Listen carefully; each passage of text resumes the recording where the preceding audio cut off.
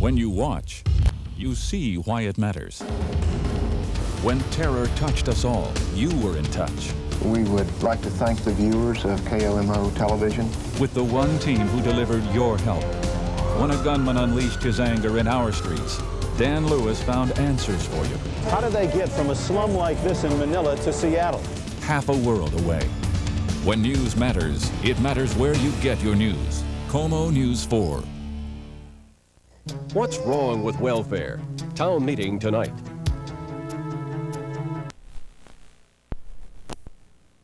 The following is a special presentation of CTV Sports.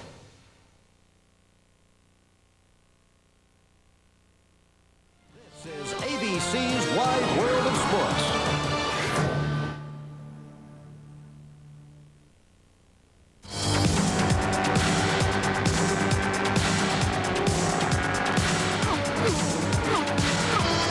Auto racing in America, a dynamic mix of technology, competition, and history. This year marks the beginning of the second century of American racing.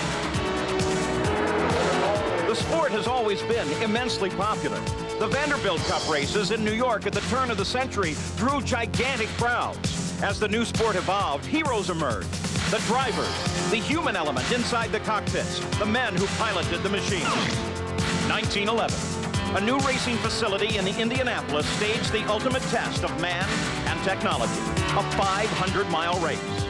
An automobile engineer for the Marmon Corporation, Ray Haroon, won the race in his company's car and was an instant hero to the large crowd. The Indianapolis 500 rapidly grew to become the premier event in American auto racing. The speeds increased. Enormous crowds came to see thrilling competition amongst drivers who grew to legendary status. A race driver's career, then as now, would be defined by his performance at Indianapolis. There's an accident in the front straightaway. Wait, I don't know whether he can get through or not. He's only got a couple hundred yards to go, but where is he? There he is! A.J. Foyt will win the Indianapolis 500 in an incredible, thrilling finish. And the 500 has been defined by the skill of the drivers. Over the roar of the engine, you can hear the 400,000 people going hoarse. No one has ever seen this before in Indianapolis. Not quite over. John Cox still with the lead. There you see them. Did he make a move at the finish? He's making a move. No, not quite. Well, John has won the Indianapolis 500. He won it by less than a car length. The cheers are for those who accept the danger with daring, those who strive for the ultimate victory. Fittipaldi comes inside Little Al. A drag race on the backside again. Slower traffic moves to the right. Can Fittipaldi get past? Little Al brings it down low. They touch. Little Al into the wall. Fittipaldi continues on. Little Al slams the wall as Emerson Fittipaldi screams toward the white flag. Unser and Fittipaldi struggled again last Sunday and fell short. Both failed to qualify for today's race, leaving this event a wide-open competition. An antique silver cup carries the name and likeness of the great Indy champion. Two men in particular have come so close to their dream, but have yet to win the great race. They make the turn for home now. On the main stretch, Scott Goodyear closes in. Goodyear tries it, but no. I believe that's the closest finish in Indy history. Al Unser Jr. is a winner at the Indianapolis 500. Scott Goodyear finished second in that race, but today he starts on the front row with his best chance to add his name to the list of champions. The green flag is back out, and Rick Mears comes around John Andretti. He's no factor whatsoever, but Michael is right there with him. Michael moving to the outside. Can he keep in the high groove? He did it at Phoenix. Can he do it here? Michael Andretti takes the lead away from Rick Mears. Wow! But it was Rick who won that thrilling duel in '91. Now more than ever, Michael Andretti, whose famous father Mario won the race only once, would like to carve his own name on the silver cup. Arie Luyendyk has already won here. He and teammate Scott Brayton are the two fastest qualifiers with the most powerful cars. If they prove reliable, they may be unbeatable.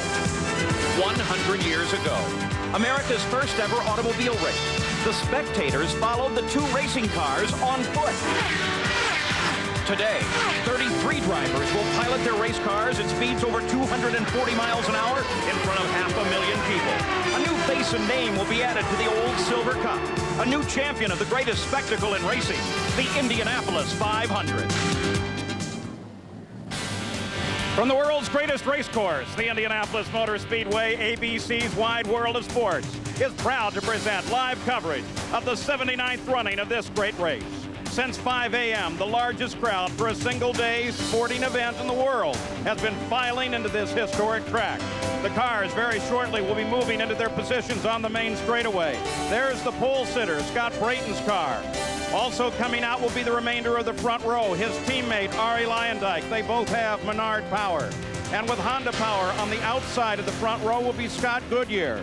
None of these three drivers are regulars in the series. The drivers at this moment are back in Gasoline Alley, that garage area situated inside the track. Let's begin with that front row and pole sitter Scott Brayton. Well, Paul, for over 2 weeks, this man and his father Lee have enjoyed the spotlight reserved only for the Indy pole position winner. But in a little less than 1 hour, that honor will be all but forgotten as Scott Brayton pursues a lifelong dream, a trip to Indianapolis Victory Lane. Sharing the spotlight with Scott, his teammate Arie Luyendyk with his wife Mika. They're familiar with the emotions of this countdown. Remember, Arie won this race 1990, third time to be a front row starter. He's been terrifically fast all month long. Now he wants to be fast for 500 final miles. A year ago, Canadian Scott Goodyear struggled to qualify here in Indianapolis. Today, he starts from the outside of row 1. On Thursday, his redesigned Honda engine logged the fastest laps during the final practice. If he can duplicate that effort today, this first-year team will certainly have reason to celebrate. Well, this is truly a 500 of firsts. That front row is the first ever to average over 230 miles an hour. The slowest qualifier in today's field, Eliseo Salazar, at 225, would have been in 6th position or outside the second row in last year's race. Why the speed? Why the close competition? Well, there are several reasons. The fastest cars are all using engines that have yet to prove their dependability. 2 Menards and a Honda make up the front row. The Menard has never finished a full 500 miles, and the Honda has never started this race. And for the first time since 1974, there are 2 competing tire manufacturers. That has added a new dimension to the race and is most likely the reason for the quick speeds. The combination of all means the most competitive field ever and predicts some very close racing. Add to all of that today's weather forecast, which includes thunderstorms, and that may play a part in the final outcome today.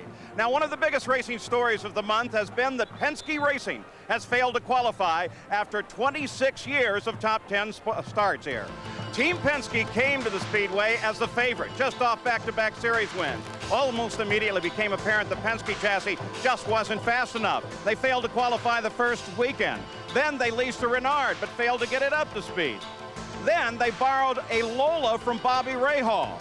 Emerson Fittipaldi was practicing in that car, and even with Bobby Rahal's help, they couldn't get it going quite fast enough. For 3 days, the Indiana skies opened up, robbing them of test time. On the 3rd day of trials, Fittipaldi ran 3 laps at a speed that would have made the race, but the team thought that it wouldn't hold up, and Roger Penske waved it off. Now, it was Fittipaldi out to take a qualifying run on the final day, but he was bumped by Stefan Johansson. A stunned Fittipaldi would be a spectator. So would Al Unser Jr. In the last of 3 tries, he simply was not fast enough. Now that means that Al Unser Jr. is not racing today. The first time ever for a defending champion who has tried and then failed to make the field. It leaves the field with only 3 former winners and no former multiple winners. Closer to these stories now, we can get with Sam Posey. Sam, the Penske absence may have a consequence far beyond today's race. Well, clearly missing the race, Paul, was a devastating blow. What went wrong? Roger declined to be interviewed today, but what we know is this. In one stroke, the aura of Penske invincibility has been shattered, and it's hard to believe that his relationship with his sponsors will ever be quite the same again. Although Roger will win again, and I, for one, hope it soon, the myth is dead. And Indy Car racing seems changed somehow now that Penske is just another team. Jack? Sam, the Ilmore Mercedes is also in the field, as well as the engine of choice, the Ford Cosworth. But the reliability that Paul questioned about the Buick V6-based Menard V6 on the pole sitter's car, Well, Team Menard sat this car on the pole with this engine and continued the development work that started all the way back when the car finished in 3rd place back in 1992. They feel now that they not only have the muscle, but the reliability to complete the 500 miles here at Indy. Gary?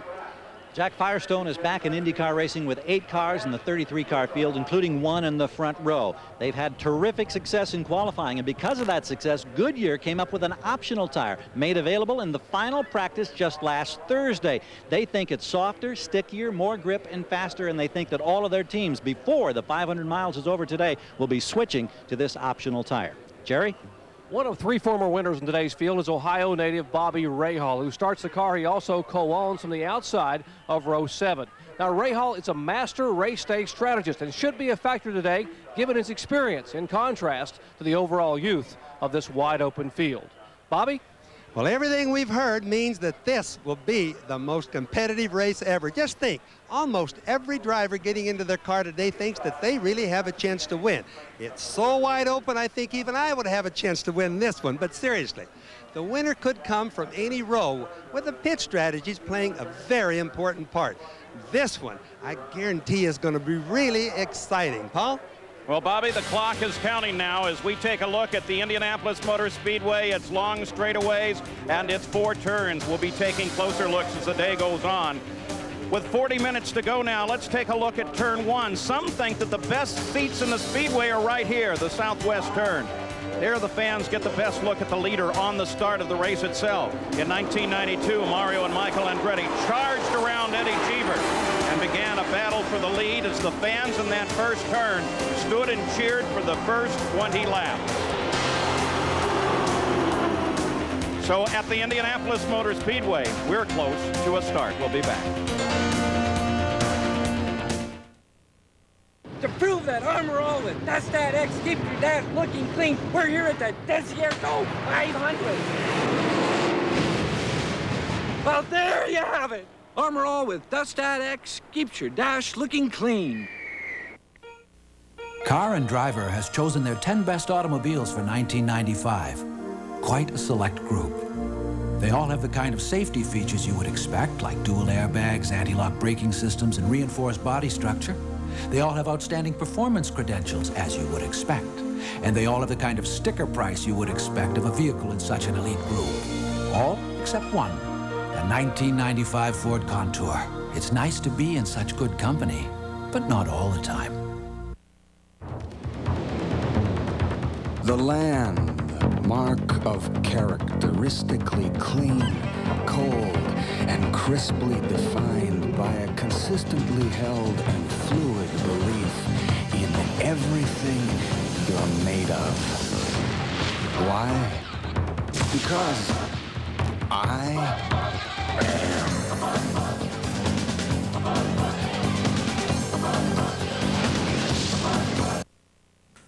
Your automatic transmission is leaking.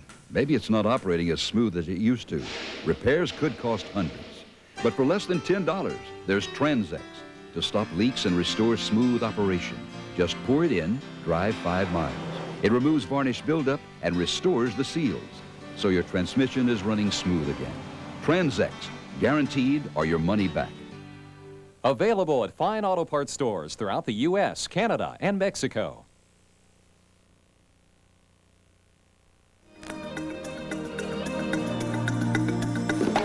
CTV Sports and Molson Racing proudly present the 79th Indianapolis 500.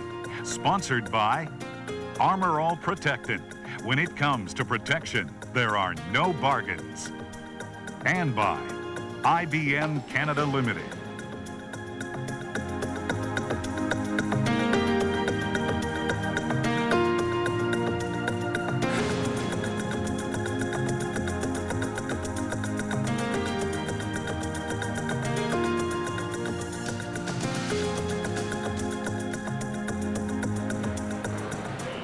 A new attraction here at the Speedway, the Indy Fan Fest, just inside the second turn. Lots to do there. Now, the sun is shining on parts of the track right now. The weather today calls for scattered thunder showers, but they say we may be able to get the entire race in. The temperature may go up to 80 degrees. Now, let's introduce you to the 33 starters. This year, we've broken the field down into 3 groups based on their experience in this race. And consider this, no driver in the field today was driving 15 years ago in 1980. As we go through the field, we'll see what some of them were doing back then. The first group is drivers in their first or second year at the Brickyard. Rookie Gil de Ferran is from Brazil. He'll drive the yellow number 8 for Jim Hall Racing. His mentor is world champion Jackie Stewart, who has helped promote his career. The only Fittipaldi in the field is Christian, Emerson's nephew. This Brazilian rookie drives for Derek Walker after 3 years in Formula One. 15 years ago, he was 9, and with the help of his driver, Father Wilson, he was already winning races. Carlos Guerrero is a 37-year-old rookie from Mexico. Much of his 26 years of racing experience comes from go-karts. He started driving open-wheel racers just 6 years ago. The fastest rookie ever at Indianapolis is Brazil's Andre Ribeiro, teammate to front-row driver Scott Goodyear. He is one of Steve Horn's 2 Tasman entries powered by a Honda. In 1980, he was 14 and making his first visit to the United States. Eliseo Salazar is the first driver ever from Chile. His racing background has him well prepared for Indy. By 1980, he already had 6 years of racing experience, racing first in Chile, then in England on his way to Formula One. The last of the 6 rookies is Alessandro Zampedri of Italy, driving for football great Walter Payton and Dale Coyne. 15 years ago, at age 11, he was racing for real, but racing in go-karts. After missing the race the past 2 years, Belgium Eric Bachelard returns to drive his second Indy 500, also for Peyton Coyne. Mexico's Adrian Fernandez is back for his second year with Rick Gallus Racing. The 30-year-old has 13 years of racing experience, starting in Formula V. Mauricio Gugelmin is from Brazil. Last year as a rookie, he finished 11th. His background is Formula One. He was the Brazilian national go-kart champion at age 17. Brian Herta is in his second year. He was injured at Toronto last year, but struggled back to start driving again, only to be re-injured after qualifying for today's race. But the young man from Southfield, Michigan, who began racing in 1982, will start 33rd in his backup car. 3 years ago, Hideshi Masuda was a reporter at this race for Japanese television. Last year, he crashed while running 7th just before the halfway. In 1980, he was not yet driving, living a more traditional role in Kawasaki, Japan. Scott Sharp comes from a racing family, too. His father was a successful road racer. Last year, he finished 16th. This year, he drives for A.J. Foyt. Last year's Rookie of the Year was Jack Villeneuve.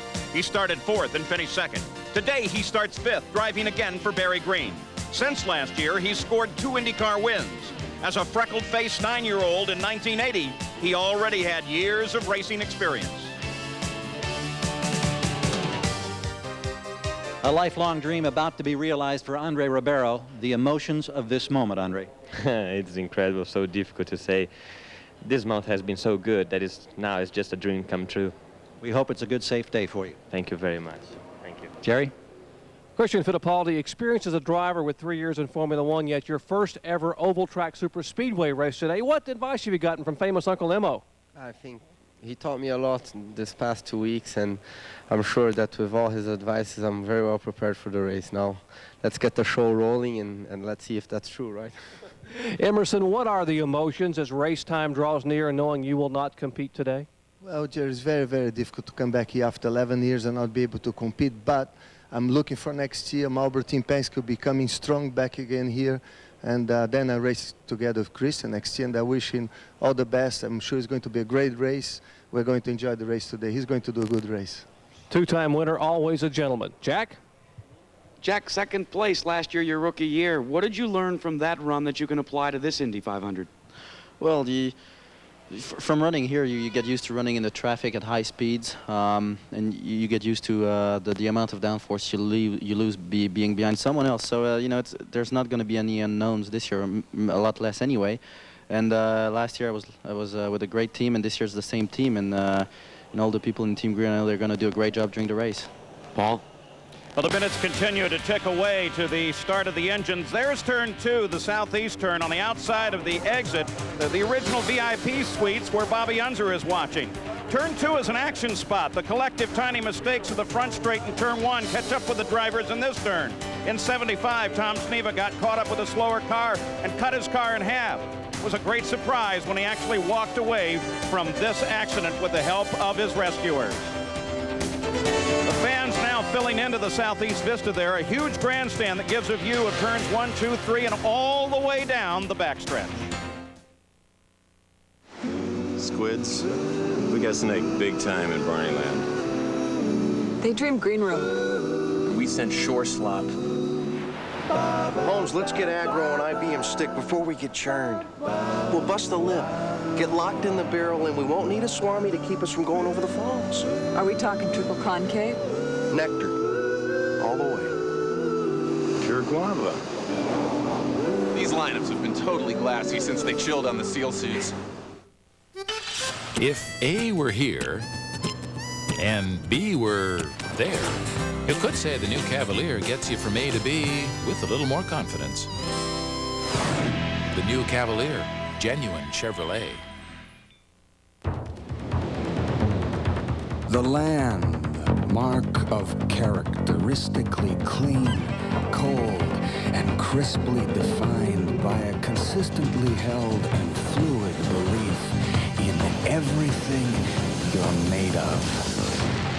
Why? Because I am.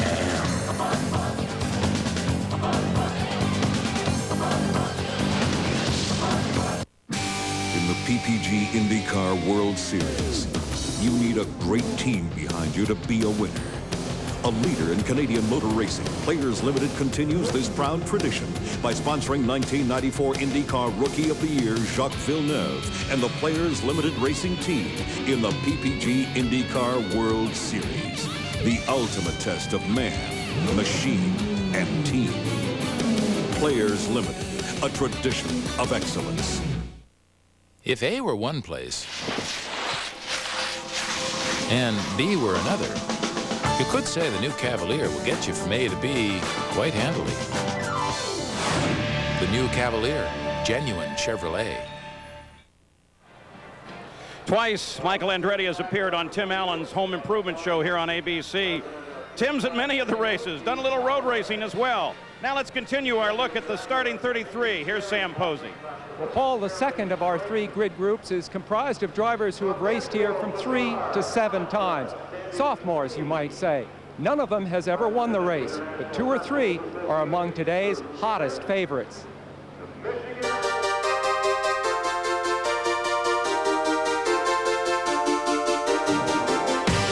Robbie Gordon brings to this race a swashbuckling confidence. 8 weeks ago, he won his first IndyCar race at Phoenix. Today, we'll be listening to his radio communication with his car owner, Derek Walker.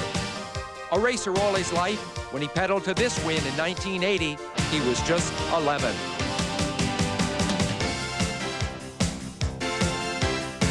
Stefan Johansson, the Swede with a taste for fine art. After 9 years in Formula One, he switched to Indy cars, and today races here for the 3rd time. 15 years ago, age 23, he became the Formula 3 champion of England. When you think of Buddy Lazier, think of Vail, Colorado, his home, and skiing, the passion he shares with racing. A dark horse here in his green Menard, Buddy has moved fast all his life, on pavement and snow. Another driver who loves skiing, Davy Jones. In his first Indy, he was a 22-year-old kid, a protege of A.J. Foyt. Today, Davy is 30 and hungry for the big-time success that has eluded him so far. Like so many in today's Indy field, he began in Formula 4s. Japan's Hiro Matsushita, whose family owns Panasonic, is one of the richest men ever to drive a racing car. Lackluster in 3 Indy 500 starts, he has suddenly found real speed. Scott Pruitt, his career is back on track after his terrible crash 5 years ago. He has been Firestone's chief test driver for their historic return to Indy. 15 years ago, a surprise birthday party. Scott and Firestone could surprise the field today. Lynn St. James. She had to work desperately hard to land last-minute backing to race her 4th consecutive Indy. Lynn has achieved something that in 1980 seemed impossible, that a woman could be a threat here, not just a curiosity. Paul Tracy, the explosively brilliant Canadian, has excelled everywhere except Indy. And it's the same story for his team, Newman Haas, which has never won at Indy. 15 years ago, at age 11, Paul had already been racing 6 years. Like Tracy, Jimmy Vasser is a lifelong racer. He sits in a car at least the equal of the one he drove to 4th place here last year. He's 29, 15 years down the road from his junior year in high school. Eddie Cheever, an American who lived most of his childhood in Europe, shy, at times even aloof, the perfect contrast with A.J. Foyt, for whom he drives. During the last 15 years, Eddie and his wife Rita have had fancy addresses: Rome, Monaco, Aspen. Study this face. You might see it in the winner's circle today. Scott Goodyear, Honda engine, Firestone tires, an eclectic mix that could help this Canadian reach the pinnacle of a career he began exactly 15 years ago. Veteran of 7 Indies, Teo Fabi, the Italian with a degree in aeronautical engineering. As a rookie in 1983, he took the pole. He's with a new team with real hope. The other 7-year veteran, Stan Fox, carries an unusual portfolio. He's a midget and sprint car expert who drives an Indy car only once a year, yet he is awesome. 15 years ago, Stan was Wisconsin State midget champ. Stan and the others in this group share one goal: to be first across the yard of bricks. Actors and athletes are attracted to Indy Car racing. Home improvement here in Walker Racing as well, as along with Richard Karn and John Elway of the NFL Denver Broncos here to wish Robbie Gordon well. Robbie, what is it going to take for you to pilot your car to victory lane today? Well, you know, the most important thing for us is to stay clean all day and to run 500 miles. If we can do that, I think we've got an excellent opportunity to win in this race. Good luck to you. Thank you. Scott Pruitt stands alongside, and Scott, what a terrific comeback story, missing this race the last couple of years. The thousands of miles of testing for Firestone. Under these prevailing weather conditions, what are you expecting from your Firestones today? Well, I think it's going to be good no matter what. The Firestones are shown all month long. We can run in hot conditions, we can run in cool conditions, and I mean, what I see is going to be a fast race. I hope Patrick gives me a great car they have every other race, and I'm looking forward to it. A chance to make history today for Scott Pruitt. Wish you well. Thank you. Paul? Bobby Rahal, winner 1986, his wife Debbie, as they make their first appearance out in the pit area, just coming out of Gasoline Alley, as many of the drivers now beginning to move toward the pit area. Let's go back into the garage area. Jerry Punch. Lynn St. James, although you qualified 6th a year ago and start back in row 10 today, for many reasons this must be your most rewarding Indy start to date. Well, as we know, talent, skill, desire does not ensure that you're going to start the Indy 500, but because sponsors did come through, Whitlock Corporation, Blue Blocker, Ford, Goodyear, those people enabled me to be here. We earned our spot. I'm very proud of that spot, and I want to have the race of my life today. Well, she was Rookie of the Year back in 1992. After an 11th place finish, she would like to improve on that today. Paul? There's Davy Jones. He had hoped to drive 2 races here today, one in Indianapolis and then fly to Charlotte, but he wrecked in practice for the Charlotte 600, and so he's going to only drive 500 miles, only 500 miles. Well, they've delayed the start of the engines by about 5 minutes, so it's now 28 minutes until the start of the engines here at Indianapolis. As we take a look back at turn number 3, the northeast turn at the end of the long stretch. It's a guts turn where a driver can set up a pass like Ari Lyondike and the red and blue car did on Bobby Rahal. Once Ari got past, it ended up being his race all of the way. Watch turn 3. There's turn 3. People already filling those stands all around the racetrack as we move close to the start. There's Scott Goodyear and his wife Leslie. They'll start outside on the front row with his Honda-powered car. Some people think he can win.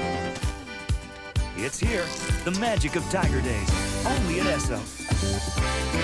Tiger Days is a whole month of special offers, exciting events, plus all the friendly service, value, and convenience you expect. Pick up a Tiger Day special, say hello to a friend, or treat yourself to a great snack. Tiger Days means Esso value and more. So come in all month long and experience Tiger Days. You won't want to miss the magic. Go on your way with Esso. You're worried about your future because you've suffered a serious personal injury. You can't work and you need money. You can't care for yourself and you need help. At Peel & Associates, our lawyers have been helping victims with these concerns for over 20 years. That's our business. And part of our business is to get for our clients the best possible settlement. After all, that's why they came to us in the first place. Peel & Associates Kelowna, a legal team working for you. New in Kelowna's incomparable Dilworth Mountain Estates, affordable luxury townhomes at Cassiar Meadows. Cradled in pine-scented hills, Cassiar Meadows 2- and 3-bedroom townhomes feature up to 1,600 square feet of beautiful living space. Extensively soundproofed, available in 4 distinctive decors. Now the Dilworth lifestyle can be yours from just $135,000. For more about Cassiar Meadows, spectacular view lots, or superb townhomes at Monashee Peaks, call Dilworth Mountain Estates today. It doesn't matter how it shatters.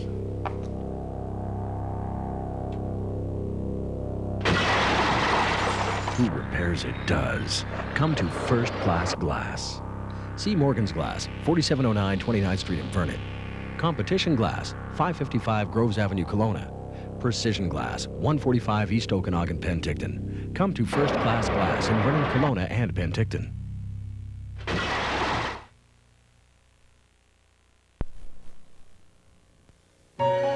We changed the way you saw the world. Now we've made a world of changes.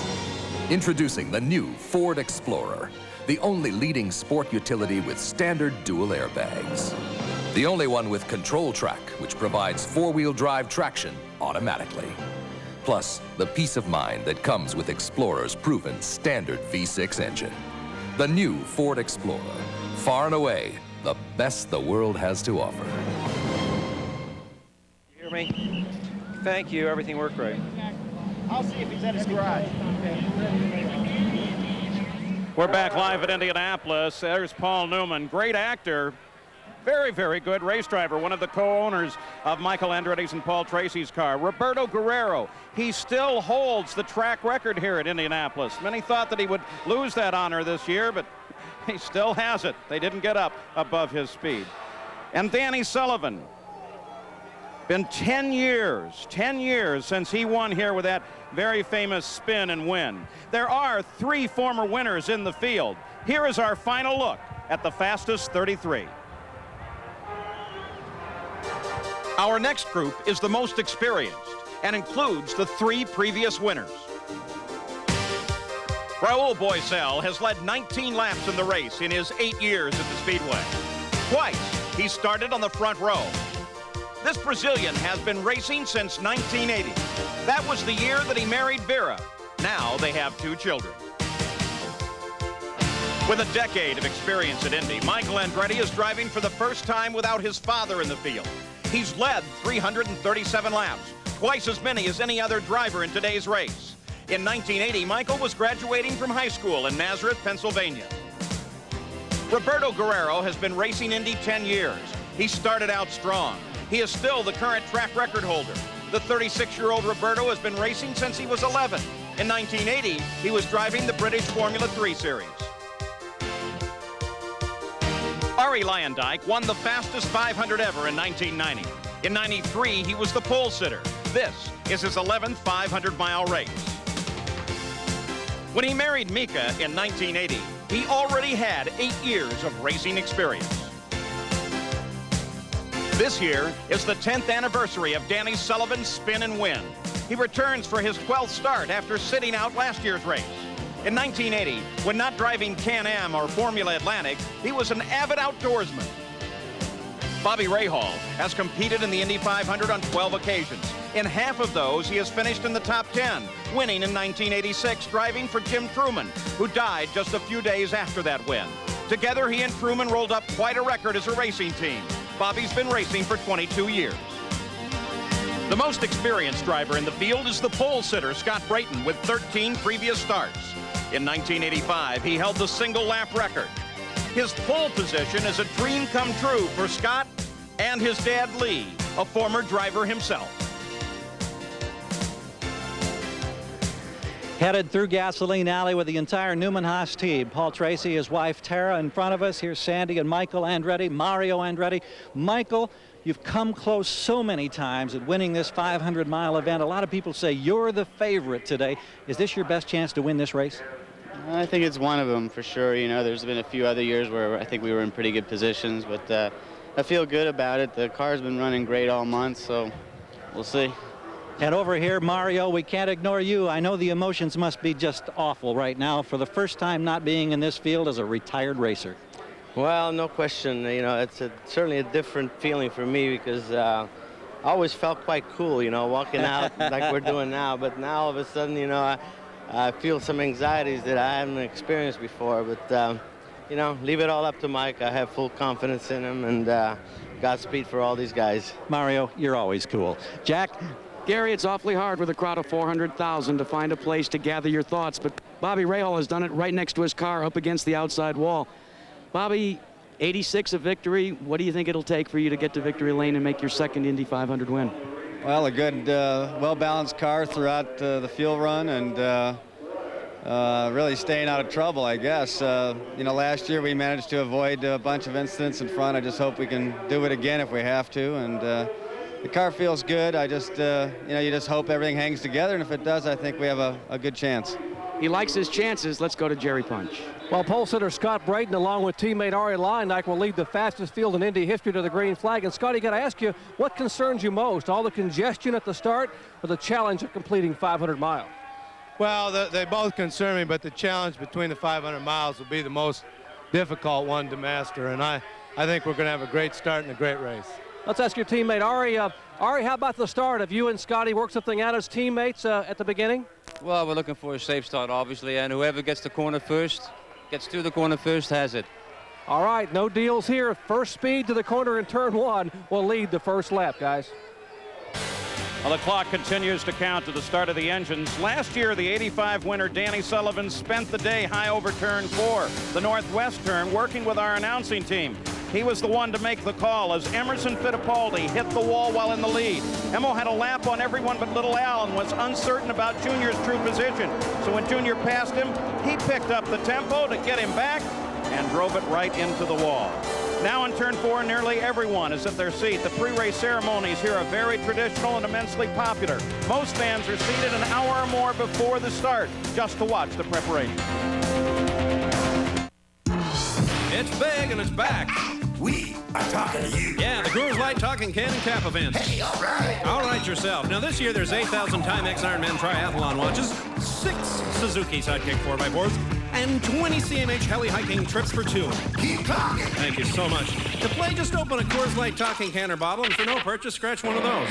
By the end of the summer, there ought to be around 8,000 more Coors Light winners. So I'm thinking now's your chance. Talk to me. You can win right now. Thank you.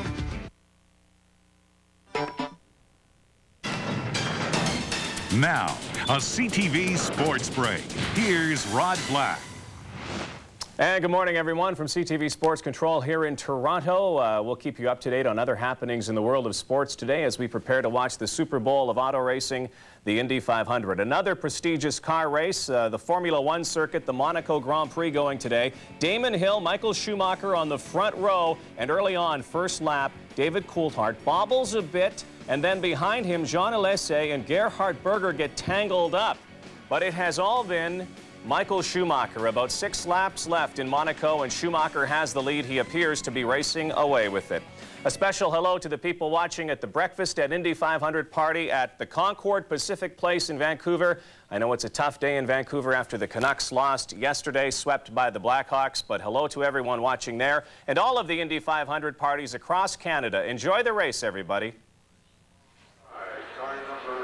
Well, if the blimp can fly, we can race at Indianapolis. The Goodyear Blimp Spirit of Akron providing the aerial coverage of today's race over the Speedway.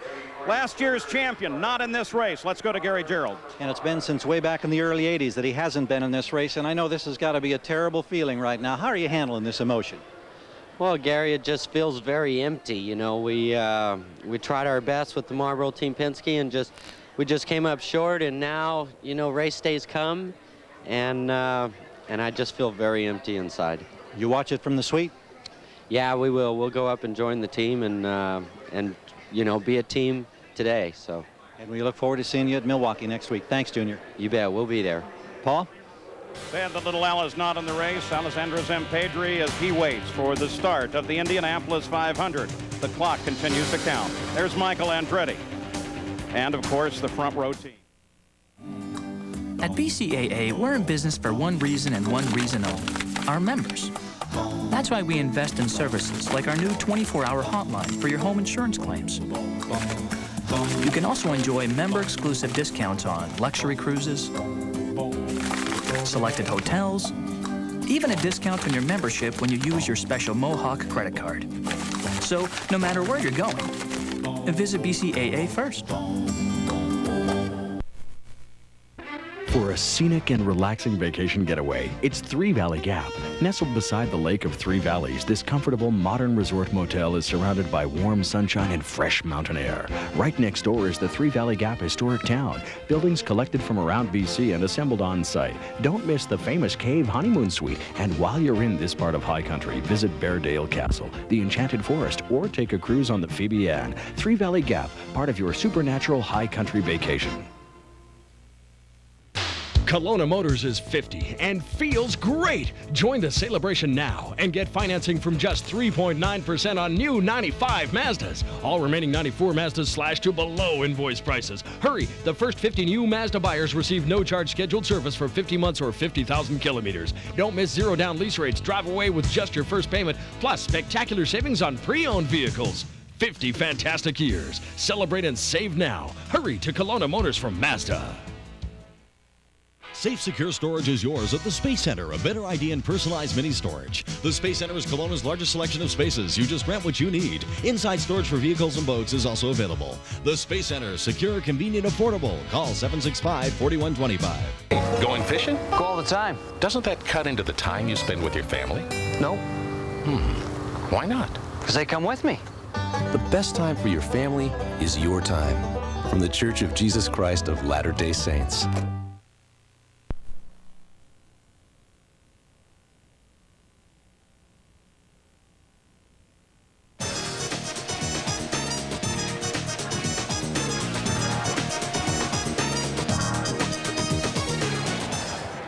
Adrian Fernandez knows what it's like to make this walk out to his race car because he's a sophomore driver. Christian Fittipaldi experiencing it for the first time in his career. A rookie in competition for the Indianapolis 500.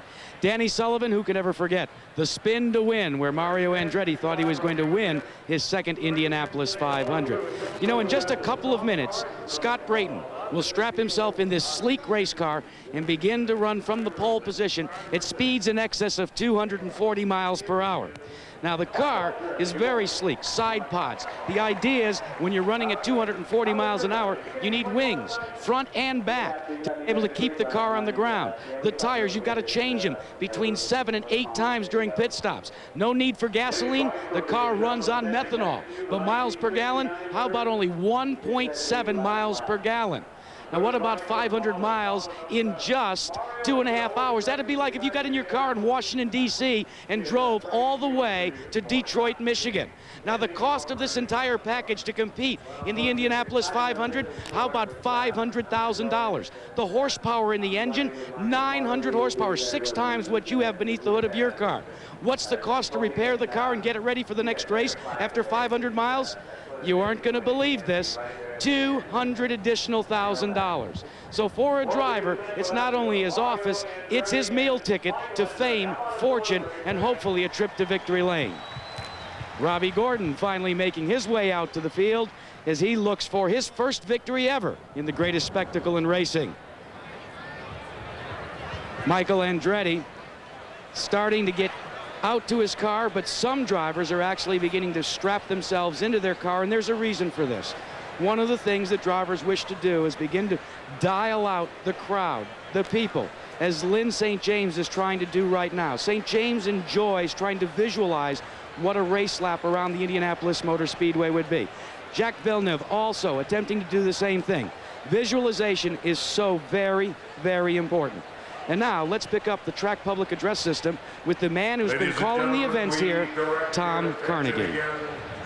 To the starting line, presenting the Purdue University All-American Band, joined by the lovely and talented Florence Henderson. They join in presenting our national anthem.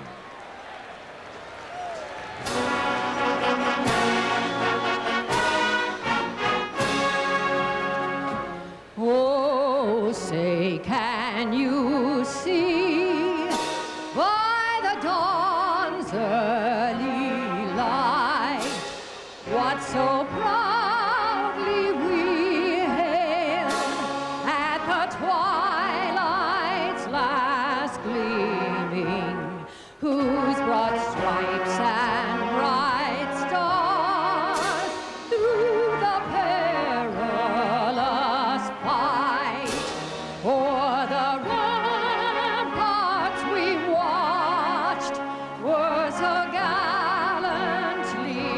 streaming, and the rockets' red glare, the bombs bursting in air,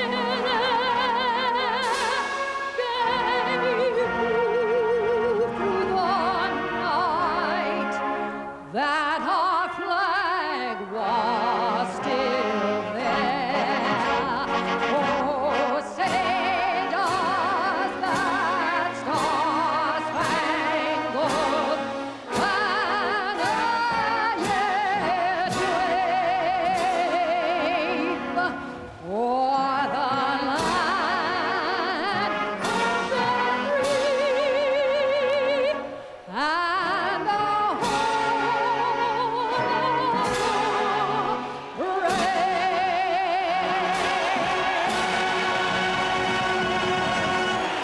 the Florence Henderson. We'll return with more of the Indianapolis 500 after this message and a word from our ABC stations. If A were now and B were later, you could say the new Cavalier gets you from A to B with room to spare. The new Cavalier, genuine Chevrolet. Tired of washing the great outdoors off your wheels and home? Then power it away with the Kodiak Power Washer. Up to 1,300 pounds of pressure. Blast dirt off trucks, lawn furniture, boats, siding, and more. Use it to power away those tough jobs and lighter jobs, too. The Kodiak Power Washer blasts away dirt to save you time, trouble, and water. Get yours today. Available at these fine stores.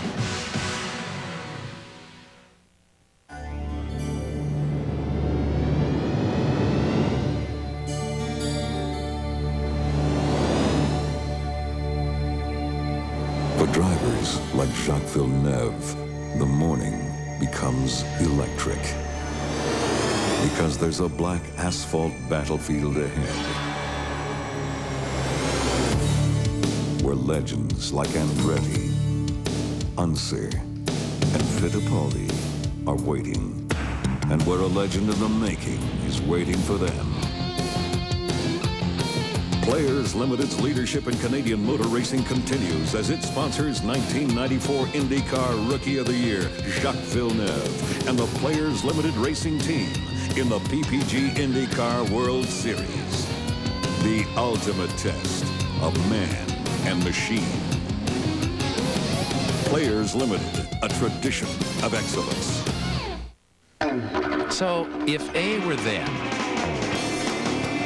and B were now, you could say the new Cavalier goes from A to B in under 40 years. The new Cavalier, still genuine Chevrolet. Now, the CTV Indy 500 trivia question. Who was the first Canadian to place in an Indy 500 race? The first 20 callers with the correct answer win a Kodiak power washer. Call 1-800-229-2240. Good luck.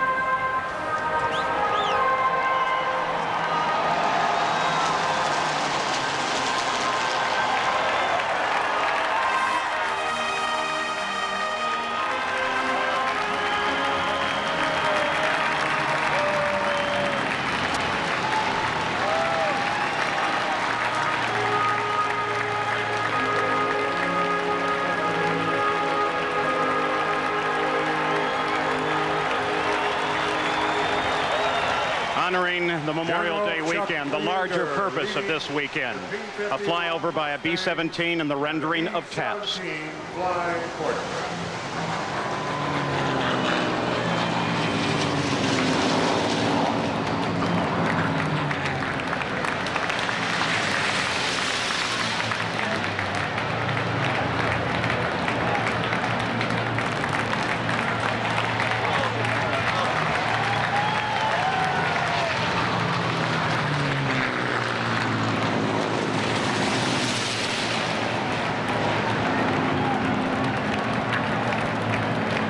Commemorating the 50th anniversary of World War II.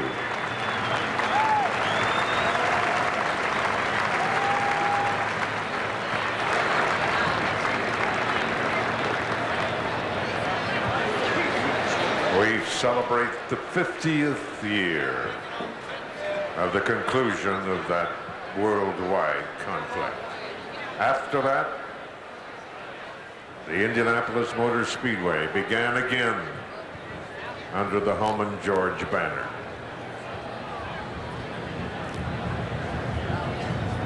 Race fans, during their 50 years of ownership, the Holman George family have developed many, many traditions here at the Indianapolis Motor Speedway that we enjoy taking part in each and every year. Celebrating his 25th year. Once again, it's time to hear Back Home Again in Indiana. And here's Mr. Jim Neighbors.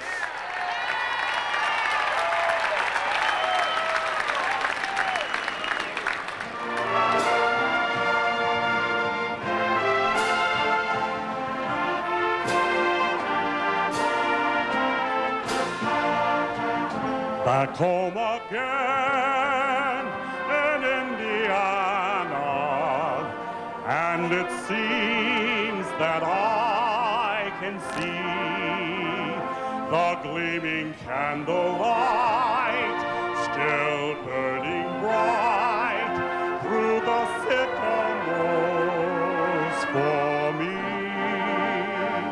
The new mown hay sends out its fragrance through the fields I used to roam.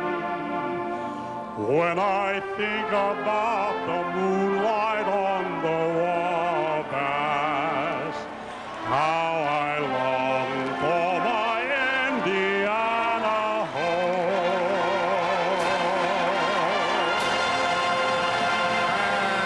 And let's go racing. We take you to the head of the line.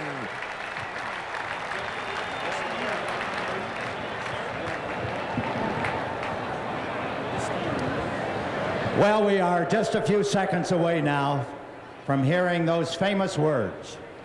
Certainly an emotional time for all of us as we wait the start of the 79th running of this event and the 50th race for the Holman George family. That moment has arrived. To give those famous words is Chairman Emeritus of the Indianapolis Motor Speedway Board, Mrs. Mary Frederick Hallman. Ladies and gentlemen, start your engines.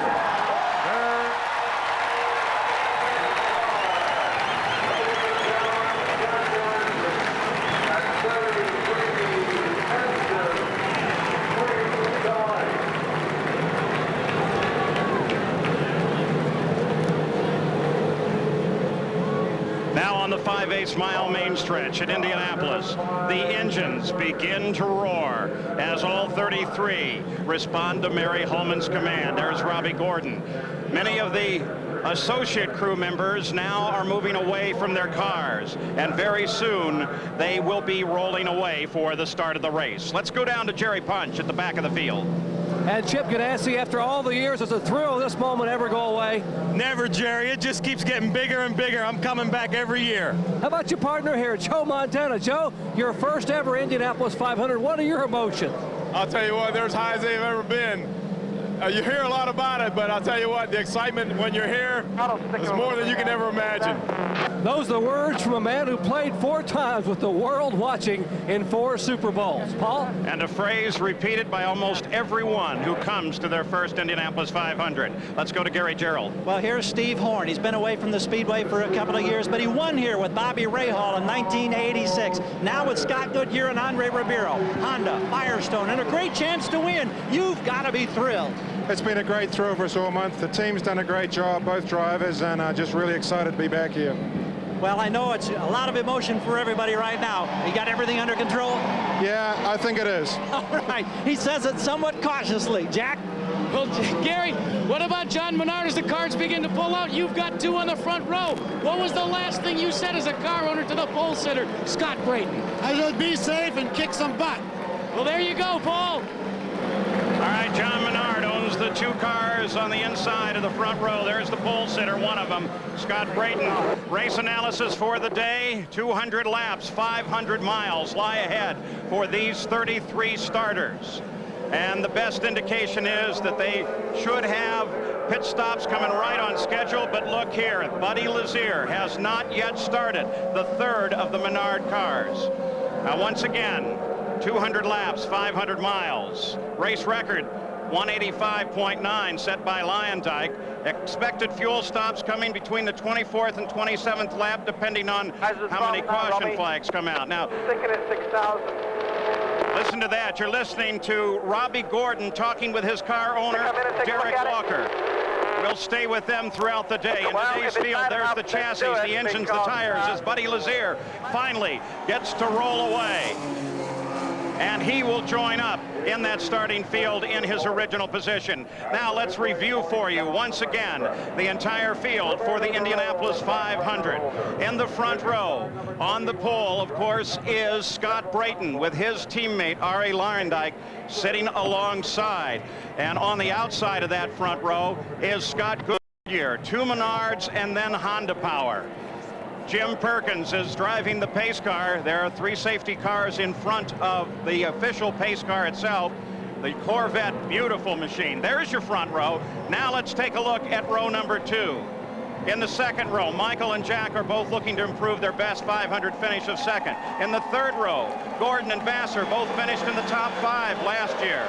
In the fourth row, Hero has been fast all month. He's in row 4, along with the fastest rookie in history, Andre Ribeiro. The fifth row, 2 former pole winners occupy this row. In row 6, 2 young Chargers and a talented rookie. One of the former winners heads up row number 7. And we look for the 7th row now. There it is. That's Bobby Rahal. The 8th row, a former winner, a veteran, and the 3rd Menard car, Buddy Lazier, who did get started. The 9th row, the least experienced row in the field, has only 2 previous starts. In row 10, 2 rookies and the only woman in the field. And the 11th row, every starter in the final row has experience. None have ever started this back in the field. Now let's take a look at today's stories. The engines, of course, are number 1, especially the Menards and the Honda in the front row. The competition between the tire companies could become a very key factor today. The wide open competition that we recognize in this field right now. Anybody could win and we could see a new champion. And of course the weather possibility of thunderstorms, and overall then how that will affect the pit strategy. Now, let's go back down to Jackaroo. Well, there are so many stories in the Indianapolis 500. Consider Stan Fox, right here, a native Hoosier, who's a salesman by trade. He runs, as you said, in the grid piece. He runs sprint cars, dirt cars, but he makes one start every year for the Indianapolis 500. It's his lifelong dream to compete. But one of the major reasons why, last place in this race last year paid $143,000. Not a bad paycheck. Let's go to Jerry Punch. Guys, 12 days ago, Michigan native Brian Herta sat slumped unconscious in the crumbled remains of his 1995 Reynard after a violent impact with the wall. Now, the car could not be repaired, but he will start in a backup car in 33rd spot. Somewhat mercifully, the concussion produced an amnesia, which has erased any memory of that violent incident. But what Brian does know is that his legs are sore, his back is stiff, and there are 32 cars between him and the front of the field. Let's go to Gary Gerald. Jerry, one man in this field that we haven't heard a lot about is Teo Fabi, but believe me, he's had a terrific month of May. Consistent speeds for this new Jerry Forsythe team at better than 230 miles per hour. He starts in row 5, but among all these thousands and thousands of people standing, waiting for the green flag, if you're looking for a dark horse, don't count out Teo Fabi. Paul? All right, Robbie Gordon is on the pit road. He apparently is having some sort of problem with his two-way communications, if not the race car. Jackaroo, what's the story? Well, Paul, believe it or not, it's a radio problem. The report was that he has a problem with his radio, so what they're going to try and do is bring him in and see if they can cure it. So very important to have radio communication for 500 miles. Here he comes in the engine cover. Listen to Derek Walker. He'll instruct Robbie and the crew as to what they need to do. Radio when he comes in. Saying he'll switch to the good radio. You can watch it unfold here. Listen to him, something in the front there. Probably very important to say that we are listening in. We don't have equipment connected to that system. We're passive listeners. What he said.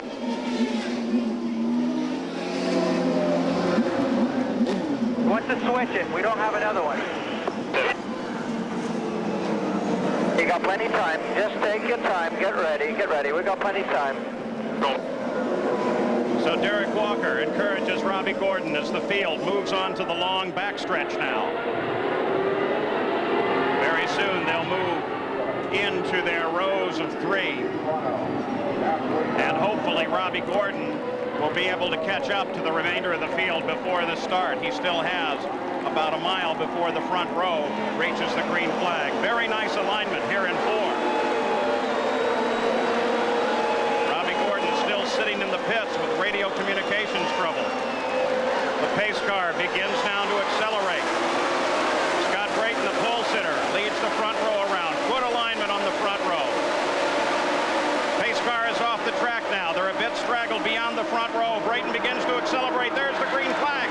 And the 79th running of the Indy 500 is underway as Scott Goodyear sweeps across the outside and into the lead. Ari Lyondike ducks into second place. And we've got a car into the wall. Right off of the first turn, 2 cars tangled. One of them is Eddie Cheever.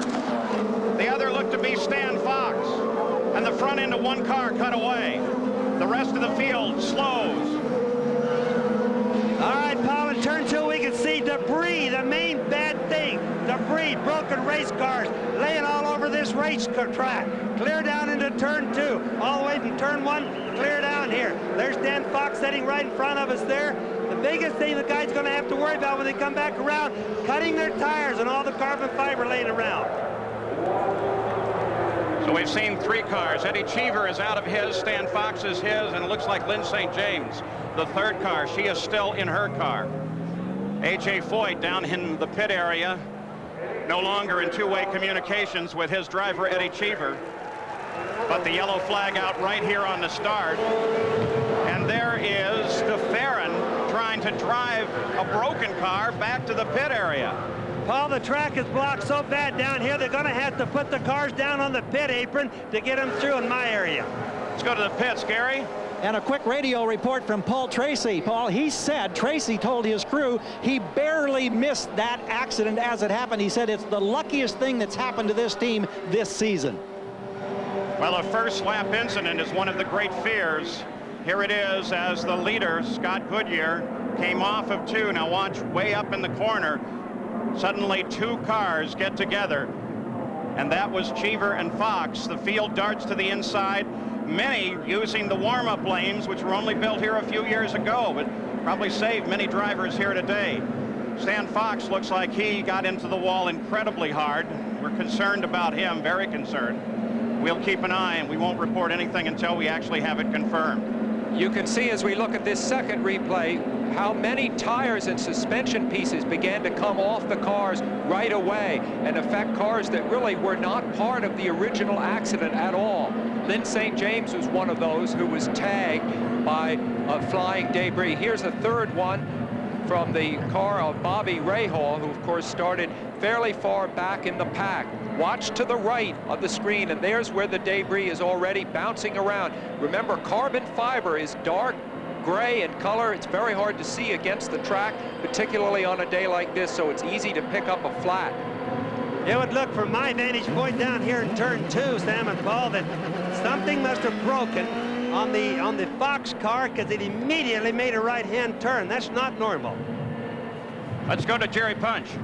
A.J. Foyt talking to his other driver here, Scott Sharp, momentarily. A.J., a tough break at the beginning. What happened? Well, I really don't know. I have not talked to Eddie, and you know, this is racing. I've been that way before myself here. But right now I'm in contact with Scott trying to figure out if we need to pit or not. Okay, that's Scott Sharp, his other driver. Let's check in with Jack Arute. Well, Jerry, that early caution was a break for Robbie Gordon and his team, because not only did he have a radio problem, but the major reason why they stayed on pit road as long as they did, not to get radio communication, but added to it and exacerbating the situation, a throttle that kept sticking. And Paul Page, you know that's the last thing you want in Indianapolis, is a throttle sticking wide open. Gordon's had that problem before. Yeah, had the problem at Miami. For one, had radio problems at Phoenix, but yet he won that race. So now the yellow is out the first time. 1 lap is complete. We're under caution at Indianapolis owing to this accident. When we come back, we'll update it. We've made history on Canadian roads for years. Now we're looking to the future. Introducing the new Ford Explorer. The only leading sport utility with standard dual airbags. The one with the roomiest interior. The only one with control track, which provides 4-wheel drive traction automatically. The new Ford Explorer. Far and away the best the world has to offer. Courage in the face of danger. Every judge must take law to the lawless. Honor in a world of conspiracy. We're going to war. Justice in the name of dread. Get us!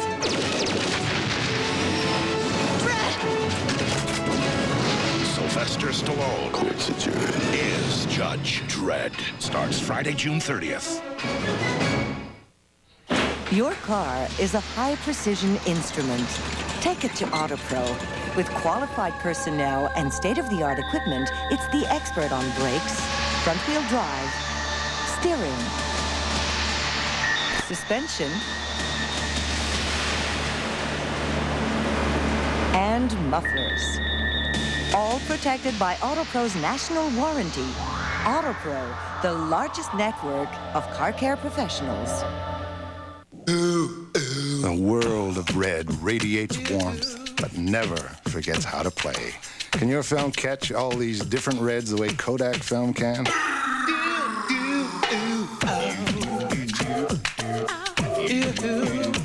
Only Kodak film has our exclusive system of color couplers, so no other film sees colors more accurately. If your film isn't getting these shades of red, change your film.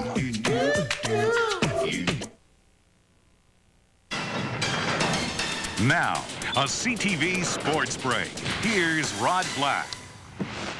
Wild start to the Indy 500. Back to the Brickyard in a moment. Game 5 in the NHL series between New Jersey and Pittsburgh later today. Yesterday, the Brooms were out as Slava Kozlov and the Detroit Red Wings deep sixed the Sharks. 4 straight games, they score 6 goals. Deep concern around Steve Yzerman. He sprained his right knee. He'll be examined tomorrow. Wings hoping he'll be ready for the next series against Chicago. The Blackhawks polished off the Vancouver Canucks 4 straight. 3 games in overtime. Chris Chelios, the overtime hero, for the 2nd straight game as we send you back to the Indy 500.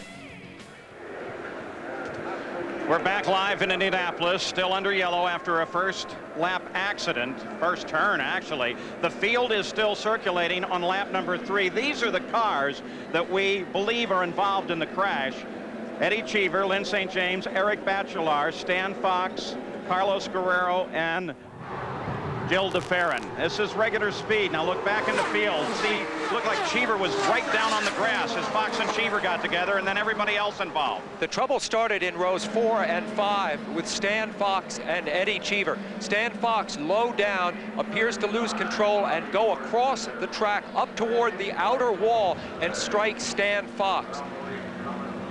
And strike Eddie Cheever. I'm sorry, it's Fox going diagonally across the road and striking Cheever, who was running along the outside. The trouble began in rows 4 and 5, and then because of the debris and bouncing tires, it involved Gilles DeFerrin, who was in row 7, and Bachelard, St. James, and Guerrero, who were back in row 10. And Sam, something caused that car 91. Just watch it as you look down low there.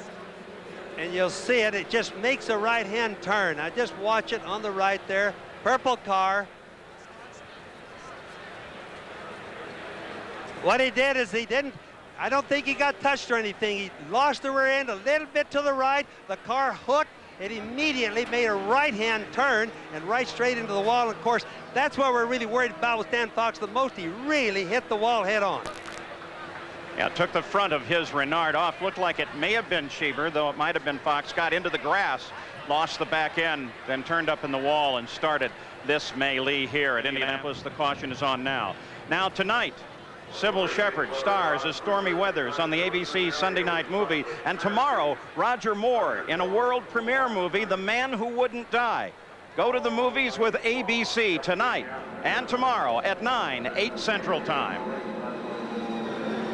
The field circles behind the pace car. Let's go to Jerry Punch. We're in the Danny Sullivan pit, and Ziggy, Paul Harkis, the crew chief. What's Danny's situation? I understand he got struck in the head with some debris. Yeah, he said he got hit in the helmet by flying debris. He thinks he's okay, but he's not quite sure about the one of the front tires. The right front tire seems to be a little bit of a problem. We may try and bring him in and change that before it goes green. He's afraid that he might get a puncture if it stays out there once it does go green. That's Danny Sullivan concerned about a possible right front tire going down, Paul. We'll be frantically checking all the cars. There was a lot of debris out there. It could affect the race. We'll be back.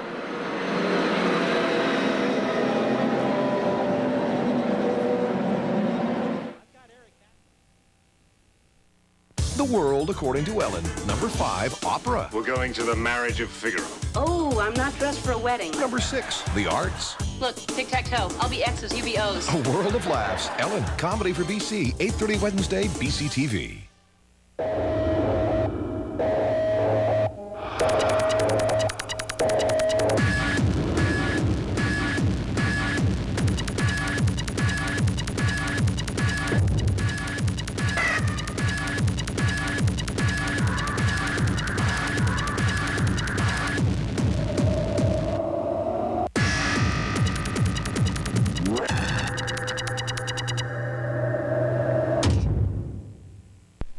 You deserve the best for your retirement. You've earned it. So make the most of those leisure years at Lakeshore Place. Elegant, carefree living for active seniors, where there's always something to do and someone to share it with, where our award-winning chef and congenial housekeeping staff provide delightful meals and services to meet your every need. Well, it is like coming home. This is like one big family. We lack nothing here in Lakeshore Place. We have it all. Lakeshore Place, elegant and affordable retirement living. You've earned it.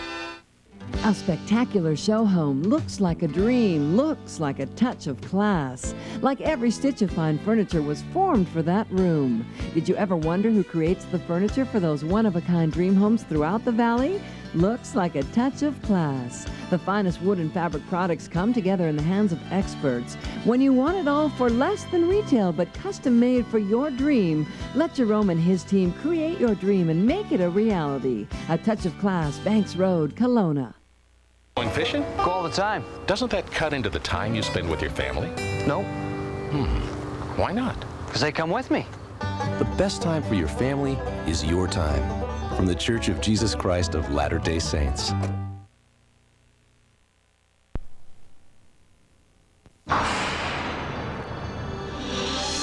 CTV News is where you'll see news that matters in our everyday lives. We don't just talk to the experts, we listen to the people every night on CTV News. Flashback, 1986. Toronto sees its first green flag as Molson Racing comes to Canada. Bobby Rahal takes the lead from Danny Sullivan on the 92nd lap to become the inaugural winner.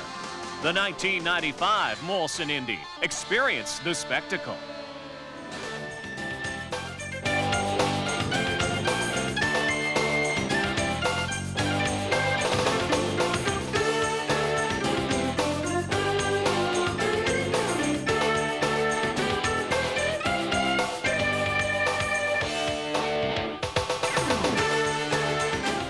Still under yellow at Indianapolis. In the pits, they work on Gilles de Ferran's car. He's out of the car. You saw him actually drive this terribly damaged car all the way around. They're counting on these slow laps and extensive caution period to maybe get that car repaired. Let's go to Gary Gerald. And here's another driver involved, Eric Bachelard, your crew working on your car. From your seat, could you have any idea what happened?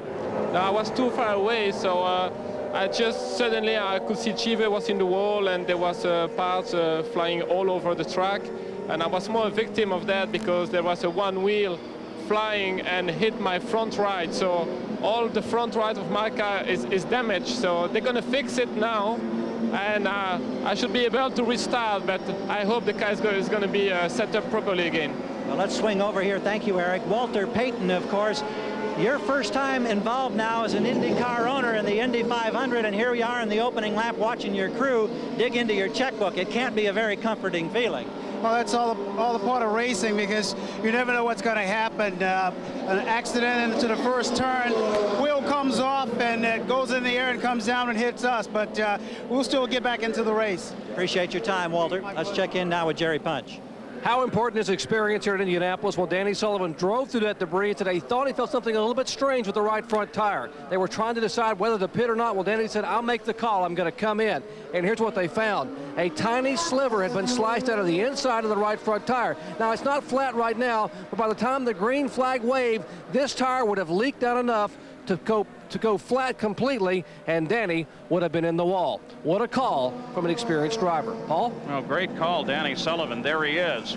You know, Paul, something people ought to try to remember about carbon fiber is half the weight of aluminum, but twice the strength of steel. And even though it looks very small to the people, it cuts like a knife.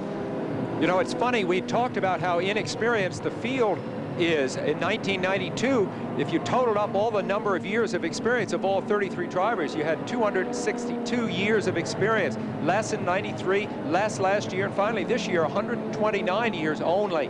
What does it mean? The inexperience may have been part of all this, but the other side of it is there hasn't been an accident like this for several years, and it's as if a whole cycle might be starting again. The drivers who have never been in an Indy 500 have now tasted what used to be an old tradition, which is first lap crashes. I hope that's not true. Buddy Lazier lost it on the first lap in 91. Last multiple was 88 when Brayton Guerrero and Bettenhausen all got together. Here's a Valvoline rundown after 5 laps, and everything but the first turn, of course, run under yellow. But Scott Goodyear was able to sweep across and pick up the lead. And the pole sitter, Scott Brayton, faded on the start. Michael Andretti got around and lined up behind Arie Luyendyk in third place. Then Gugelmin, Villeneuve, Pruitt, Vassar, and we take you on down through the entire field at the conclusion of 5 laps, still under yellow. We will keep track of all of the drivers involved in that accident. You've already seen that Gilles de Ferran is back in the pits. They're trying to get his car going, and we will keep track of things at the medical center here We have very good communications. We don't want to do anything until we know exactly what the conditions of everybody is. Let's go back to Gary Gerald. Paul, you mentioned Gilles de Ferran out of the car, still with the helmet on. I understand, Gilles, that this was one of those cases where you also were just a totally innocent victim. I mean, I saw the incident quite early on the corner, so I slowed down very early and went to the inside to make sure nobody hit me in the back. And from the smoke, one wheel came bouncing off and hit the car. I mean, there was little I could do.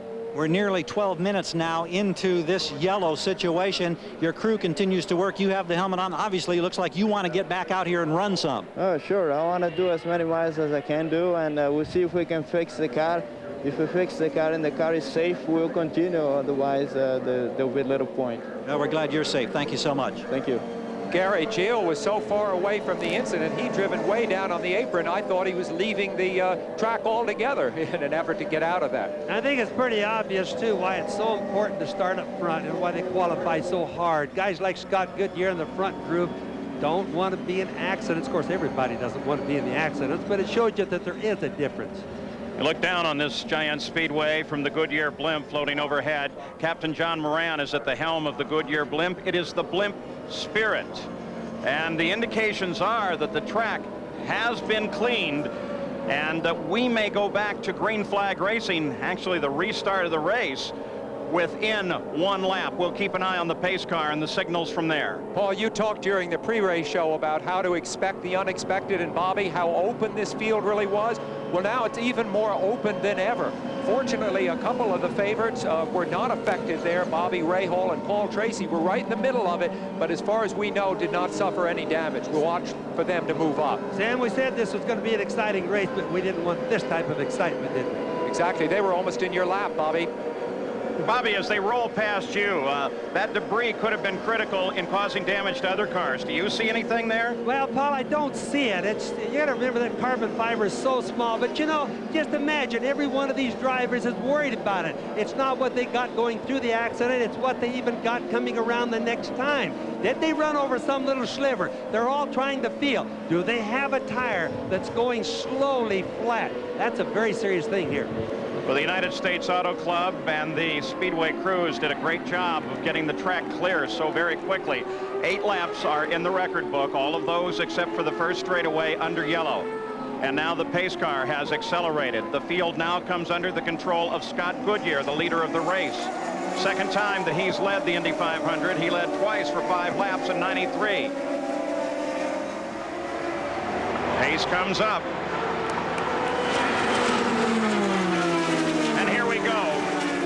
Winks on the main straightaway. Now single file back to the green. And Arie Luyendyk immediately starts a challenge on Goodyear. Michael Andretti is third. Scott Brayton is fourth, and Luyendyk sweeps across the front. Look at the tremendous power of that Menard engine as he begins to pull away. Look at the smoke coming out of the Menard. We had smoke coming out of the right rear of the Menard as it came through that corner. Now that could have been from the debris before, Paul, because I don't see any smoke down the back straightaway. Michael Andretti moving inside of Scott Goodyear. The fight is for second place. I asked Scott if he figured he'd have to go after the Menards, even though it's thought that the Menards might not finish the race. He said, yeah, I got to race them no matter what, so that's what we're seeing happen here. So in just one lap, Scott Goodyear drops back into third place. Michael Andretti comes forward, and Scott Brayton is now closing on Goodyear. There's Goodyear. I think Michael's deal on being able to get Goodyear with just vast experience. These things are like a flywheel. You really need about a lap to get these cars all wound up. Michael got to run at Goodyear. We're watching now as Scott Brayton begins to close on Scott Goodyear. There is Scott Goodyear, the left of your screen, the bright yellow and red car. There is Brayton. Brayton was the pole sitter, and they are now locked in a battle, despite the fact that Goodyear dominated the race right at the start. But boy, when they restarted it, Arie Luyendyk and Michael Andretti got around. This is the 4th time in 6 years that Arie Luyendyk has led the Indy 500. There he is with Michael Andretti closing in. Now let's also try to remember now that the weather has been a big factor here. Fernandez is in the pits right there. And I started to say the weather is a big factor. Right now the weather is a whole bunch better. I can see from my vantage point, but the drivers are pushing hard early on because if the race were to end after halfway, they must be as near the front as they can, possibly winning. Well, Bobby, you won a range-shortened race here. What would be the strategy of all these teams with the potential of weather? Flat out for right now, Paul, believe me. All right, let's go to the pitch. Jerry Punch. Actually, we're back in the garage area, and Eddie Cheever able to walk away. Eddie, what happened out there on the first lap? I was on the outside of Stan, and I was already starting to look at corner 2, and he just turned sharp right. It almost as if something either broke in his car or somebody pushed him. He turned sharp right. He hit me, and then he hit the wall, and he had a big impact, You've been in the care center. Any updates on anybody else? She's talked to any of the drivers in there? We're all in different units there. You don't. I just saw the workers taking Stan out of the car, the track, and he had a big hit. Obviously, Eddie Cheever okay, but very upset about and worried about some of the fellow drivers. Paul? On board with Michael Andretti as he chases the leader just ahead. Ari Luyendyk, 12 laps into the record book. They turned the last one at just over 218 miles an hour. Michael Andretti thus far has had the fastest lap, his quickest at 218.6. Ari Luyendyk, in addition to his tremendous victory, of course, several years ago, also has the distinction of having gone past the 100-lap mark in every 500 he's ever run. Ari Luyendyk can baby a car, and if there's one that might need it, it's this Menard. So Ari Luyendyk out in front. An update from Jack Arute. Well, Paul, you know, Luyendyk has one of those stock block Menards that needs 55 inches of boost. According to Larry Curry, they are not getting a full 55 inches of boost at this time. They're a little bit afraid of trying to adjust because of the pop-off valve that could literally drop 15 to 50 horsepower off the engine. They are playing it very conservatively. Larry says even if we have to give up the lead, we're not going to try and run it. Right now, they're at about 52.4 in terms of boost. Well, as we watch him come through turn 2, Michael is not letting up on him. If he thinks he's got a problem, he's going to press it hard. Watch him on the track right there. Michael Andretti has led every one of the 5 IndyCar races that have been run so far this year. He hasn't won any of them, but you can see right now he's stalking the leader and just really where he wants to be, I would say, in the race. Ari Luyendyk leads it. There he is, the bright yellow and red 40 car. Michael Andretti is second. Scott Goodyear is sitting in third. Michael closed in for a second there. Looked like he may have had Ari. In fourth place is Scott Creighton. Jack Villeneuve is in fifth. Mauricio Gugelmin in sixth. Paul Tracy seventh. Jimmy Vasser is in eighth. Scott Pruitt ninth. And Andre Ribeiro runs in 10th. At least on paper, Michael has a very reliable car. A Lola chassis, a Ford engine, not the hot Ford engine that they experimented with earlier in the season that had a little more horsepower, a more conservative unit that is very well proven. So he should have a car that can go the 500 miles. So you got to remember now, these Menard Buick engines have been detuned in order to go 500 miles. This is not the qualifying trim that we saw these guys run in. Keep remembering this as the day goes on, but they all have also a racing gear and a cruise gear. One to make fuel mileage, one to make the engine go easier, and the other one to make them go fast. Right now, they can see the clouds. Look at the sky right there. They shouldn't be running their race gears. And already the leaders start to overhaul slower cars. This may be a chance for Michael. It is as they come past Stefan Johansson. Michael passes the leader. There's Herta just ahead of Ari Luyendyk, who's now back in second place. Michael, who has led more laps than almost the whole rest of the field put together, is now back in the lead of the Indy 500 and has led all 6 of the IndyCar races held this year. He planned that and used the traffic to get it done. That shows you real experience. 6th time that Michael has led. The battle now will develop for second place. Lynn St. James was one of those in that accident. Let's go to Jerry Punch. And Paul, fortunately, she's walked out of the hospital. Lynn, what happened out there? I'm not really sure. I mean, I saw that there was an incident up ahead, and I just tried to find a hole. I thought I had found one. I had to go high, but I got hit and then got into the wall, and so that I was on my own missile. But it seems strange because the incident was so far ahead that there should have been enough room for people to get through, but everybody was, I guess, still bunched up, so which is very unfortunate. It's too short, you know, and these things really shouldn't happen, but unfortunately they did, and I can't bring much light to it. I'd like to see a replay myself just to get a better understanding. A tough month, and it all comes up too short for Lynn St. James. The leaders overhauling the back of the field now. Let's go back and take a look at Michael Andretti's great move that got him into the lead of the race. We'll look at it from on board his in-car. Now, there's been talk of throttle response problems with the Menards, and you see, Ari had to slow up there for Stefan Johansson, and Michael had it perfectly timed, and Ari couldn't get back up to speed and fast in time to block Michael. Same shot from Ari Leyendijk's car, and boy, he almost got pinched off there. But there you see the thoroughbred versus the production-based engine. That thoroughbred engine, the Ford Cosworth and Michael's car, will wind up a little faster when necessary. I think you may find the Menards have trouble in traffic. What they did right there is he used a double draft. When two cars get side by side, it's just like a vacuum cleaner, and that's how Michael got by those guys. So 19 laps are complete in the Indianapolis 500 with Michael Andretti taking the lead over Ari Leyendijk and Scott Goodyear. We'll return with more of the 500 after this message and a word from our ABC stations. Fifth place, good battle developing behind him between Gugelman, Tracy, Vassar, Pruitt, Ribeiro, and Teo Fabi. All of these battling for fifth place, beginning with that red, white, and blue car of Mauricio Gugelman. Further update now from the Track Medical Center. Here's Jerry Punch. And Dr. Henry Bach has walked out to speak with us. Henry, what's the status of the 4 drivers you've checked out? Lynn St. James, Carlos Guerrero, and Eddie Cheever have been released in good condition, and they're back out of the hospital. Stan Fox has a closed head injury. He's on his way to Methodist Hospital. We'll probably have some information on him in about a half an hour, 45 minutes. So, Henry, we'll come back and try to get an update on Stan Fox at that time. Thank you, Jerry. Paul? All right, there's the official word from the medical director at the Speedway, Dr. Henry Bach. Scott Goodyear made a good move on Ari Leyendijk for second. As we watch this exciting battle, the man to look for is Paul Tracy, third from the left, I believe, in this shot.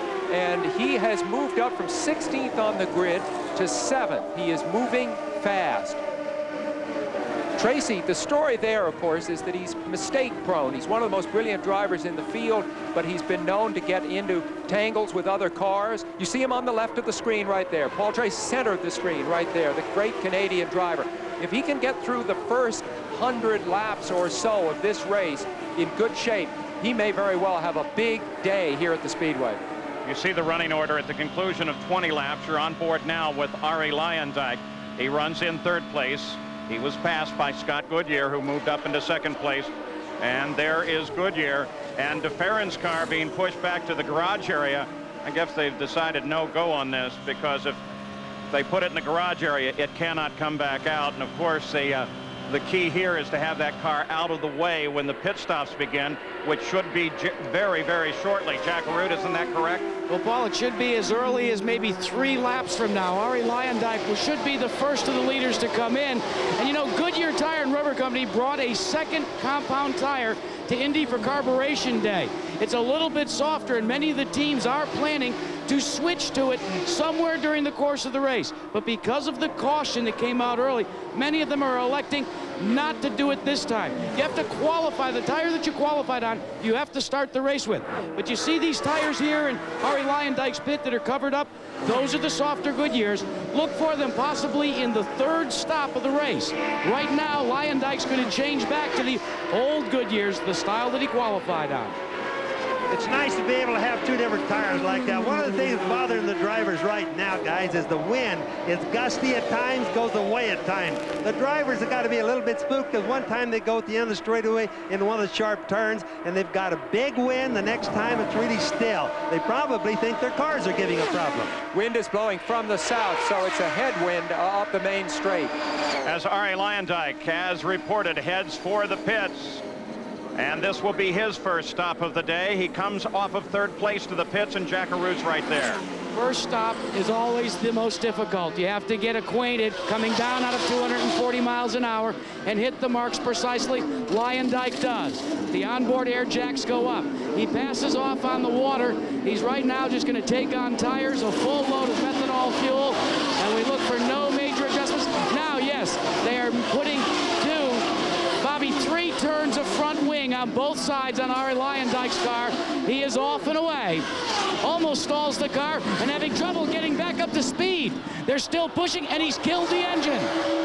That's a costly thing. Boy, that's a big problem. Gonna hurt Ari really bad. And it almost got in the way of Scott Brayton. His teammate is electing to come in now, too. So while one Menard team begins to work on Ari Leyendijk, Scott Brayton looks for his pit stop area as well.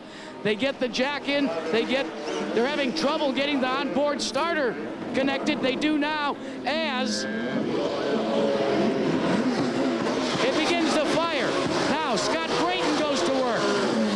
Lyondike goes by, but the car is still misfiring. Now, according to Team Menard, they're going to make a wing adjustment as well on Scott Brayton. They do make a rear wing adjustment on Scott Brayton's car. And he is off and away, but again, a very rough-sounding motor. As they begin to come up through the gears, gentlemen. Remember that this team runs only this one race per year. They have a huge budget, over $6.5 million devoted to this one race. But sometimes you might have teething problems because you've just made the first pit stop of the year that you might not have if you ran all the races. Let's also keep in mind that the two Menards were the first into the pits for fuel. That means that they may not be getting the mileage the other guys are. It's a very important thing to the whole race.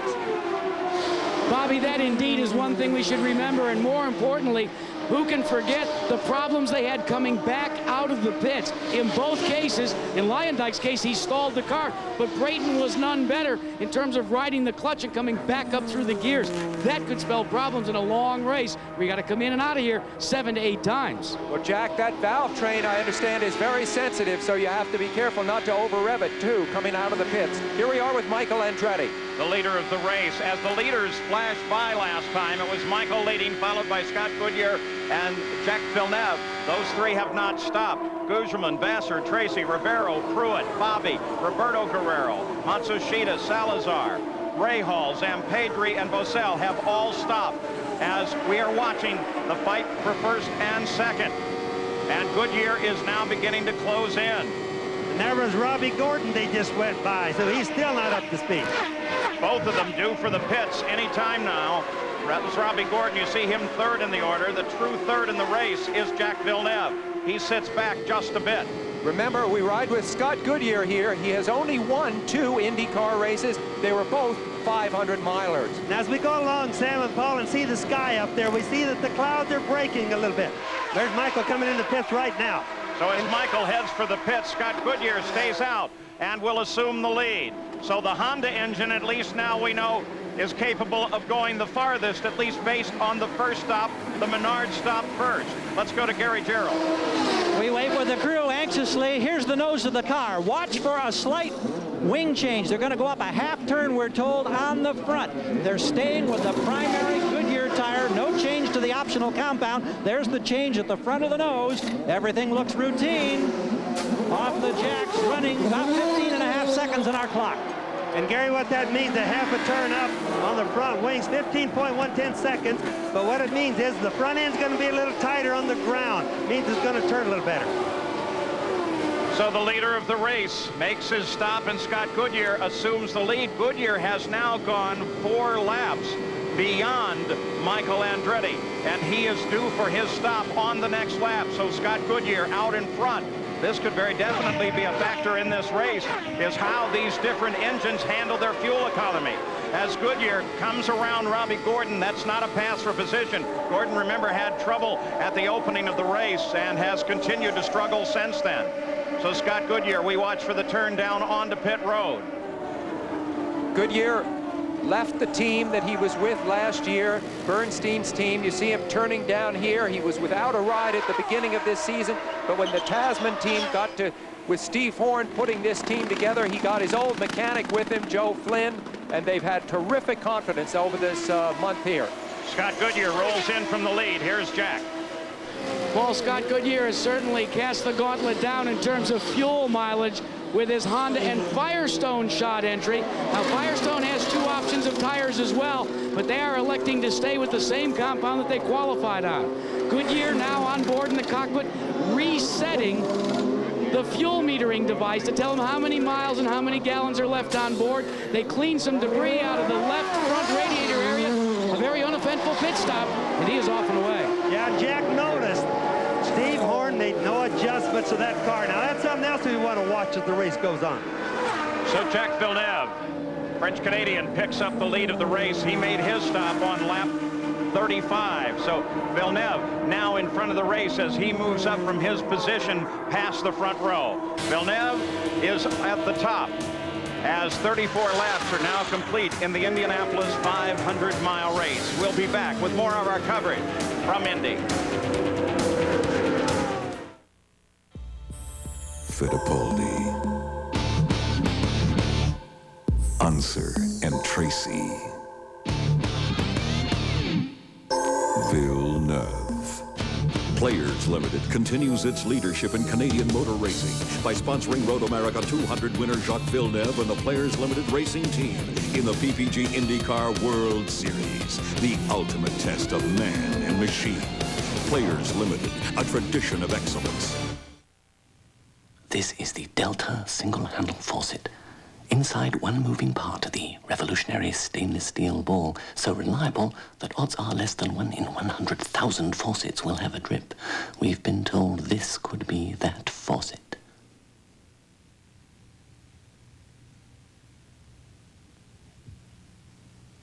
Any minute now. Delta, the one with a stainless steel ball. In this day and age of stretching your dollar, here's a car that's no stretch at all, the Mazda 626 Kronos. Perhaps the best family sedan in the country, the 626 Kronos combines elegant styling, standard dual airbags, outstanding performance, and Mazda's 5-year warranty, all at a lease rate that could save you a mint. The 626 Kronos. Oh, did I mention the incredible lease rate? 在女將高當地咩嘅？จากแม่ว่าไก่คอมพิวเตอร์อีฉุกเร็วเหมาแปะหรือเกมแฉกล้วยคอนฟิดอซี่ตึงหัวมาว่าพระกล้วยจียังเตียงหวยอย่าสีบ่หาวหรือใจบ่อยว่า推過 IBM 嘅資料他們領導電話裡幫你查出唔對就將毛病xử理好啊真好啊ต่อ電話對啊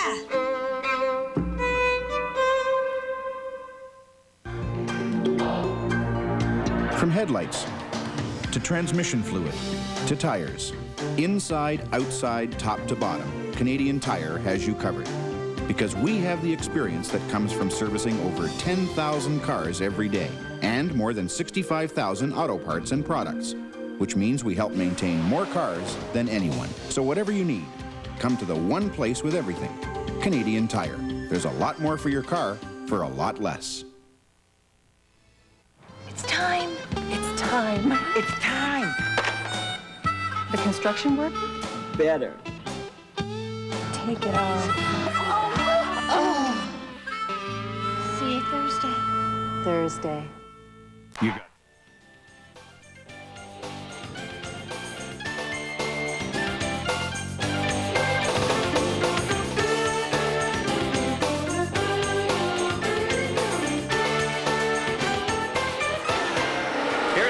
After 38 laps with Jacques Villeneuve at the top of the order, as we suggested. We are now under a yellow, and the reason for the yellow is a piece of debris out on the racetrack. And how did it get there? Well, Arie Luyendyk was going down the front straightaway. Now watch him. He was having trouble with the driver in front of him. Had to dart a couple ways to get by, and that was in Scott his Sharp. anger, he knocked out the headrest. He didn't approve of Scott Sharp. So because that's on the straightaway, the yellow flag came out. Now this was Arie on his first stop. Listen very carefully to the engine.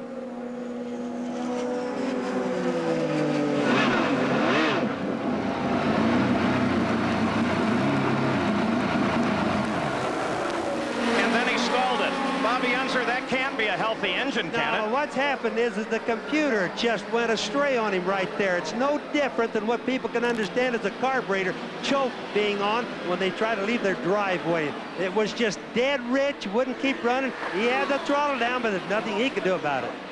Now, they have had some problems on those cars with the fuel pumps, too, Bobby Unser. And you got to remember, Paul, this could be giving them problems throughout the entire day. Plus, it makes the computer give the engine too much fuel, but at high RPM may not be a problem. So the leader of the race is the blue and white 27 car of Jacques Villeneuve. 35 laps are complete.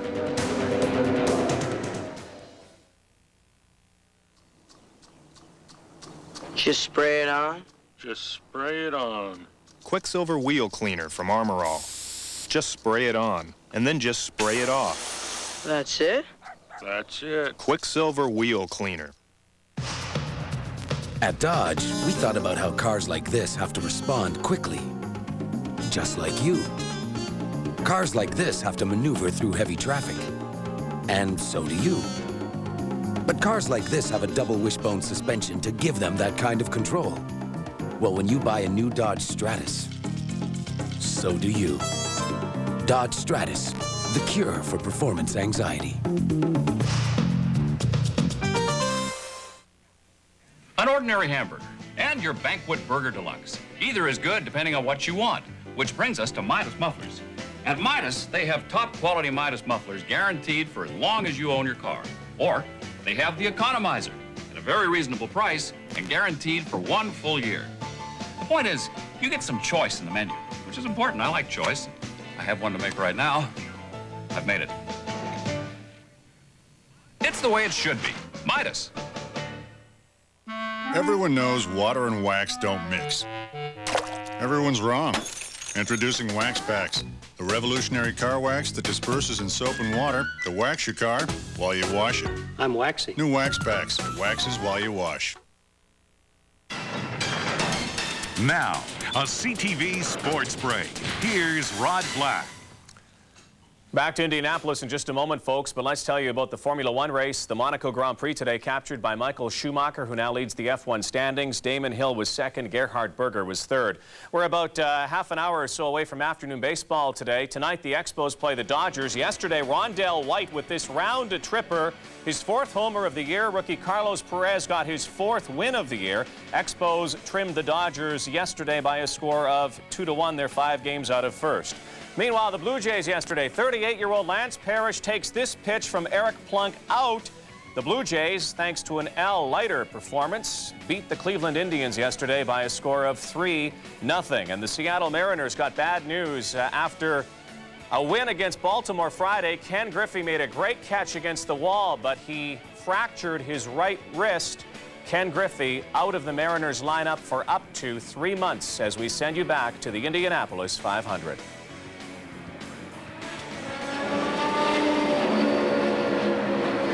We're back. We're still under caution, expecting green very shortly here. Under the caution, Jacques Villeneuve went into the pits. He was the leader of the race at the time.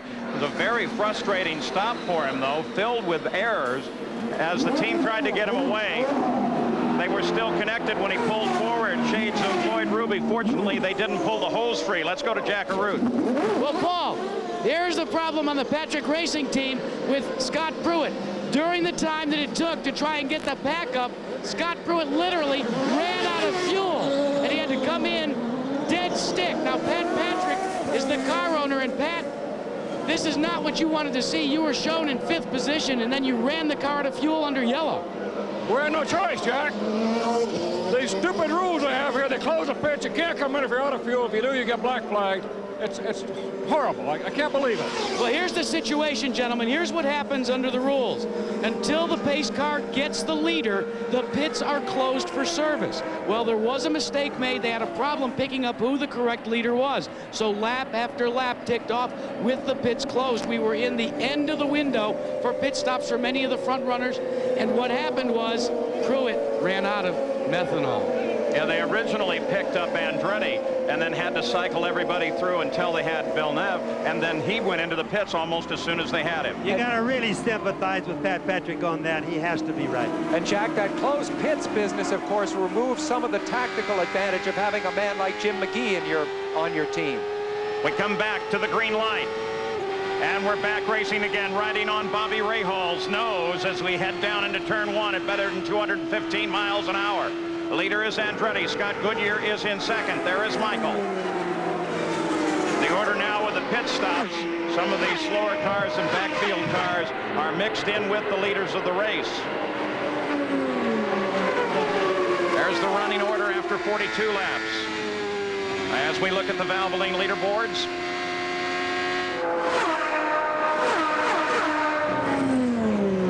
also, let's keep in mind, Paul, that these guys have been watching weather. We're getting a lot of sunshine. They're changing their plans. When they see sunshine, the clouds breaking up, the teams start going into 500-mile plan modes for their pit stops, etc., instead of a scared half-a-lap race. The car directly in front of Michael Andretti, the car in the lead of this group, is Teo Fabi. He's running 11th, in position to be going down a lap to the leader, Michael Andretti. Teo Fabi on the left.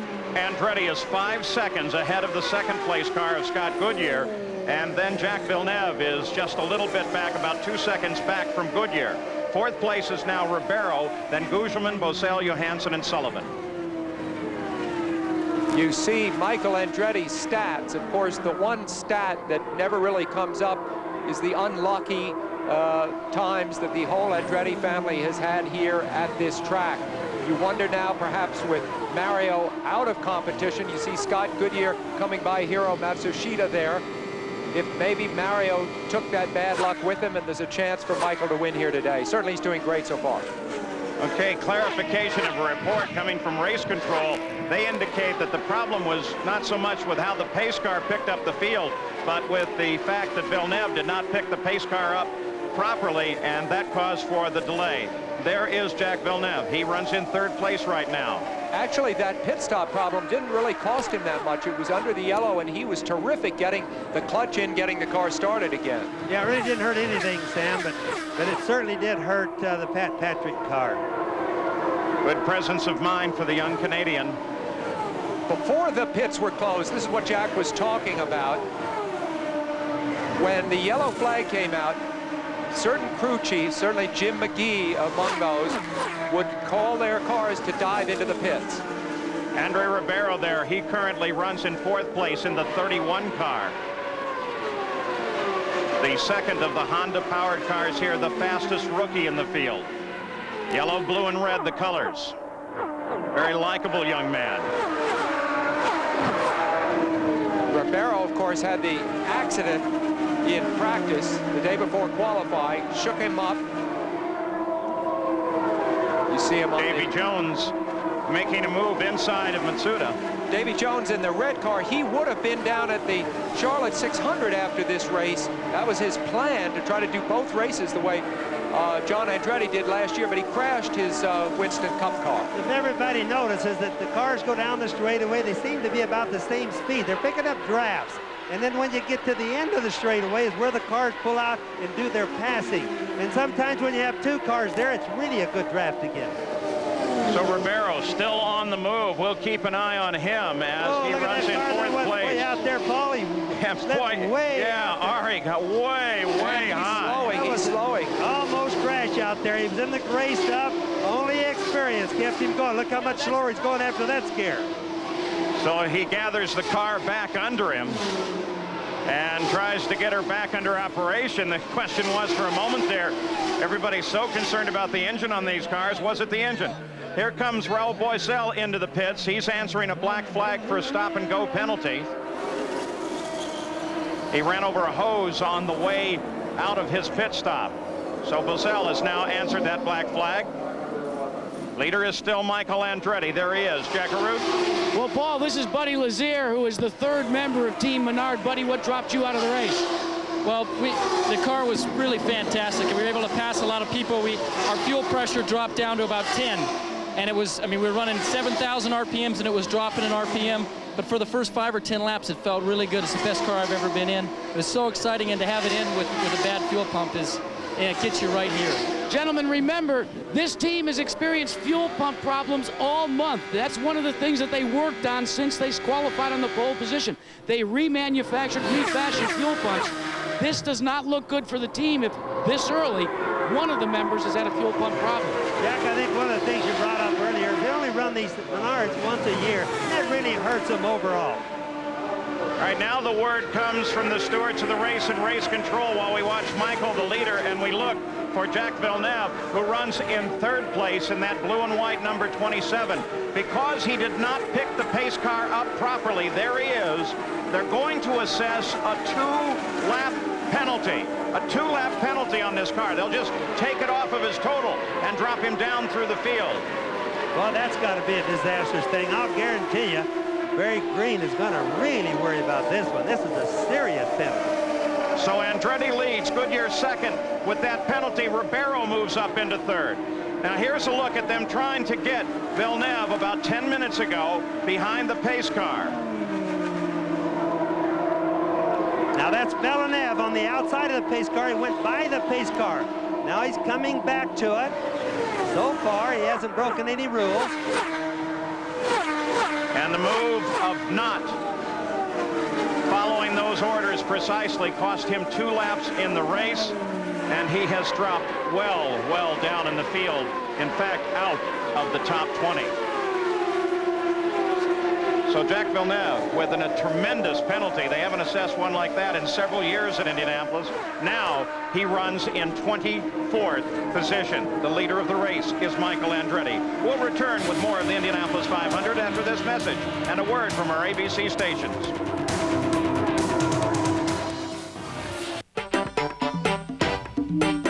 Why waste time with a tractor like this when you can own a Mastercraft tractor from Canadian Tire? It has shift on the go to perform smoothly in tight areas without stopping, so you can finish your lawn in no time. Which, all things considered, makes buying a Mastercraft tractor sound pretty good. Mastercraft, the only tractors with a 4-year warranty. There's a lot more to Canadian Tire for a lot less. If A were here and B were there, you could say the new Cavalier gets you from A to B with a little more confidence. The new Cavalier, genuine Chevrolet. Tired of washing the great outdoors off your wheels and home? Then power it away with the Kodiak Power Washer. Up to 1,300 pounds of pressure. Blast dirt off trucks, lawn furniture, boats, siding, and more. Use it to power away those tough jobs and lighter jobs, too. The Kodiak Power Washer blasts away dirt to save you time, trouble, and water. Get yours today. Available at these fine stores. If A were one place and B were another, you could say the new Cavalier will get you from A to B quite handily. The new Cavalier, genuine Chevrolet. We're proud of our complete selection of quality Bridgestone tires and very proud of our people. At Cal Tire, you'll find a wide selection of Bridgestone and Firestone tires, brakes, shocks, and alignment, plus a friendly team of trained specialists who will help you understand it all. And then make sure you're completely satisfied with everything we've done for you. Guaranteed. Cal Tire. You'll like us for more than our tires. Visit Sun Village and see how much fun luxury adult living can be. Beautiful custom-built homes in a secure, carefree setting. Your own home on your own lot, close to all services. From 119.9, open daily in West Bank. Call 768-3855. Predator Ridge, where first-class service promises an unforgettable golf experience, where friends and good times come together in a perfect blend of après golf. Predator Ridge, your complete golf facility. Book your tee time today. You got Tostitos, you got a party.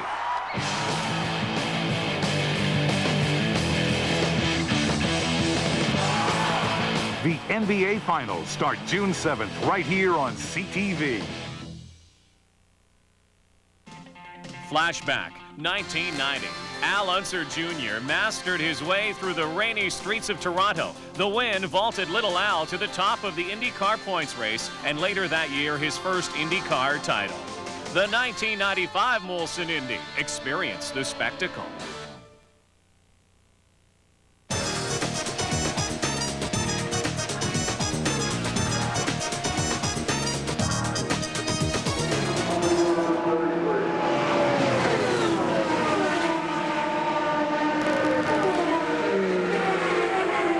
Here's the race summary after 50 laps. We've had 5 lead changes, 5 different drivers. Michael was leading at the 50-lap point.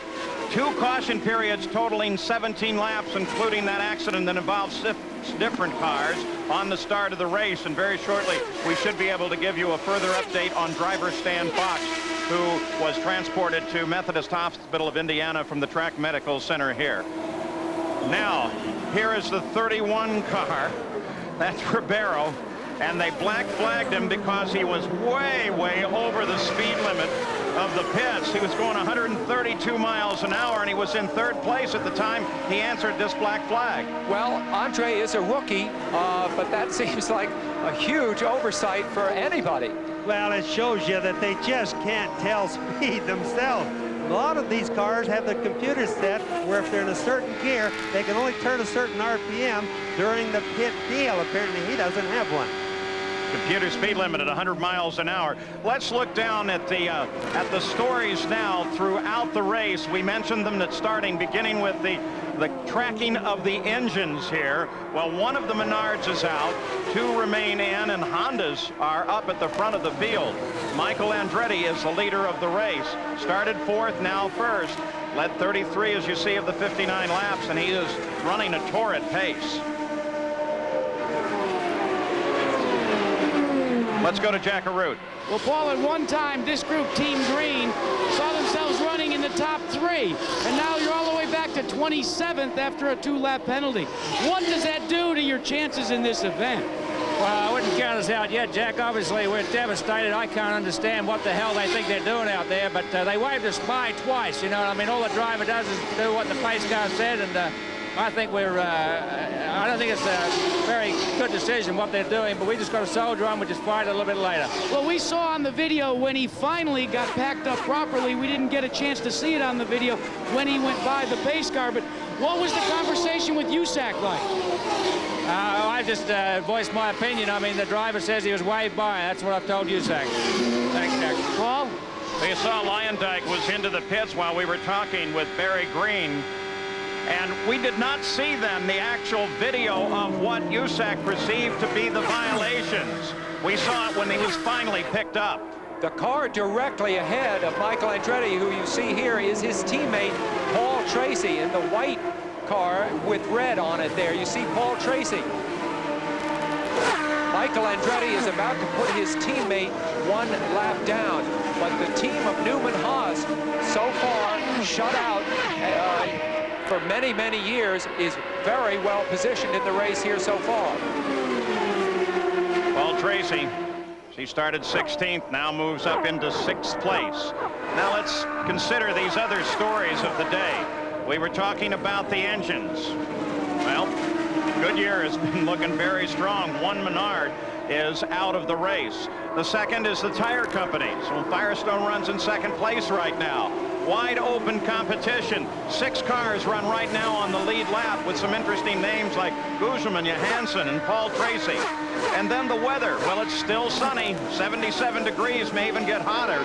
And Arie Luyendyk, that stall in the pits may have been very costly for him. We'll continue to track these stories today. We've had 2 caution periods. As Paul Tracy right there behind Michael Andretti, of course, not in contest on the course. This could be Michael's year. The first time he's ever driven here without his dad. That was bad for Paul Tracy, though, because he just got put down that lap that he didn't want to get put down, Paul.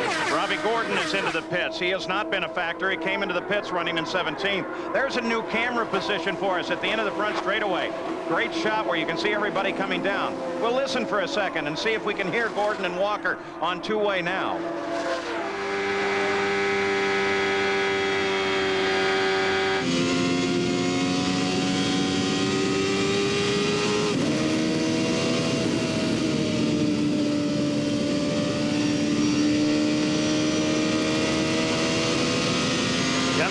Pits going on to the back straightaway.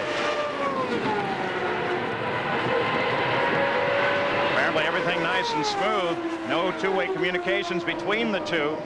As assuming that all of those radios are properly operating. Remember the concern at the start of the race. Robbie Gordon's got to be an awful sad driver right now.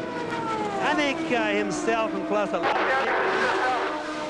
You see the white on his tires. Those are the stickers. Did we hear something from him? Yes, we did hear something. Didn't come in clear, Sam, but I started to say they've got to be really upset over this because he was one of the favorites to win this race. So it's a game on.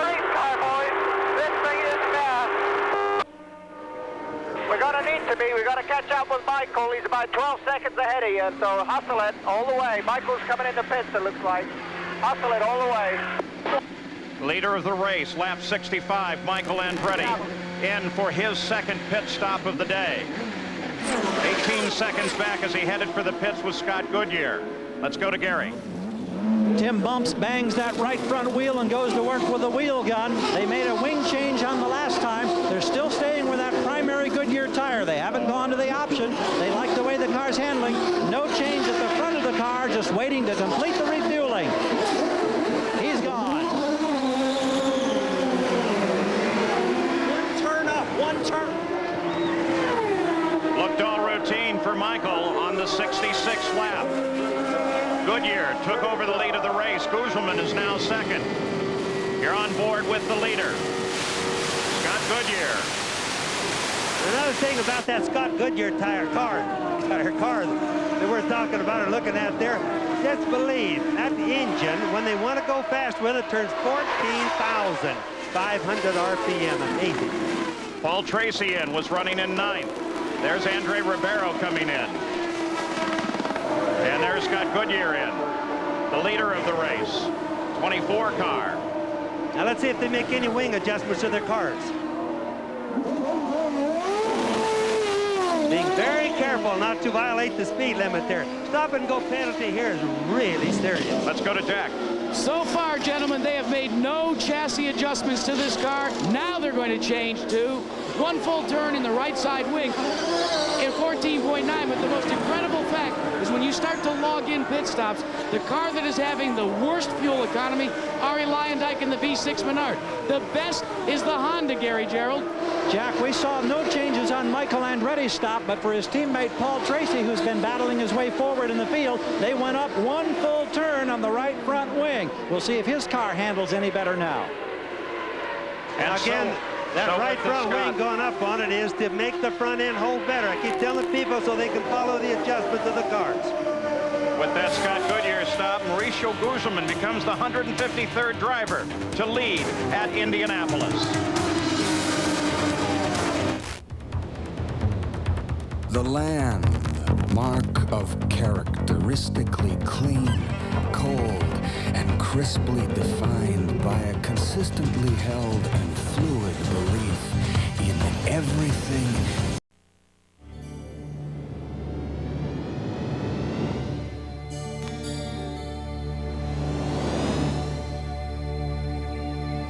For drivers like Jacques Villeneuve, the morning becomes electric. Because there's a black asphalt battlefield ahead,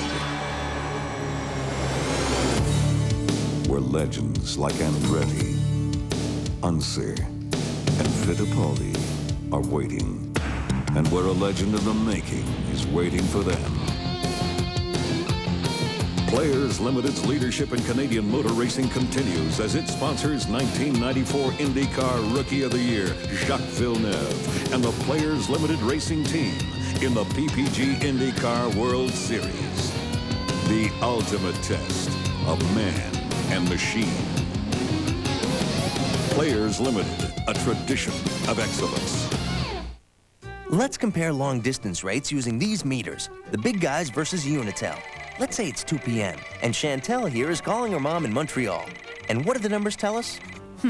Unitel saves you 25% off the big guy's regular rates. Well, that's fine for regular daily rates, you say, but what about evenings? What if Raj waits till 9 p.m. to call Vancouver? Look at the numbers. Unitel still saves you 25% over and above the big guy's time of day discounts. Still don't believe it? Then looky here. The big guy's regular rates over 24 hours versus Unitel's. Note, when theirs go down, Unitel's go 25% lower. Meaning, well, even if Lucille stays up till 11 p.m. for lower rates to, say, Butte, Montana, she'll still save 25% more with Unitel. Look. So, you've seen those numbers. Now call this one, 1-800-670-3000. And get 25% off the big guy's regular rates all the time to anywhere in North America. We're Unitel. Quality long distance for less. Flashback, 1990. Al Unser Jr. came to Vancouver as only one of 4 men in history to have won 3 consecutive Indy Car races. And with the win in Vancouver, made it 4. The 1995 Molson Indy. Experience the spectacle.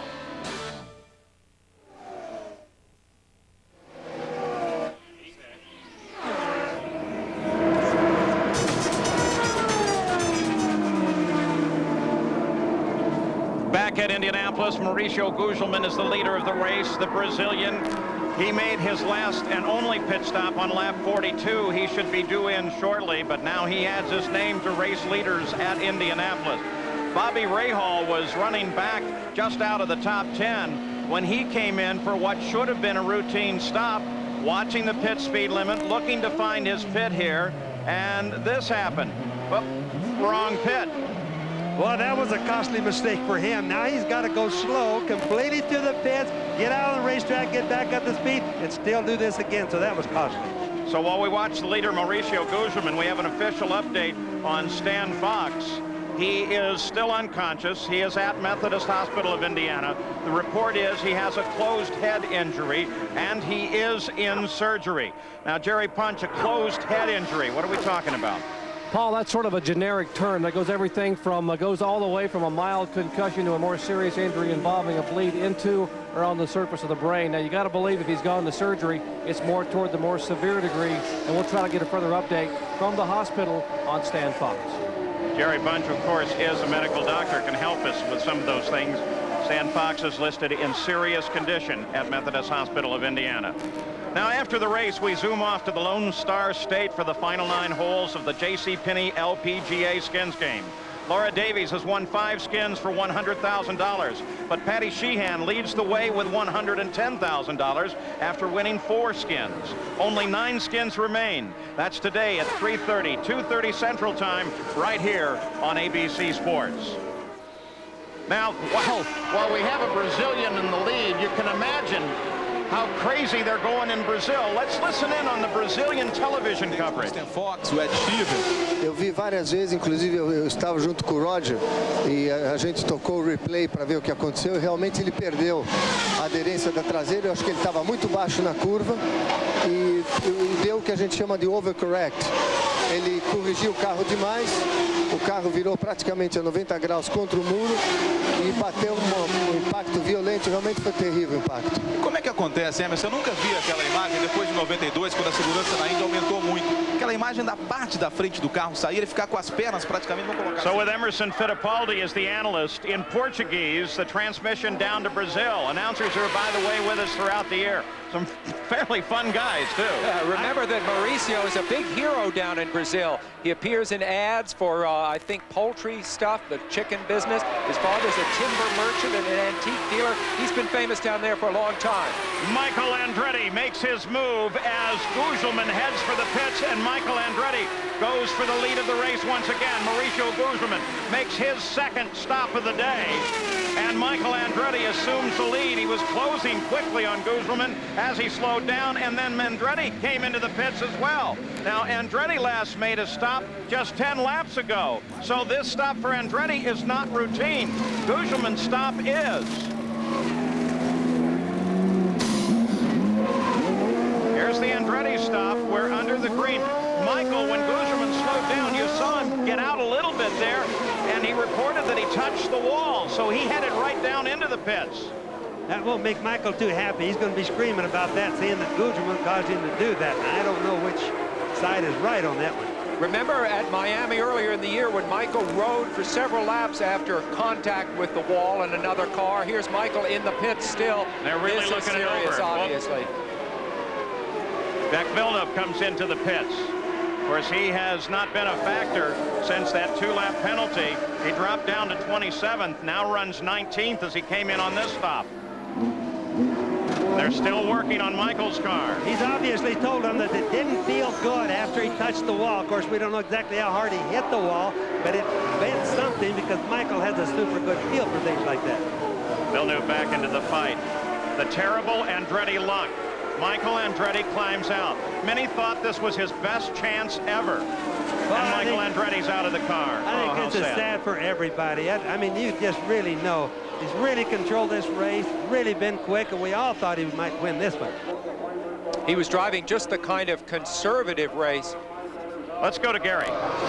Michael Andretti has come over the wall. We believe that it was a rear wishbone. We have the video contact where he was trying to get around, we believe, Guzman, and apparently got the rear up there. They believe it's a bent suspension. As soon as he gets the helmet off, he's huddled with Tim Bumps, his crew chief, his engineer, Peter Gibbons, his wife, Sandy, is there, and we'll try to get a comment.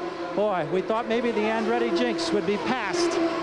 But apparently that's not the case, Paul. Let's take a look at that replay.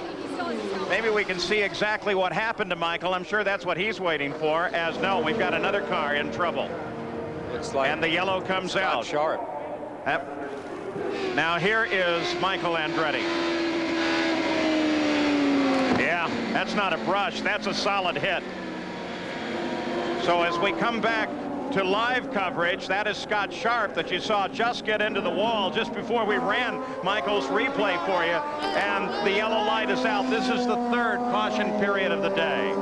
Scott Sharp obviously okay. His rescuers are right there. Let's go back to Gary Gerald. The helmet has come off, and Michael, I don't know what to say. Every race this year, you've been a leader. What happened in this situation?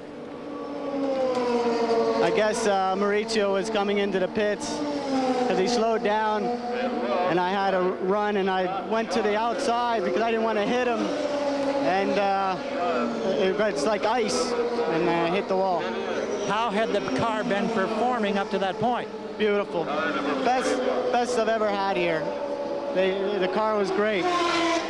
Was this your best chance to win the 500? It was one of them. One of them. The story in the eyes tell you so much.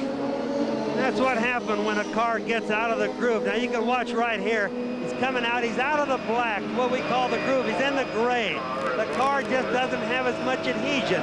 His tires probably aren't very new, and boom, look at the right front. Hit the wall fairly hard, even though it didn't bend anything that's obvious to us. All right, now, here's another view. That's Gugelman as he was trying to... Well, no, actually, Gugelman was way down low there, and there you saw Michael as he came up, brushed the wall, hit it hard enough to do damage and to take him out of the race. But what happens in a deal like that, Paul, is that shot really started way back in the short chute because of the speeds that we have. So Michael got out into the gray and just couldn't get it back down into the black. What all this does is give Scott Goodyear the lead, moves Gugelman to second, and Paul Tracy to third. This was Scott Sharp's situation. Same place on the track coming off of the fourth turn. You know, that could also mean that there's some fluids down there, Paul. We should think about that, too. You know, a little water, oil spillage that you can't see. Well, you heard Michael say it was very, very slick there. You saw that Scott Sharp was okay. But we'll keep an eye on that section of the track as the United States Auto Club officials are. And we're under the third yellow, the third caution period of the day, with Goodyear as the leader. Everyone knows water and wax don't mix. Everyone's wrong. Introducing Wax Packs, the revolutionary car wax that disperses in soap and water to wax your car while you wash it. I'm waxy. New Wax Packs, waxes while you wash. One person buys a car, call it a fluke. A couple of people buy the same car, maybe they're friends. A few hundred people buy it, could have been a sale or something. But when over 300,000 people buy the same car, it's more than a coincidence. It's a success. The 1995 Altima from Nissan. Now specially priced to include $2,200 in no-charge features. Now, an oil made just for your hard-working engine. 4x4 from Quaker State. Off-roading, extreme temperatures, towing and hauling. They all make your light truck or 4x4 work extra hard and could shorten its life. Why settle for a conventional car oil? Get 4x4 from Quaker State. Now, an independent test proved 4x4 superior to leading conventional car oils in protecting against deposits that can shorten engine life. To prove that Armor All with Dust That X keeps your dash looking clean, we're here at the Desierto 500. Well, there you have it. Armor All with Dust That X keeps your dash looking clean. Now, a CTV Sports Break. Here's Rod Black. Okay, everybody, more yellow at Indianapolis 500. We'll get back to the Brickyard in just a moment. Time to tell you that while motorsport fans are cheering on the racers, basketball hoop fans are cheering on the Pacers in Indiana this weekend. Yesterday they played basketball. Tomorrow they will play basketball. The Pacers needing a win against the Orlando Magic, and they got it. Byron Scott yesterday for 3 points, and with less than a minute to play, Shaquille O'Neal in foul trouble. Dale Davis puts the game out of reach for the Pacers, who needed that one. 105-100. The Pacers trailing the Orlando Magic now 2 games 2-1 in that series. Game 4 tomorrow, Memorial Day at Market Square Arena. And later today, just over 2 hours from now, San Antonio Spurs and Houston Rockets in the Summit for Game 4. The Rockets lead that series 2-1, and the Spurs got their win the other day, hoping to do to the Rockets what the Rockets did to them at the Alamo Dome. That's so just over 2 hours from now, the Spurs and the Houston Rockets. We're going to send you now back to the Indianapolis 500. We'll be back here all day today, keeping you on top of the rest of sports. Back at Indianapolis under yellow, here's a replay of what got Michael Andretti in trouble. That's Mauricio Gugelmin just ahead as they come across the short chute at the north end. Now watch, Gugelmin went to the left. He's plenty low. That thing was slippery. Michael wasn't all that much out of the group. Watch him, kaboom! He hits the wall. What happened, Paul, I think, is that the racetrack has got some liquid. It's very slippery there. Gugelmin was totally out of the way. Michael was just out a little bit. Well, there is some evidence that would prove that, because about a lap later, this was Scott Sharp coming into the same turn, only he lost it well before the corner and got up into the wall. And then the leader of the race was Scott Goodyear. He headed for the pits. The stop was routine, taking advantage of the yellow flag. Nice smooth work. Remember, he is one of the drivers that is not a regular in the series. Nor are some of his pit crew regulars. Some of them were making their first stops in anger, so to speak, in this race today. And he stalled it. And then it was a little too far forward, and they also broke an air hose at about this time. So now confusion was reigning over the wall there as they tried to get it under control, get the car back so they could get it started. Steve Horn, finally they pushed it back. Told me this is exactly what they feared could happen because of the inexperience of the crew. Scott Goodyear finally got it going, and he dropped to 7th place. Mauricio Gugelmin is still the leader. We'll return with more of the Indy 500 after this message and a word from our ABC stations. It's big and it's back. We are talking to you. Yeah, the Coors Light Talking Can and Cap events. Hey, all right. All right yourself. Now this year there's 8,000 Timex Ironman Triathlon watches, 6 Suzuki Sidekick 4x4s, and 20 CMH heli hiking trips for 2. Keep talking. Thank you so much. To play, just open a Coors Light Talking Can or bottle, and for no purchase, scratch one of those. By the end of the summer, there ought to be around 8,000 more Coors Light winners. So I'm thinking now's your chance. Talk to me. You can win right now. Thank you. The designers of the new Dodge Stratus believe performance isn't just how a car handles, but what it handles. So they developed a rigid frame for better control, the largest trunk in its class, and a hinge that won't smash eggs, which gives you a lot more options on how to serve them. Dodge Stratus, at $295 a month, the cure for performance anxiety won't hurt a bit. Water runs right through this strainer. But watch, not a drop comes through when it's sprayed with Leak Sealer. Spray Leak Sealer on a window screen. Look, not enough air comes through to blow out a match. If energy bills are draining your budget, Leak Sealer can save you big money. If outside air is blowing through your window frames, Leak Sealer stops it instantly, and you can paint right over it. Use Leak Sealer to stop basement seepage and save up to 30% by preventing heat and cold from escaping from conduits or around air conditioners. For gutters that pour in a rainstorm, save an expensive soldering job. It's easy to stop air leaks through access holes in your RV, trailer, or truck. For roof and flashing leaks, don't call a repairman. Use Leak Sealer. Leak Sealer is guaranteed to pay for itself or return to place of purchase for full refund. Available at participating Canadian Tire, Home Hardware, Pro Hardware, Do-It Centers, True Value Hardware, Beaver Lumber, Co-op stores, and Zellers.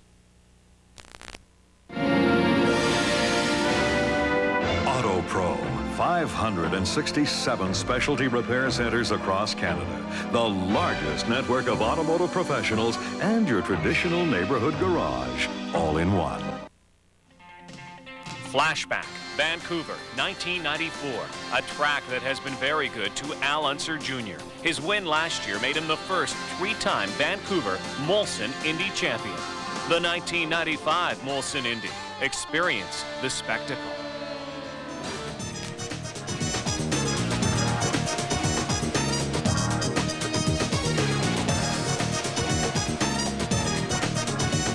We're in the leader's pit. Scott Goodyear and Steve Horn calls the shots for this team. Steve, you brought the leader in. out of sequence. Why?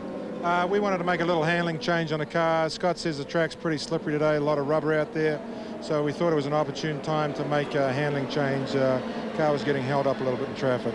Now the traffic was creating problems. Now that pit stop took you out of the lead and dropped you back in the pack. You've got to hope that that chassis adjustment lets you run a little better, because now you're stuck in the traffic. Yeah, we're back in 4th place, but Scott needed the change, he felt, to run in traffic, so now is the time to do it. Well, Gary Gerald, he's also running on the hard Firestone tires, the same style, the same compound that he qualified in. And doing a heck of a job. I'll tell you another team that's very happy with this turn of events. Remember back to the very start of the race, the radio problem for Robbie Gordon. He lost the lap. They just got the lap back. He's listed in the number 6 spot in the lead pylon. Derek Walker and company down here very happy. Jerry? Hey, talk about happiness, Gary. They are smiling here at Mauricio Gugelman's pit. He's getting excellent gas mileage. He pitted the first time on lap 41, then ran 37 laps, came in again on lap 77. So they're getting outstanding gas mileage. And behind me, Andy Brown, the engineer, is making the call. Their only concern here, significant right rear tire wear. And they are not using the soft tires Goodyear brought. They're using the tires that they qualified on. So we'll watch tire wear here in Gugelman's pit. Paul? We should be coming back to green shortly. The pace car is already accelerating across the North Chute. We'll take a look at the Valvoline running order here as they head back toward the green flag. Mauricio Gugelman is the leader, followed by Tracy, and then the rookie, Andrew Ribeiro. And we're green. Here we go again. Looking for Gugelman in the middle of all that. There he is, swinging to the outside. That's Rahal just in front of him. Dangerous part right there, Paul, whittling his way up through the pack like that. He's right in the middle of it for a while. Paul Tracy, just a few cars back. Runs in 2nd place. Ribeiro 3rd, Sullivan 4th. Sullivan, the teammate to Gugelman, the leader of the race. Gugelman and Sullivan both run for Pac West. They're doing really well.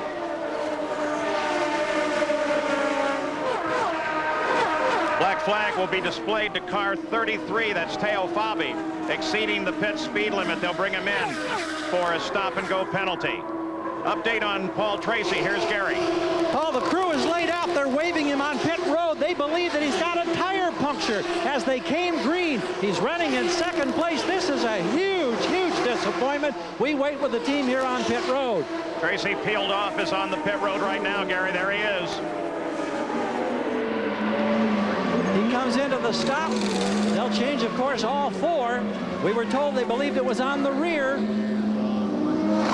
Oh, costly, costly stop now. Of course, they top off with fuel.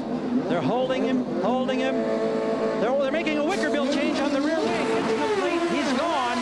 How many spaces did he lose on the racetrack? That's going to be the key. Well, he dropped down to 9th place as he headed out. He'll drop further as he comes back up to speed. And there is Johansson, loses it.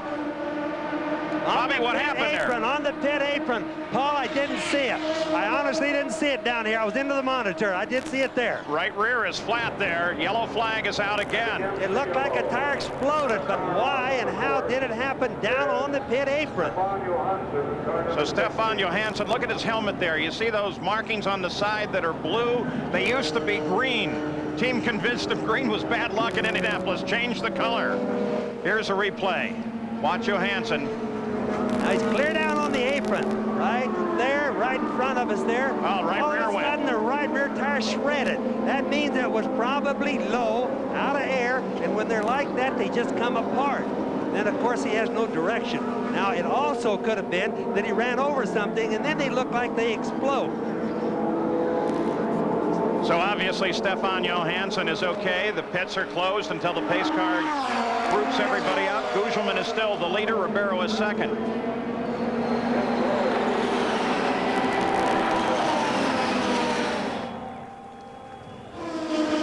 Hey, guys. It's here, the magic of Tiger Days, only at Esso. Tiger Days is a whole month of special offers, exciting events, plus all the friendly service, value, and convenience you expect. Pick up a Tiger Day special, say hello to a friend, or treat yourself to a great snack. Tiger Days means Esso value and more. So come in all month long and experience Tiger Days. You won't want to miss the magic. You're on your way with Esso. New in Kelowna's incomparable Dilworth Mountain Estates, affordable luxury townhomes at Cassiar Meadows. Cradled in pine-scented hills, Cassiar Meadows 2- and 3-bedroom townhomes feature up to 1,600 square feet of beautiful living space. Extensively soundproofed, available in 4 distinctive decors. Now the Dilworth lifestyle can be yours from just $135,000. For more about Cassiar Meadows, spectacular view lots, or superb townhomes at Monashee Peaks, call Dilworth Mountain Estates today. You're worried about your future because you've suffered a serious personal injury. You can't work and you need money. You can't care for yourself and you need help. At Peel & Associates, our lawyers have been helping victims with these concerns for over 20 years. That's our business. And part of our business is to get for our clients the best possible settlement. After all, that's why they came to us in the first place. Peel & Associates Kelowna, a legal team working for you. It doesn't matter how it shatters.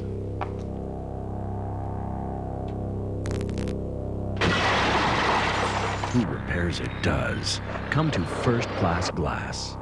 See Morgan's Glass, 4709 29th Street in Vernon. Competition Glass, 555 Groves Avenue, Kelowna.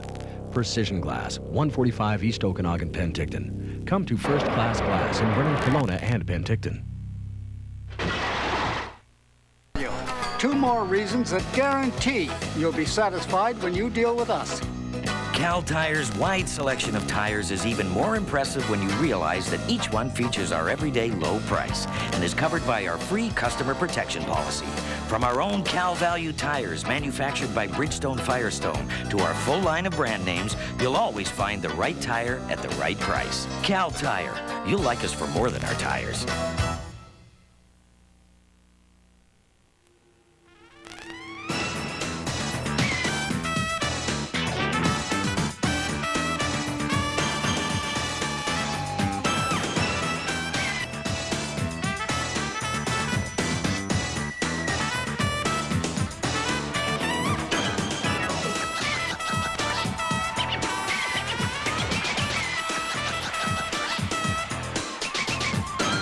Back at Indianapolis, here's a replay of what caused Stefan Johansson's problem. See that piece of debris lying out on the track? Now watch Johansson. Bang, right over it. That took the right rear. He very quickly dived for the escape road, and his race appears to be in trouble. Jerry Punch, you can update this. We're in Mauricio Gugelmin's pit, and his engineer, Andy Brown, behind me, talking to Mauricio right now. But what Andy was saying a moment ago was they saw the debris come off the car right in front of them as he's talking to Mauricio Gugelmin. They told Mauricio to possibly move to the inside. Andy, what happened with the debris? Well, the guys on the pit wall spotted some debris in the middle of the track on the pit straight here. So we radioed Morris and called him over to the pit wall to miss the debris. Excuse me. And as he talks to his driver, what happened? He missed it, but unfortunately for Stefan Johansson, he did not. Paul? Morris, that's what they call Gugelmin. Now let's take a look at the tires here in this race and how we're running with a Goodyear in front and then 2 Firestones, then Danny Sullivan on a Goodyear. And we'll take a look down through the field on this. Now, the history of tires here at Indianapolis has been one of rich competition. Sam Posey can look back over those tire wars. Every year since 1972, the winning tire at Indy has been built by Goodyear. But a look at the race's 78-year history shows that Firestone has nearly twice as many victories. It was Firestone who won the first race, and for decades their continued success made them synonymous with Indy. Ads annually linked Firestone to the race, and sales figures proved that winning sold tires. In the post-World War II era, Firestone rode the rising tide of Indy's popularity, and by the mid-1960s, their arch-rival Goodyear knew they could not afford to leave the performance field of Firestone. Goodyear wanted Indy, but it wouldn't be easy. After all those years of Firestone, you couldn't get passes, you couldn't, it was very hard to get practice time. It was a tough situation. The Firestone racing director was on the board of USAC, and they were really encouraging us in those days. Spearheading Goodyear's initial attack was A.J. Foyt, and after 5 years of intense effort, Goodyear and A.J. won, snapping Firestone's 43-year streak. The next 6 years saw the tire war rage. Drivers, lured by large retainers, took sides in a way that split the racing community and families down the middle. In 1974, Goodyear's technology and money forced Firestone out. As ads trumpeted Goodyear's success, Firestone watched as their rival reaped the benefits of racing. You look back to 1974 when Firestone got out of the Indy 500 and sales and market share had declined. They were eroding away. And in 1988, when Bridgestone Corporation purchased Firestone, right then and there was an inkling, a thought that maybe we'll take Firestone brand back to Indy to resurrect the brand. And then in 1991, that decision got studied very thoroughly. 1992, late 92, we made the decision. May of 93, we made an announcement, and here we are. Firestone's comeback placed Scott Goodyear on the front row, an irony that provided a light moment for the giant tire companies. I think Goodyear stands to gain as well as Firestone here, no matter what happens, because we're all getting a lot more attention for the right reasons than if only one tire company were here. And I think we're both winning at this point in time, certainly in attracting more attention to our mainline passenger tires. Nonetheless, when this race is over, only one tire company will be able to claim victory. Will Goodyear extend its streak, or will the new guys who really started it all get back on top? And Leo Mel, one of the principals, of course, in that piece, is here live now. Leo, how many of your drivers, of your 25 in the field, have gone to your optional tire? Well, not all the 25 are left, but everybody, all but four cars have switched to the option tire as the wear's gotten better. How unprecedented was it to bring in the optional tire with only the 2-hour practice session on Thursday?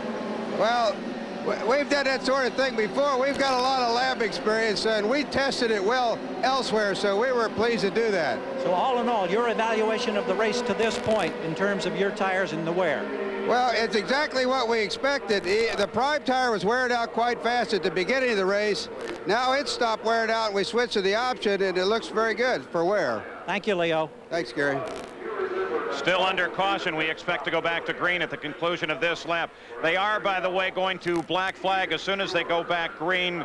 Teo Fabi, car 33 again. And the reason is because when they black flagged him before and brought him in, he broke the speed limit on the way out. Saturday, ABC Sports travels to Dublin, Ohio for one of the most prestigious events on the PGA Tour. Join Jack Nicklaus as he hosts an all-star international field of golf's best in the Memorial Tournament sponsored by Dean Witter. Coverage begins Saturday, June 3rd, right here on ABC Sports. Mauricio Gugelmin is the leader. Andre Ribeiro is second, and Scott Goodyear, his teammate, is third. Stefan Johansson's car was brought around to his pit. They did the repairs to it, and Johansson should be back in the run. Dwayne Sweeney gives him the green flag, and here we go. Gugelmin the leader. Ribeiro 2 cars back. Scott Goodyear trying to move on Ribeiro. Sullivan is fourth. Gordon is fifth, back on the leader lap. Christian Fittipaldi, Gordon's teammate, is sixth. You ride with Scott Goodyear. We talked about expecting the unexpected, and certainly here we have a second-year man in the lead. Gugelmin, Ribeiro, a rookie following him, and they're both in good shape. Not a fluke situation at all.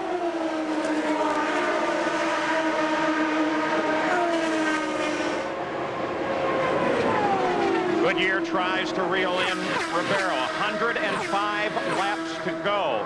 That means that in 6 laps, this will become an official race. That is, if the skies would open up, and that doesn't seem possible at the moment, but should the weather affect the run, once they've crossed the 101st lap, it is an official race, and a winner can be declared. Amazing, because the drivers went to bed last night amid thunderstorms and woke up with it still raining at about 5 o'clock this morning. And as you guys know, I can see all the way to Terre Haute, and I don't see any bad weather, so that's good news for all of us.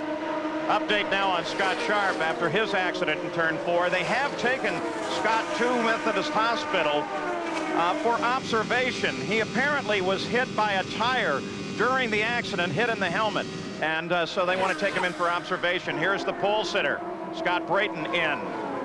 And coming in too slow, and there comes bad the hook, news. Paul. Collins coming off. We imagined that they might have troubles with the Menards, but they've kept going. It's just that they've been wounded, so to speak, and have been dropping back for this reason or that reason. So if this is a serious problem, and it appears to be, Arie Luyendyk will be the hope, and he currently runs in 15th. There's the Danny Sullivan car. Sullivan runs in 4th right now. Let's go down to Gary Gerould, get an update on Scott Brayton. Paul, we just arrived on the scene looking around the corner. He's still in the car, but they're pulling all the bodywork off. As you mentioned, what they do in these situations, it's usually an electronics problem that they're chasing, and they're working in the vicinity on the right side pod as if that might be the case. Sonny, any indication of the problem, Sonny? Not yet. Sonny Meyer, who builds these engines, the Menard with all that horsepower, still shaking his head. He doesn't know. Sonny out of Louis Meyer's family, the first 3-time winner of the race. So we watch Sullivan. Remember that Danny Sullivan won this race back in 1985. He spun and yet went on to win the race. He was out of Indy Car racing last year, and it's a terrific comeback that he has been able to make this year with the Pac West team, which was new last year, but is really coming to its own this year. On board with Robbie Gordon as he makes a move on Danny Sullivan. It's a battle for 4th, and Robbie Gordon moves into 4th. He gets around Danny Sullivan. Keep it on, keep it on. You can also see how wide that Robbie Gordon went as he went under Danny Sullivan. He didn't even get on the rumble strip. Robbie's normal group around here is a lot higher than the other guy. So Robbie Gordon moves forward into 4th place. You heard Derek Walker, the team owner, congratulate him on their two-way communications. He's been trying to insist that Robbie move forward as quickly as he can now and stay in touch with the leaders. He's doing just that. And just remember that Derek Walker was the crew chief that masterminded many of Rick Mears's come from behind victories here. We might be seeing something like that again. Dwayne Sweeney has just shown the field the cross flags indicating the halfway point, the 250th mile, the 100th lap of the Indianapolis 500, 79th running. Gugelman is the leader. Robbie Gordon's really on the move. As he comes 2-3, I noticed he just pulled Danny Sullivan by quite a bit. So he's probably be getting his car handling a lot better. He's definitely moving faster, Paul. Andrew Ribeiro runs in 2nd, Scott Goodyear 3rd, then Robbie Gordon. There he is. Gordon looking so very strong now. Gordon won at Phoenix just 8 weeks ago. That was his first Indy.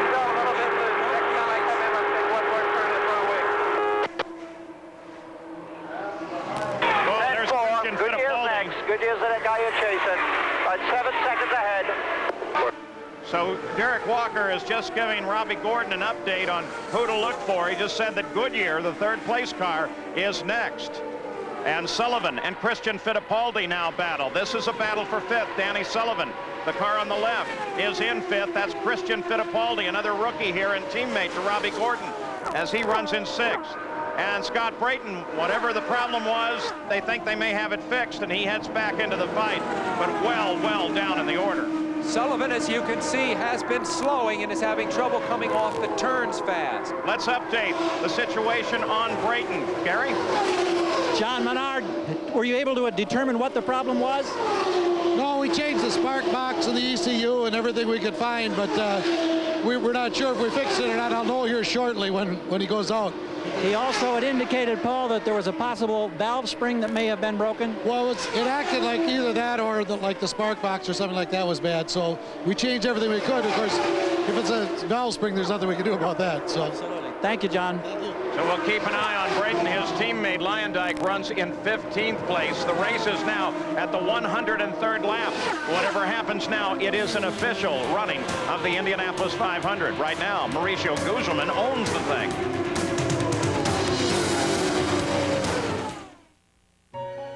We changed the way you saw the world. Now we've made a world of changes. Introducing the new Ford Explorer, the only leading sport utility with standard dual airbags. The only one with Control Track, which provides four-wheel drive traction automatically. Plus, the peace of mind that comes with Explorer's proven standard V6 engine. The new Ford Explorer, far and away the best the world has to offer.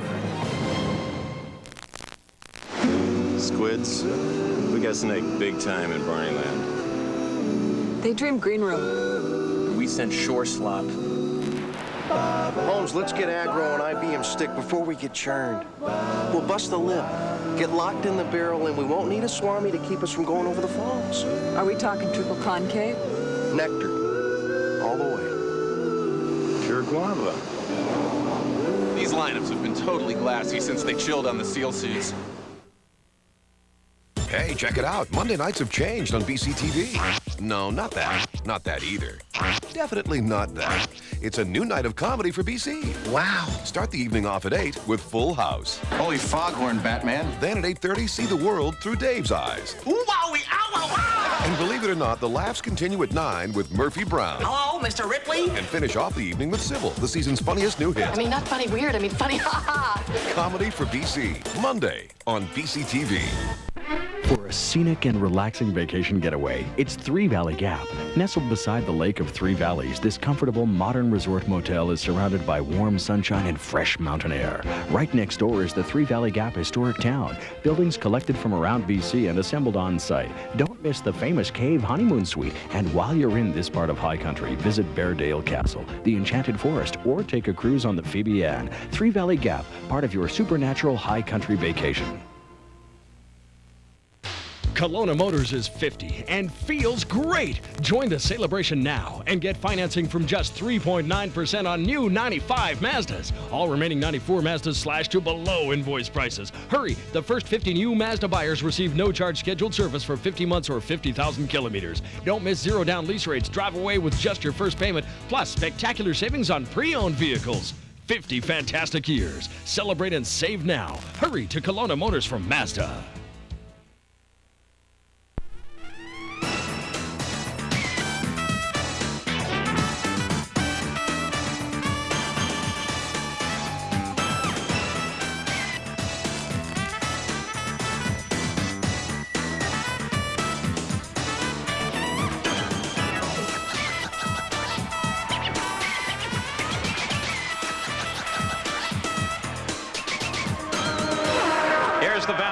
Summary after 100 laps. Mauricio Gugelmin was the leader. The average speed well down off a record owing to the cautions. 5 different leaders, 9 lead changes. We've had 4 cautions accounting for 30 laps, and 9 cars are already out of the race. Now the stories that we talked about, first of all, the cars out. These all as a result of those at the first turn. Carlos Guerrero and St. James, Scott the Farron, Eric Bachelard, Buddy Luzier. And these are the rest of the cars out, the most recent, of course, being Michael Andretti. What a sad tale that has become.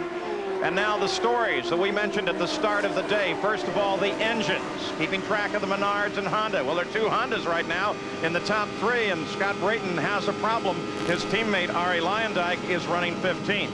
Secondly, the competition between the tire companies. The top 3, 2 of them are Firestone. Then the wide open competition. Well, 5 different leaders, 9 changes, and some very unusual names. We've seen some second-year drivers in the top of the order. The weather remains just perfect for racing. And the pit strategy, well, Michael Andretti hit the pits. That took him out. And to add one more story, it's a field day for Brazil with Brazilians 1st, 2nd, and 5th right now. This is the 50th year, by the way, that a Goodyear blimp has appeared at the Indianapolis 500, giving you these great shots of the main straightaway as they come across the yard of bricks and that white finish line that everybody cherishes at lap 200. Let's go to the pits and Jack Arute. Well, Paul, one of those Brazilians that Sam Posey talked about is rookie Andre Ribeiro, who is running in 2nd spot. But he has reported in that he may have ingested something into the radiators because of the fact that the water temperature has begun not only to escalate, to get up right by the pin where it could begin to overheat and create problems. But you see the computers here? That's all the onboard telemetry, and all the Honda engineers have been monitoring it very closely. The window is open for a pit stop. If he has taken on some debris, they'll be able to brush it back out, and that should, and we say should, cure the problem. As we went to Jack, you saw Eliseo Salazar move around Sullivan and into 6th. Now Sullivan has his hands full because Jimmy Vasser and Bobby Rahal, you're on board with Rahal now, lined up right behind him. Here's how the rookies are looking today with the fastest look rookie, Andre Ribeiro, running in 2nd place, Christian Fittipaldi having a good race, and Eliseo Salazar just making that great pass on the 85 winner, Danny Sullivan. You know, Paul, another thing, I've been watching the speeds of some of these cars, like mid-race type of thing. The fastest guy has been Scott Pruitt. Jimmy Vasser moves out and around Danny Sullivan, and Vasser moves into 7th place. Started to say that Scott. Now Rahal's going to try him, Bobby. Boy, I saw that. My Lord, they're good. They're really having a dogfight right in the middle of the race now. Anyway, Scott Pruitt's running 219 miles an hour. That's really fast. Then we have some other cars that are running like 216, like Villeneuve, really moving up. Rahal, as Guerrero came sliding in there. Not a move for position because Guerrero's actually sitting down a lap, but boy, he's trying to get his lap back as he came around Rahal and stuck his nose into the middle of the battle between Rahal and Sullivan. Guerrero, the white 21 car. It just shows you if you lift off the throttle even for a second, this is how much momentum you lose. And as we watch the cars going around the track right now, remember, about mid-race is when the track is the slipperiest that it gets. It gets real bad early, and then it gets better as the race goes on. Let's go to Jack. Well, Paul, Scott Pruitt is being shown in the 13th position. Here's the first pit strategy. Do you see the tires sitting on the wall? They're not going to change tires. It's a stop-and-go, fuel-only pit stop. They think this could get them further up in the field because race traffic is so difficult to circumvent. They tap the fuel man, they fill the tank up, and he's off and away. There's that. Scott Pruitt came in 14th, out in 16th. The idea is that, there's Eliseo Salazar. The idea is that those Firestone tires can really last through several pit stops. That's the hope anyway. I just wanted to mention while we're watching Salazar in the pits here, people wonder why the track gets better later in the race. It's because of fluids that leak out of the car all slowly get soaked back in. So the track gets worse as the race starts, then after that it gets better. So Gugelmin is the leader of the race while most of the cars begin making their stops now. Let's go to Jack Arute. Andre Ribeiro, your 2nd place runner with the Honda Firestone package. And you see the crewman is actually looking in, trying to scrape away the radiators, and they have indeed pulled away some debris that would have accounted for the overheating in 17.2 seconds for Andre Ribeiro. And keep in mind, those radiators are just as small as they can possibly be because that's straightaway speed. So any debris that gets in there hurts the cooling system. Jack, from where we sit, we can see debris on the outside of several of the turns. The track's as messy as I've ever seen it, and I think we might have this situation afflict other cars as well before the end of the day. Andre Ribeiro came in 3rd, dropped down to 7th during his stop, showing you how critical those pit crews are with traveling speed at 220 miles an hour. The cars are every second going the length of a football field plus, well over 100 yards. There's the leader, Mauricio Gugelmin. Scott Goodyear is 2nd.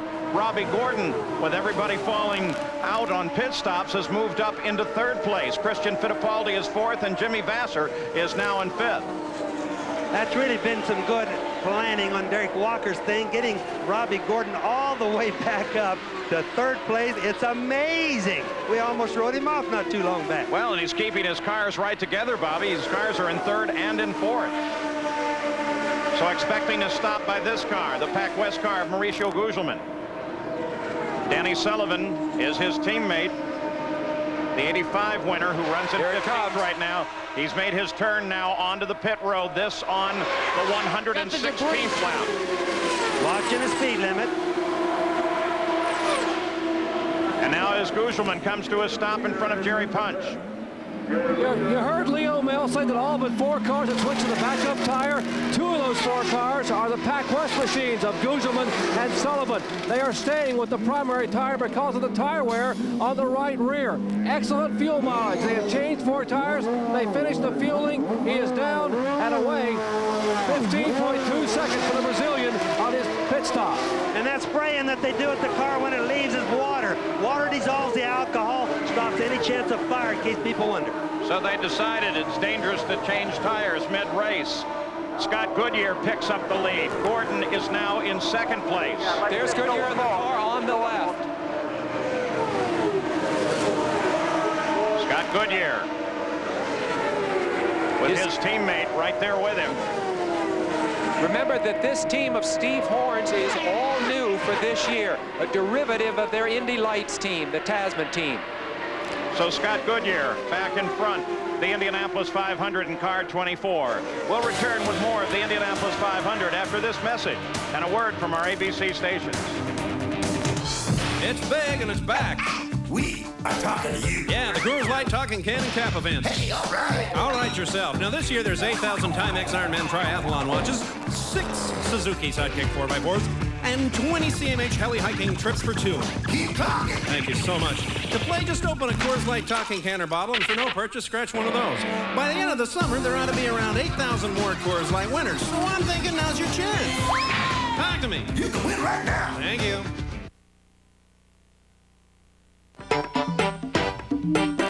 Why waste time with a tractor like this when you can own a Mastercraft tractor from Canadian Tire? It has shift on the go to perform smoothly in tight areas without stopping, so you can finish your lawn in no time, which, all things considered, makes buying a Mastercraft tractor sound pretty good. Mastercraft, the only tractors with a 4-year warranty. There's a lot more to Canadian Tire for a lot less. To make room for the advanced thinking that went into the new Chrysler Cirrus, a big idea was needed: cab-forward design. Space for a new kind of seat that actually reduces driver fatigue. Space for an improved dual airbag system with its own backup electrical source. In back, space for another heating system and room for 3. Cab-forward design. Now there's room for thought. The new Chrysler Cirrus. At just $395 a month, luxury has never been easier to get into. Rod Black back at CTV Sports Control in Toronto. ABC is away at a commercial break. We can give you a quick Canadian update at the Indy 500. Scott Goodyear leading the way. Paul Tracy is 7th right now. And a big story developing. Jacques Villeneuve is now 10th. He went back as far as 27th after taking a 2-lap penalty for not picking up the pace car. Villeneuve from Saint-Jean-sur-Richelieu, Quebec, is now in 10th position. He makes his home in Monte Carlo, and that's where they ran the Monaco Grand Prix today. Damon Hill and Michael Schumacher, bumper to bumper, battling it out. Hill in his Williams, Schumacher in his Benetton. Hill would pit. And, of course, Hill's father, Graham, won the Monaco Grand Prix 5 times in the 60s, but this time it would be Michael Schumacher taking his 2nd Monaco Grand Prix, his 3rd victory of the season. He leads the F1 points standings. It was Schumacher in 1st, Hill in 2nd, and Gerhard Berger in his Ferrari in 3rd. Baseball games underway. Blue Jays and Indians are scoreless right now. At Tiger Stadium, it's the Detroit Tigers and the Chicago White Sox. Chad Curtis hit a home run, and then Cecil Fielder, this 3-run moonbeam. It might rain in Detroit. 4-0 Tigers right now as we send you back to the Brickyard.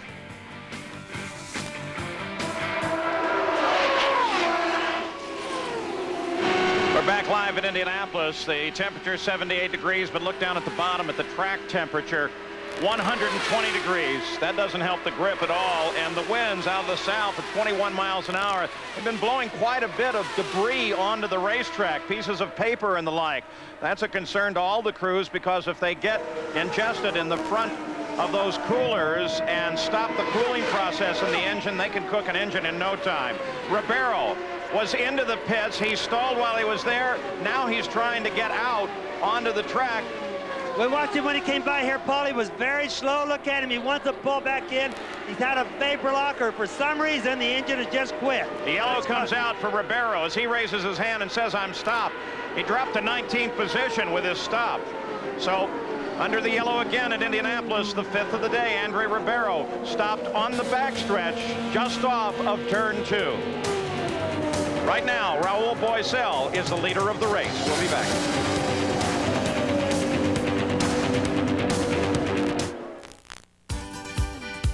It's here, the magic of Tiger Days, only at Esso.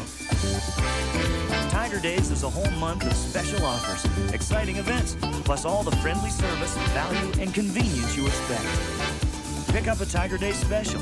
say hello to a friend, or treat yourself to a great snack. Tiger Days means Esso value and more. So come in all month long and experience Tiger Days. You won't want to miss the magic. You're on your way with Esso. Visit Sun Village and see how much fun luxury adult living can be. Beautiful custom-built homes in a secure, carefree setting. Your own home on your own lot, close to all services. From 119.9, open daily in West Bank. Call 768-3855. Predator Ridge, where first-class service promises an unforgettable golf experience, where friends and good times come together in a perfect blend of après golf. Predator Ridge, your complete golf facility. Book your tee time today. More reasons that guarantee you'll be satisfied when you deal with us. Cal Tire's wide selection of tires is even more impressive when you realize that each one features our everyday low price and is covered by our free customer protection policy. From our own Cal Value tires manufactured by Bridgestone Firestone to our full line of brand names, you'll always find the right tire at the right price. Cal Tire. You'll like us for more than our tires. You deserve the best for your retirement. You've earned it. So make the most of those leisure years at Lakeshore Place. Elegant, carefree living for active seniors, where there's always something to do and someone to share it with, where our award-winning chef and congenial housekeeping staff provide delightful meals and services to meet your every need. Well, it is like coming home. This is like one big family. We lack nothing here in Lakeshore Place. We have it all. Lakeshore Place. Elegant and affordable retirement living. You've earned it. The world's greatest sports sedans all have backbones that are extremely stiff for tight, responsive handling. The new Chrysler Cirrus is the only one that combines advanced cab-forward design with unique rail-through construction to create one of the most rigid sports sedans ever built. And this is where that becomes more than just engineering jargon. The new Chrysler Cirrus, at just $395 a month, luxury has never been easier to get into. Flashback, 1987. Fast track, Emerson Fittipaldi. Fittipaldi surviving a last lap bumping match in Toronto with Danny Sullivan to give Emo his first Molson Indy victory. The 1995 Molson Indy. Experience the spectacle.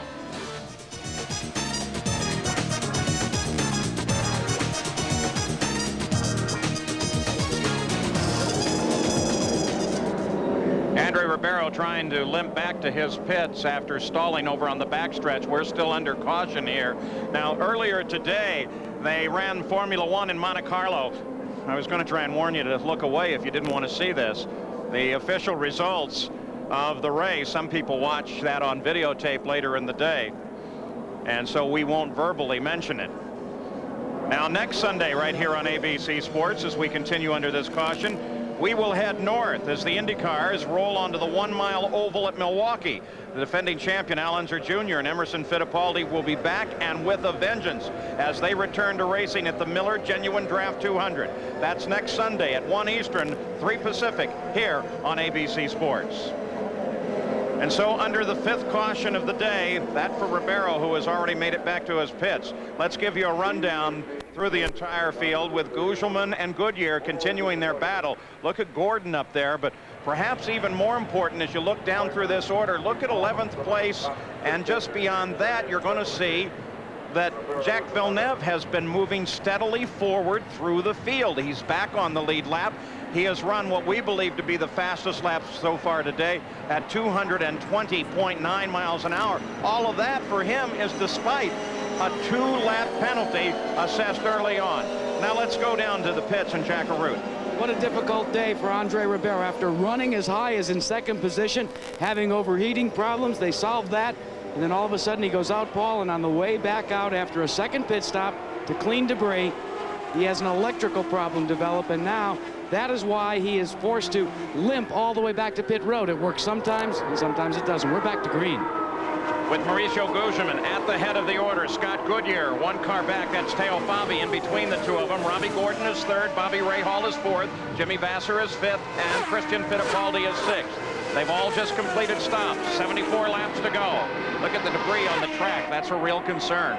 Gugelman on the left of your screen, remember, he's a Formula One veteran. He was never able to win there. Very happy to make the transition over to Indy cars. This is the best race that he has had so far since he came to IndyCar racing. Now, your weather guy's going to give you another update. The weather looks good. I don't think it can rain for the rest of the race. That would be great news for everybody here, if it's right. If you're not the typical weatherman, Bobby. Your Albuquerque weatherman's always right. So Gugelman has now completed 3 pit stops thus far in the race. He should be able to finish with just 3 more, depending on the yellows. So he is right on the game plan. Pac West team giving him great service. The second place car of Scott Goodyear. Remember, that has the Honda engine and the Firestone tires. The usual combination. You know, Sam, we've been wondering about that engine because we know it turns more RPM than any other engine that we've ever had here at Indianapolis. About 1,000 more than the Ford engines do, for example, of which is the majority of the field. And they're still running, haven't given any problems at all. And remember, Bobby, it was just last year that the Honda engine was sort of run out of here in disgrace when Bobby Rahal couldn't get up to speed with it. So this is, we talked about coming back with a vengeance. It's been terrific for Honda. There goes Robbie Gordon. Black flag is going to be shown to the 21 car of Roberto Guerrero. Again, a speed limit violation in the pits. You ride with Robbie Gordon. He is in 3rd place. Scott Goodyear is in 2nd, up about 2.5 seconds ahead of him. But look how much distance that translates to on the track. Seems like an almost impossible distance sometimes to make up. Let's go down to Jerry Punch. Guys, we told you they're getting excellent fuel mileage here from Maurizio Gugelmin. Get a load of this. They pitted on lap 117. They may try to stretch it to lap 150 or 152 for his next stop. And then, if they get a couple of cautions, that may be the last stop they have to make. They are getting outstanding fuel mileage. They will need at most 2 stops, and with a little luck, maybe just 1 more, Paul. Outstanding, almost unbelievable. The prediction would be 3. So with 71 laps to go, we're going to try to get a little bit ahead on some messages so we can have a nice clear run to the finish. 128 laps complete. You just spray it on. You just spray it on. Quicksilver wheel cleaner from Armorall. Just spray it on, and then just spray it off. That's it? That's it. Quicksilver wheel cleaner.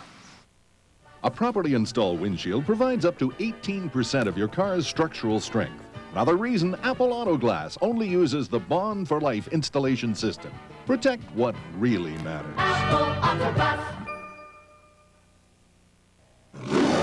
2 decades after we sent a message to space, we received a reply. We now have a new sequence of DNA with instructions on how to combine it with ours. For 3 million years, the human race has been at the top of the evolutionary ladder. This growth is amazing.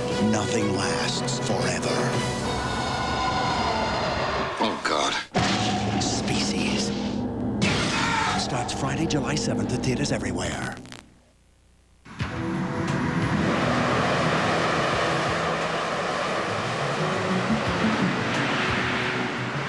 You don't have to be a model to look good on a runway.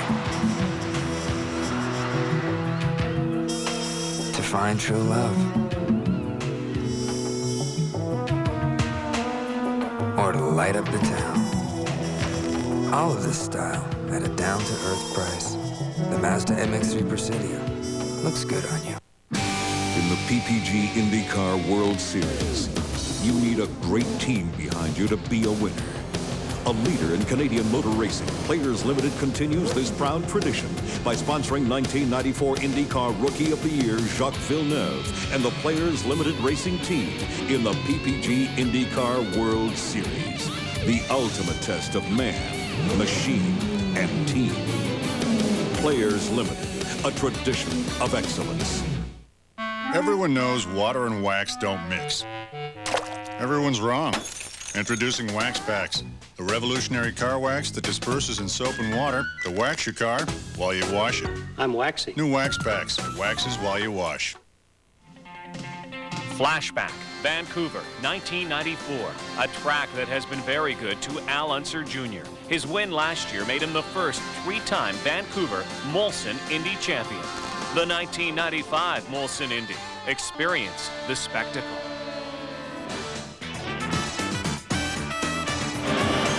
The 1995 Molson Indies. Experience the spectacle.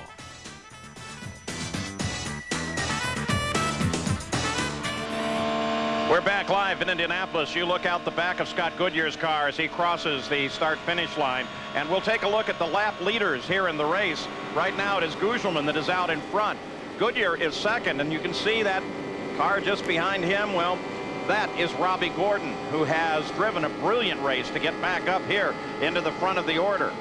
Then behind Gordon is Bobby Rahal. Fifth place is Jimmy Vasser, followed by Paul Tracy, Scott Pruitt, Christian Fittipaldi, Danny Sullivan, and Jack Villeneuve is now running in 10th place as he continues to carve his way back up through this field. 14 U.S.-born drivers in the race, Paul, and the highest placed one is Gordon in third.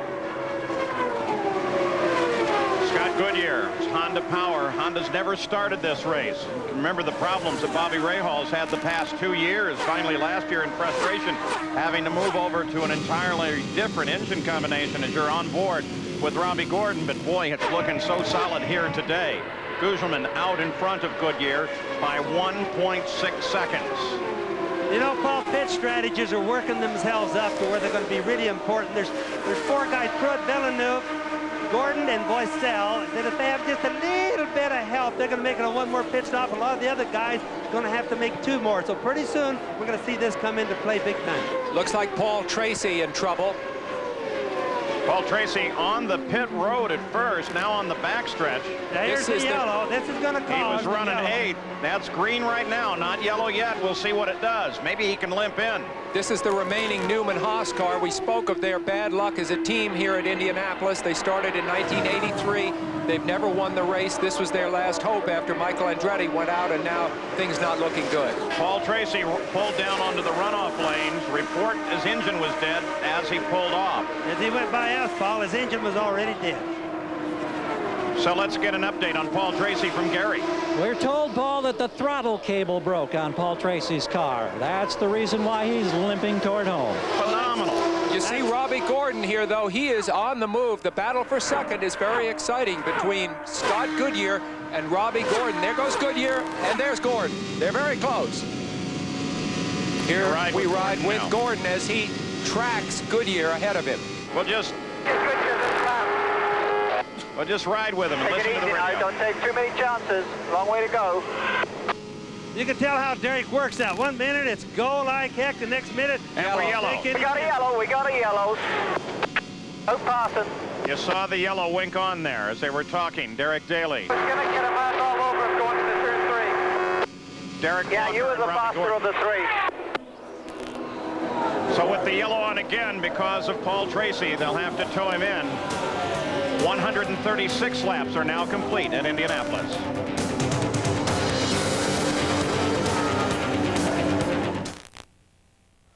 Came into the pits and made a stop under this caution. Jimmy Vasser picked up the lead. You ride with Robbie Gordon, who is in third place, but he had a great stop. It really paid off for him.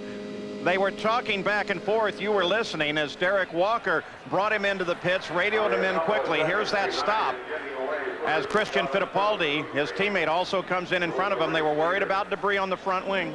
And there is Mauricio Gugelmin as he rolls out, and now watch for Gordon. There's Gordon. And Gordon beats him out of the pits and comes out ahead and therefore into third place. Gugelmin comes out in fifth. Paul Tracy, broken throttle cable. They push him to the pits. They'll try and get that repaired. 2 weeks from today, ABC's Wide World of Sports travels to Belmont Park in New York for the final jewel of the Chrysler Triple Crown Challenge. Dwayne Lucas brings Kentucky Derby winner Thunder Gulch and Preakness winner Timber Country to the Belmont Stakes. Live coverage begins at 4:30 Eastern, 1:30 Pacific, Saturday, June 10th, here on ABC Sports. So with the stops, Jimmy Vasser picks up the lead of the Indy 500, another new name at the top of the order here. As we look through the full field rundown at the conclusion of 139 laps. And keeping an eye, too, on Jack Villeneuve, who has really come back from a 2-lap deficit. Unbelievable. Average speed of the race, 156.318 miles an hour. Again, not near the record set by Arie Luyendyk with his win. That because of the 6 cautions of the day. This one, of course, for Paul Tracy. Stan Fox, the report, is still in surgery at Methodist Hospital, still in serious condition. We'll give you further updates as we have them. In the last 20 years, 14 Indy 500s have been won by drivers who have already won at least once. 9 of those men were Penske drivers, so it's no surprise that we're headed for what looks like a first-time winner. Here we go again. Vassar in the lead. The 27 car of Villeneuve in second place. So Vassar is actually sitting third in the order. Villeneuve is another 4 cars back. There goes Vassar. Keep an eye on the blue and white car, the 27 of Villeneuve. Playing it pretty careful through there, Bobby. Yes, and the 33 Cale Fabby is in the same lap, Paul, in front of these guys. Now, he's just going like heck because he's got, even though he's in the same lap, he's got all the way back around to make it as they went by. Got a look at Sam Pedri and Stefan Johansson there, 59 laps to go. There's Goodyear, third place. Robbie Gordon is fourth. Scott Goodyear, Steve Horn told me the other day, there he goes, ripping by. Look how fast he comes around the Menard car. Yeah. Unbelievable. I think the Menards are crippled at this point. Steve Horn said Scott Goodyear is the most patient driver he has ever worked with, and that, of course, includes Bobby Rahal, is a very patient man, and I think that's what you need at this point in the race. You don't need to catapult yourself back into the lead. You just need to think your way through it. There's a lot of racing left. Everybody overhauling the pole sitter, Scott Brayton, as he continues to struggle. There's Scott Goodyear. He runs now in his pursuit. That's Scott Pruitt lined up just behind him. Right, going by Johansson right there.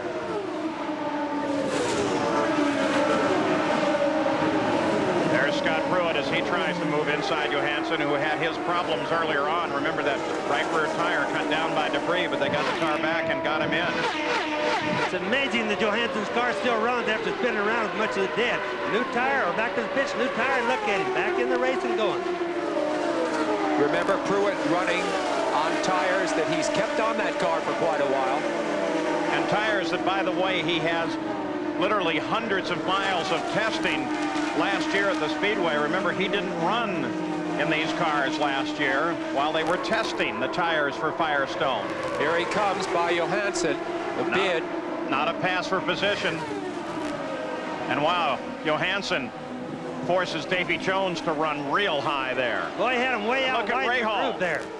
Rahal comes up to close. On board with Rahal now. And just as they came through here, through all that, Paul, got really gusty. That's one of the things that the Thunderheads without rain are doing to the guys. Rahal battling with Gugelmin. Robbie Gordon's in it as well. It's a battle for third place. Gordon's there right now. Pruitt's part of the battle too. Now they stretch out just a bit. Go, Gordon. Oh, way to the wall. Now that's what I was telling you guys about the gusty of the wind. It's really got gusty just all of a sudden. It's been going up and down all day. But a gust of wind could have done that to him right there. Gugelmin around Jones. Not a battle for position. It's Vassar, Villeneuve, Goodyear, Pruitt, Gugelmin, Rahal, Gordon. That's the lineup. Christian Fittipaldi is 9th. Eliseo Salazar is 10th. There you see the lineup on the Valvoline leaderboard. Rahal right there on the right of your screen in the black and yellow car.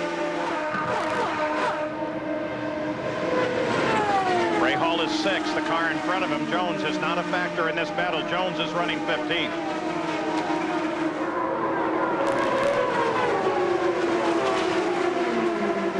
Rahal's order coming through this race, moving his way forward into 6th place. Now back on board with Gordon, 7th place. Remember, at the front of this field is Jimmy Vassar.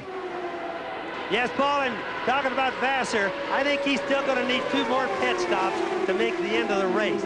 This is one thing that's going to make a difference. He's in front right now, but without pit stops. Well, I think you're right, Bobby. He made his last stop on the 120th lap, while most of the cars at the front of the order stopped on lap 139. So sometimes it looks a little deceiving on the scoring, so we had to explain that a little bit. Yeah, but it depends on yellows, doesn't it?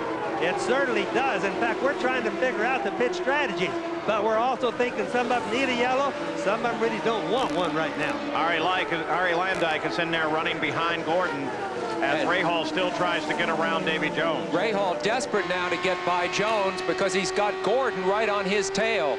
A very good battle for position.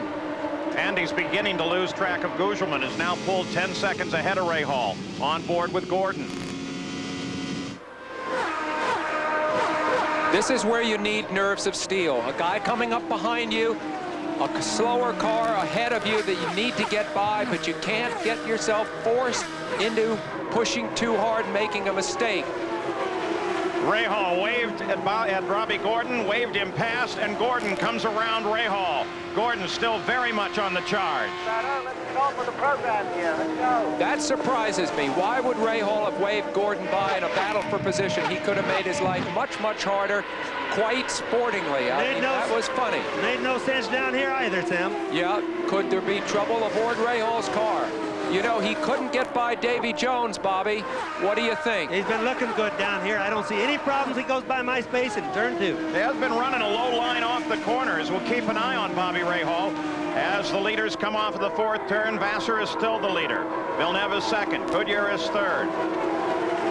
Oh, here Rahal comes Rahal trying back to challenge again. with Gordon. Boy, almost gets into the side of him, though. What's going on here?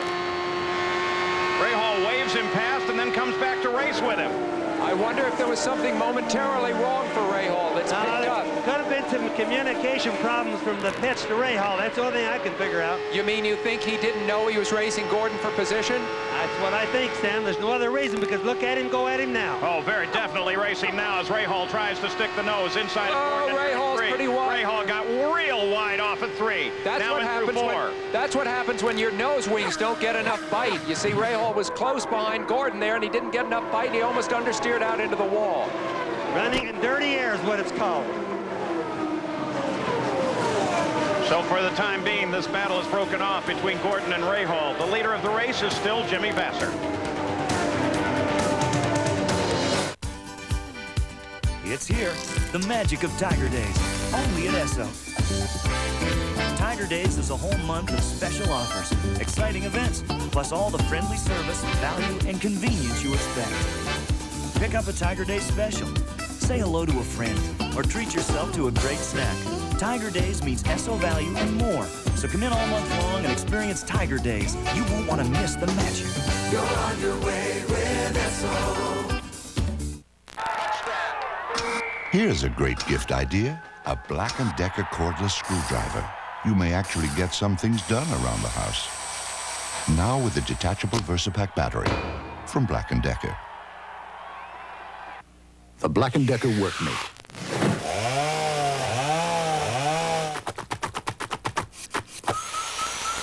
About all it can't help you do is clean up, but at least it gets out of your way.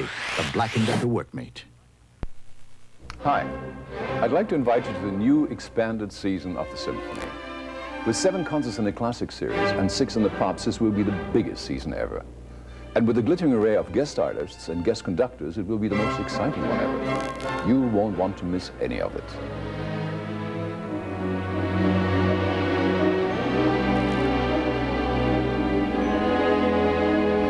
Call Town Ticket Center for your early bird subscription today and save money. It's the Restonic National Truckload Sale going on now. The factory reductions were so great, we ordered an entire truckload of famous Restonic bedding, and we're passing the savings on to you. Enjoy the restful sleep you deserve at truckload sale prices. Shop early while the selection is best. Quantities are limited. Save on the Restonic mattress of your choice, including marvelous middle sleep sets, while the supplies last during our Restonic National Truckload Sale going on now. See the bedding experts at McCleary's Bedroom Center, Barron Road, Kelowna. The huge Please Be Seated tent sale is on now, and you should see all of the stuff they got down here. Doug and the staff have moved virtually tons of merchandise out of the store and into the big top, and you've cut the prices. We've really cut the prices, Mike, and our selection's huge on lazy boy furniture, trailer furniture, We've got Grange mattresses and all the great opportunities to save a lot of money. Right, it's down here. It's under the big top. You'll see it right away at Please Be Seated on Springfield Road in Kelowna.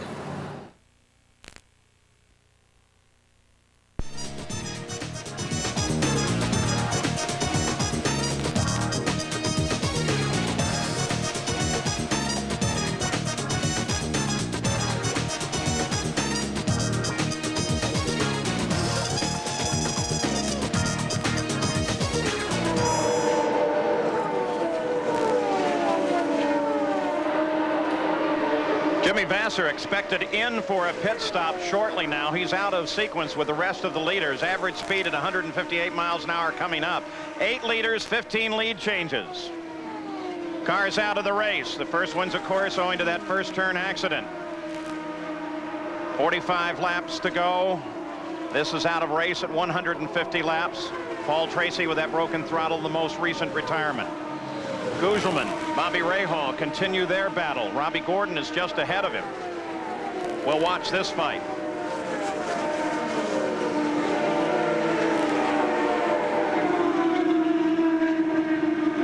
Dale Fabi heads for the pits, as does the leader of the race, Jimmy Vasser. So Vasser turns down onto pit road on the 155th lap. And the new leader is Jacques Villeneuve. See the debris on the front wing there?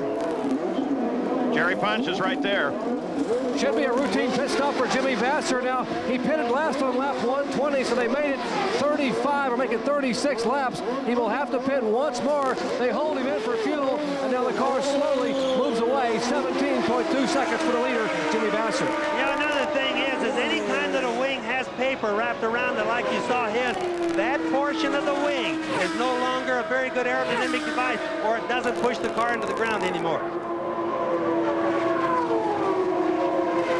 So Jacques Villeneuve picks up the lead of the race once again. Let's go down to Jack Arute. Well, Paul, here's the way it's unfolding for the cars that are running presently first and second, Jacques Villeneuve and Scott Pruitt. Villeneuve, according to Team Green, is real close, but they are going to try and make it on one final stop. They say they could be running on as little as fumes on the last lap here at the Indy 500. The same will be said for the Firestone Tire Pat Patrick car. They're coming in, believe this, on lap 170, and then they're going the distance. Pruitt presently shown in second spot. I'll tell you what, though, what a terrific story this is with the car that went 2 laps behind. Right now, he'd be 2 laps ahead of the race were it not for that penalty.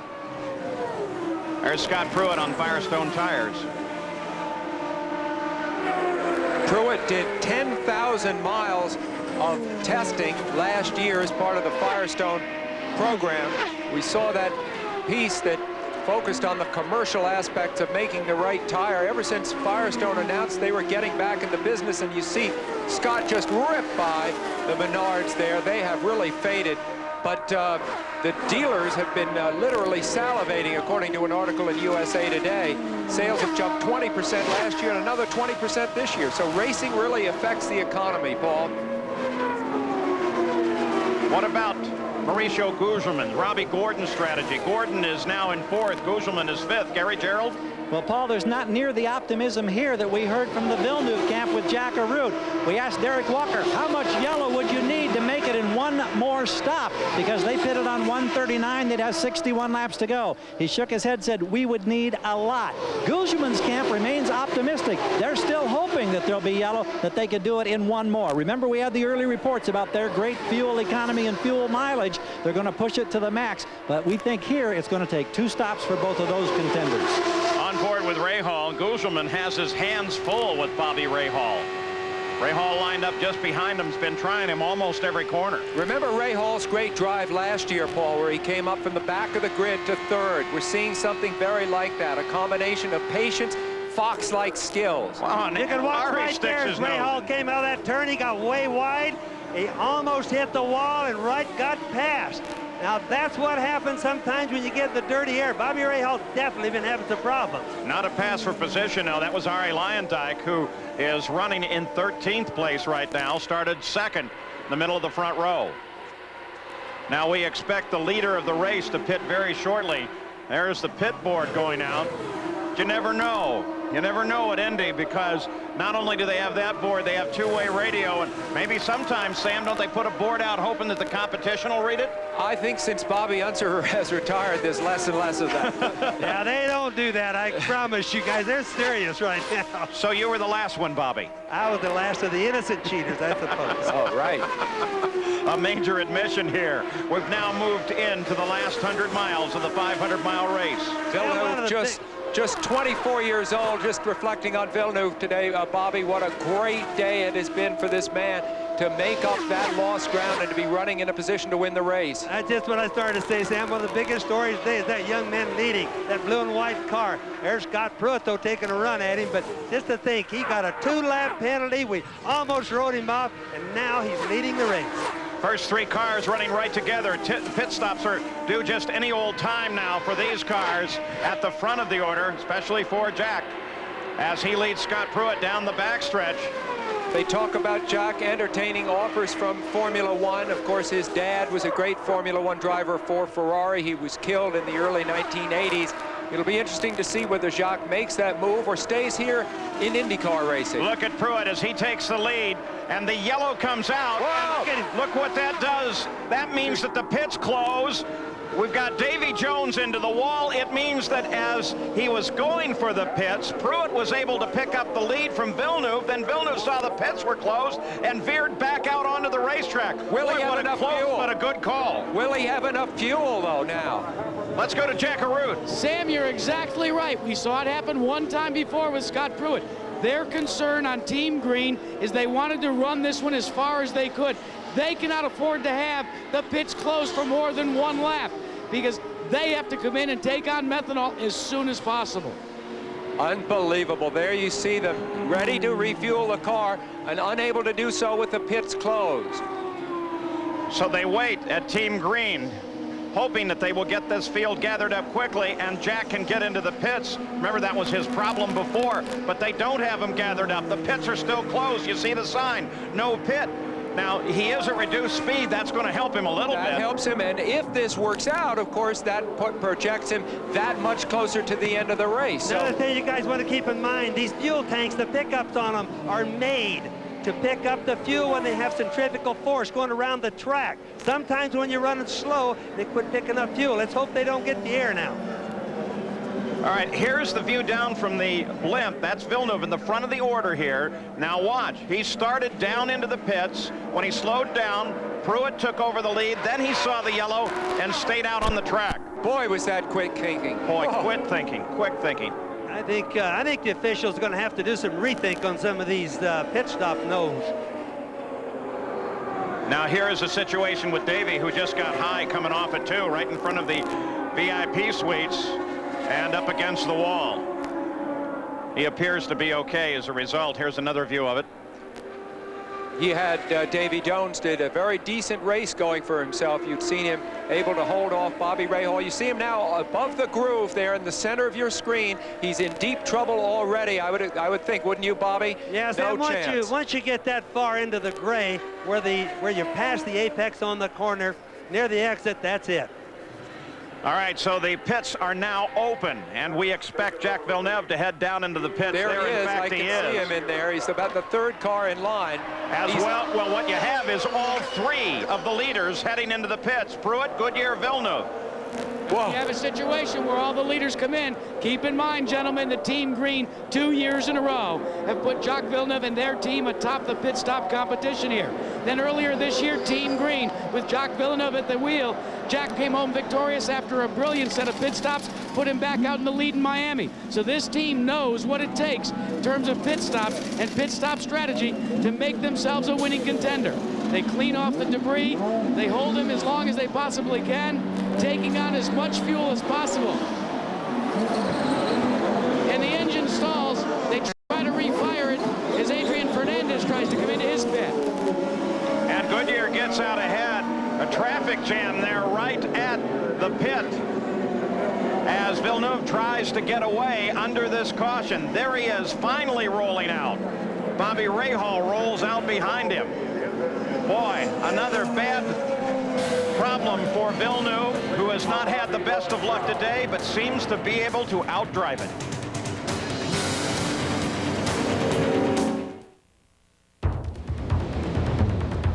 The land, mark of characteristically clean, cold, and crisply defined by a consistently held and fluid belief in everything you're made of. Why? Because I am.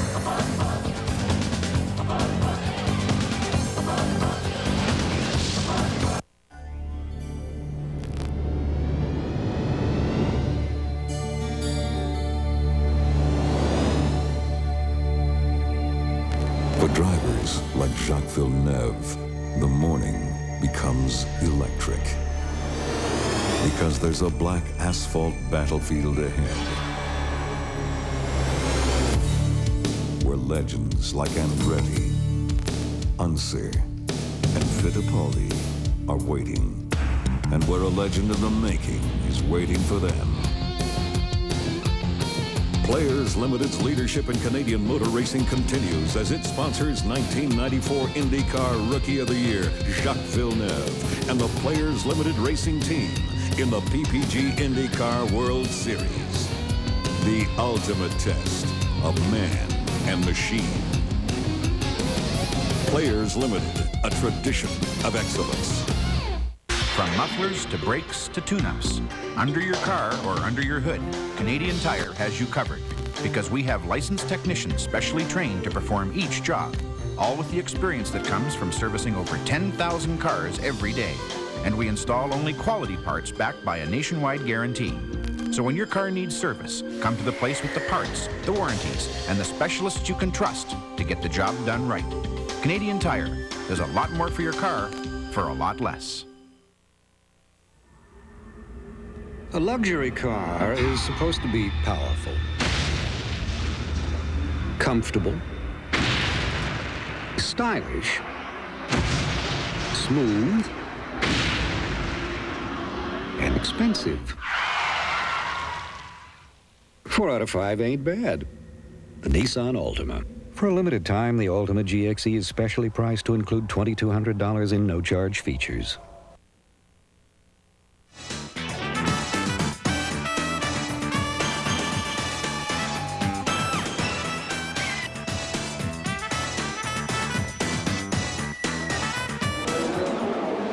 Under the caution, Robbie Gordon picked up the lead. They just called him into the pits. Part of the strategy, trying to milk the yellow just as long as they can. Second place, Mauricio Gugelmin came in as well. There he is. So both of these cars still under the yellow. Gugelmin rolls away first. Now Robbie Gordon rolls away, but not quick enough. We'll get him. You heard Derek Walker say, don't worry about it, we'll get him. Now let's go back to the pit stops at the start of this yellow. As Scott Pruitt, the 20 car, will have up the top of the screen. The red and white one right there. But keep an eye, Scott Pruitt's team, Patrick Racing, nice job. Rolled him away and gave him the lead of the race.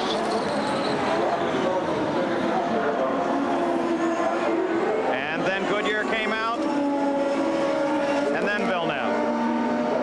And Bobby Rahal came out behind Villeneuve. So now behind the Corvette pace car, the field is lined up once again.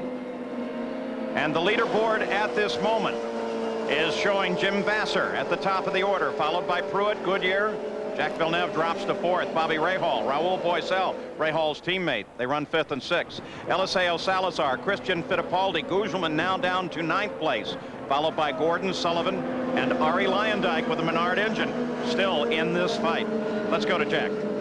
Well, probably one of the greatest stories so far, and we've been on top of it, is Scott Pruitt going without a tire change. Al Spire from Firestone Tire and River Company. It's the soft compound, and yet he elected not to change tires. He's got new ones on now, but 2 whole stops. Oh, yeah, 2 whole stops. You know, he went a lap down earlier in the race because the pits were closed. He ran out of fuel by going almost a double stint on the tires because of the exceptional wear we've got. Even on the soft compound, it's got him back on the lead wrap, right up in the lead, and we've got our fingers crossed. How could you assess your performance so far coming back to Indy? Oh, it is just tremendous. We could never have expected to be here late in the race. 2 cars up in the top 3, tires performing flawlessly, wear rate way above what we expected, and and running right with the leaders. It is just fantastic. You know, guys, should they win, you'll have to get him a Valium patch to keep him on the ground.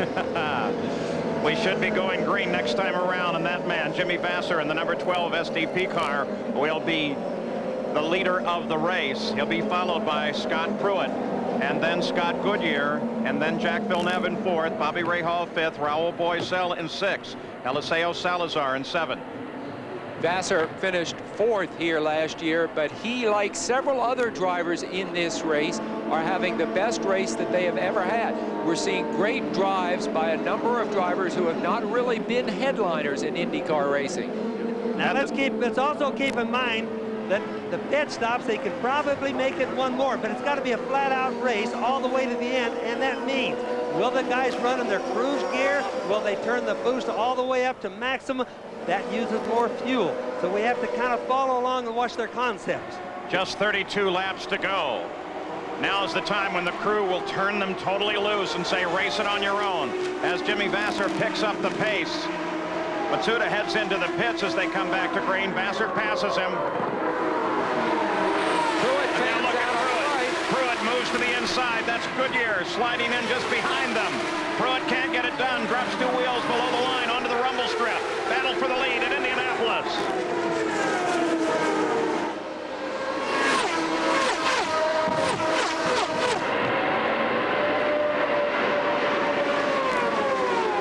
On the backstretch. Pruitt still tries to close, but Vasser now gets up a full head of steam and is rolling. Jimmy Vasser fought off Pruitt terrifically there. What style, Paul. He just knifed back across, had none of Pruitt's effort to pass him. Dan, it looked to me like that might have been a tie right down in the apex of that corner. What? Boy, but what a chance he took. See that car there, number 9, 5th place? They're going to give him the black flag.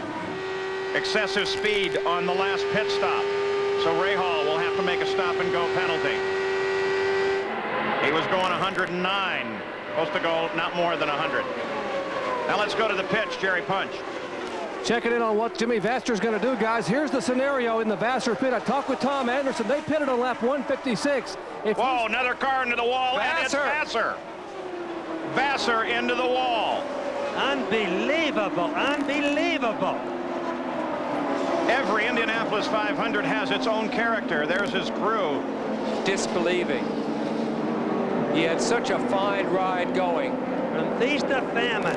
That shows what happens, the pressure that you get from the sprint car race to the end. And that's what this race has worked itself out to be. Watching to make sure Jimmy Vasser's okay. The rescue crews are already there. He takes off the wheel. He's disgusted, Paul. He's really disgusted, but I think he's all right.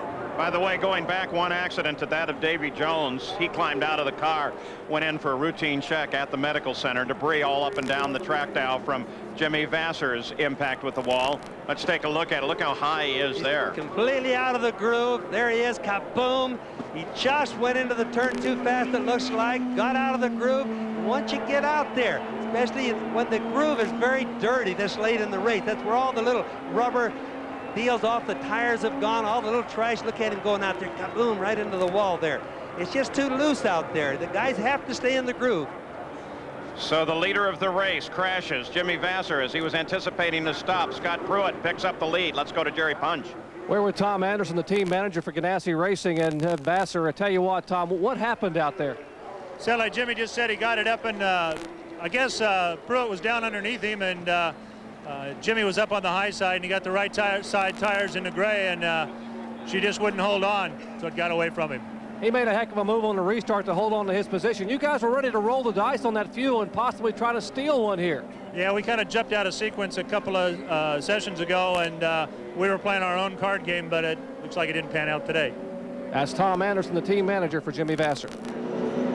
So Vasser is the leader of the race, catches the wall out of the race. Caution is on once again at the Indianapolis Motor Speedway, and Scott Pruitt will be the new leader.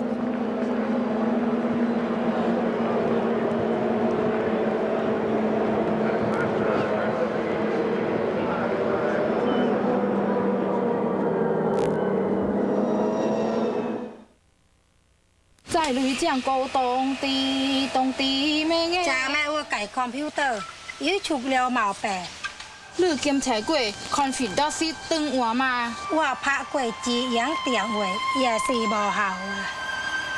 你知无？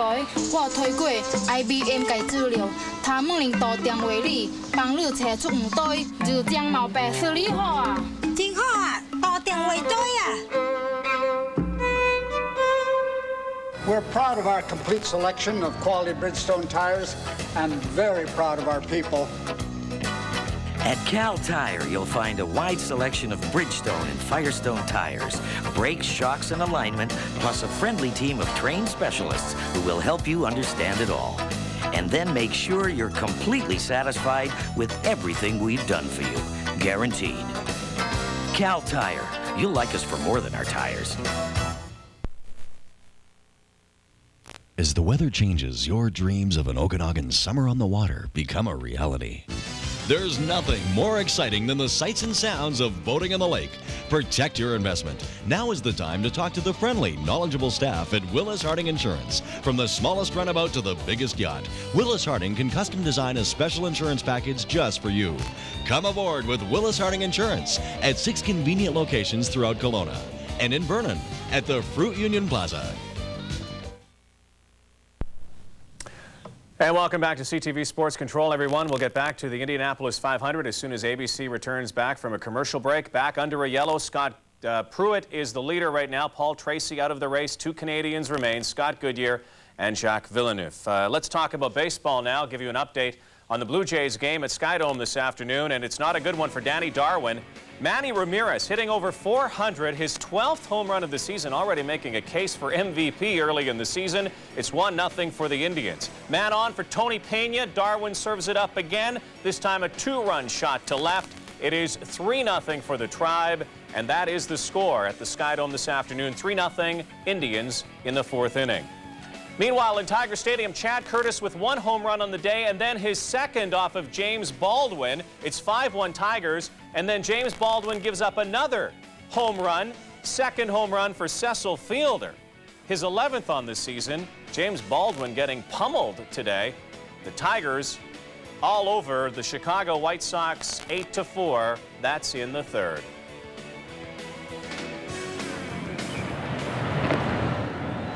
Back in Indianapolis, here's a situation that set up this yellow with Jimmy Vasser running in the lead, being chased by Scott Pruitt, Bobby Unser. Yes, you can see Pruitt behind. There's the car, the red one. Vasser, Pruitt getting a draft. Moving up on him, moving up, getting a good draft, working back and forth. Now he goes for the pass right down the bottom. Good, clean pass. Good, smart pass by Pruitt.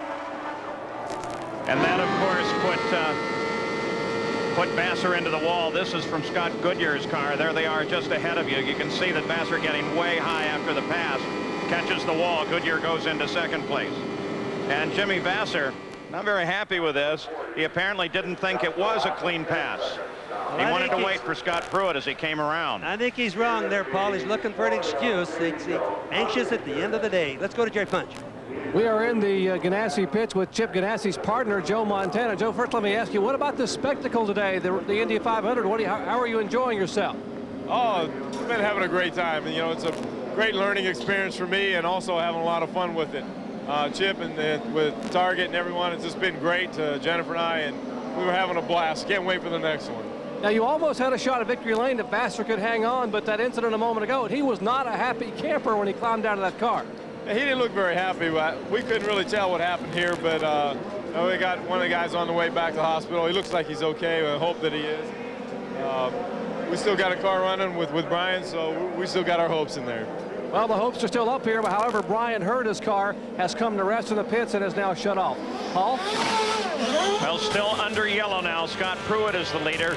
Bobby Rahal was assessed to stop and go under this yellow flag. So Scott Pruitt is the leader, followed by Goodyear and Villeneuve.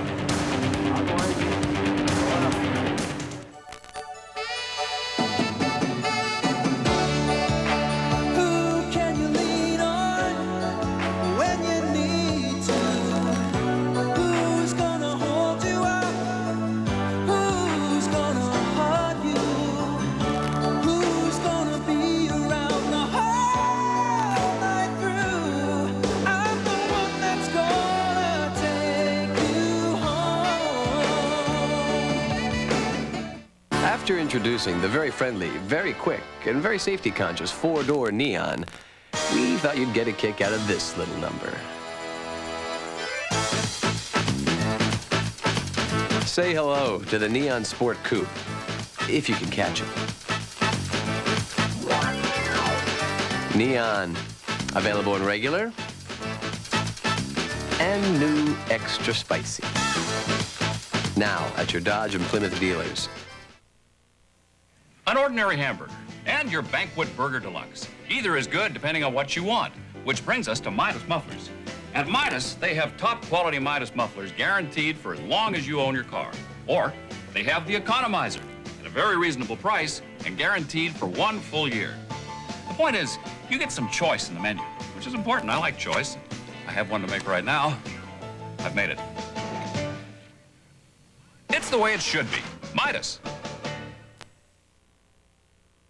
From the pages of Pulitzer Prize winner Larry McMurtry, an epic story of love and honor. My father used to say, anything worth having is worth fighting for. Lonesome Dove, the series, Saturday night on CTV.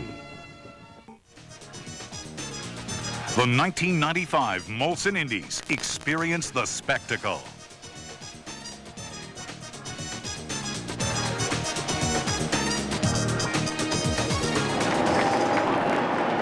The Chevrolet Corvette pace car already accelerating as we're ready to go back to green flag racing. It'll be a 24-lap sprint to the finish. Everybody's made their stop. Shouldn't be another reason to head into the pits. It's Scott Goodyear out in front, or it's Scott Pruitt out in front. Scott Goodyear right behind him. Jack Villeneuve in third, and Raul Boesel is fourth, followed by Christian Fittipaldi and Eliseo Salazar. And here we go. This should be a run to the 500th mile. As immediately Goodyear tries to make a move and gets it done as they cross the line. Pruitt drops right into his slipstream. He absolutely drafted him. I saw it coming. He laid for him. Scott Pruitt was slow on the gas. What a better thing. You can bet Pat Patrick is going straight in the air right now. Goodyear has the more experience, especially in 500 milers of the two. Of course, he's won 2 500 milers. Pruitt's best finish here, a 10. So Scott Goodyear, the Honda power, moves into the front. Both men have crew chiefs urging them on that have won the race. Jim McGee, representing Scott Pruitt, has won it 3 times. Steve Horn for Scott Goodyear has won it once, back for Rahal in 1986. Everybody has to understand these cars don't accelerate the full speed equally, so any run that you can get another car at a start is going to give you like a 10-mile-an-hour gain at the end of the straightaway. I think that's one of the key differences too, Bobby. You're looking at 2 different engine packages here that accelerate at different rates. That may have also helped Scott Goodyear. Remember, that Honda turns more RPM than the Ford does. The Honda is leading right now. The Ford is running to second. Both cars are Firestone, but the Honda turns more RPM, which means it gets more wheel torque than the other one does. From time to time, you get a feeling for all the debris that's on the course. Something like that could pop into the front of one of these coolers, one of the radiators on the car, and that could let an engine go. Look how dirty it is up there off of turn 1. But you can bet you that Scott Pruitt is thinking of everything he can do. He doesn't have much time left. The difference between winning and second place is everything. Goodyear's 24-year tire winning streak here on the line right now with Firestone, as you said, Bobby, running 1-2. We watch the leader. Third place is Villeneuve, despite a 2-lap penalty very early on in the race. 223 miles an hour last lap. Awesome. Those are the fastest laps run thus far. Scott Goodyear, who did not have a ride at the beginning of this season, picking up here with the Tasman team. This is his first race of this year. Now remember, Scott Pruitt, following Scott Goodyear there, is running in dirty air. He's trying to figure out a way to pass. He's going to try low, high, everything and going. I'm getting really excited myself. Battle at the front of the field. That bright yellow car, number 24, that's Scott Goodyear. He's the leader of the race. The red, white, and blue car directly behind him, the 20 car, that is Scott Pruitt, first and second. Goodyear, of course, a part-time driver this year, has won 2 500s, both of those at Michigan. Scott Pruitt spent last year testing the Firestone tires just so he could be ready for this run this year. Third place is the 27 car of Jacques Villeneuve. And remember that Goodyear, as we showed you right at the start of the show, was second in the closest finish ever here at Indianapolis behind Al Unser Jr., 43 thousandths of a second. You can watch that Scott Goodyear zigzag trying to break the draft for Scott Pruitt, but Pruitt stays right behind him wherever he goes. He stays in his draft. 20 laps to go. This is a straight fight to the finish. 20 laps to go. Two evenly matched cars. Two great drivers, both with high expectation. But Sam, what does history tend to show us?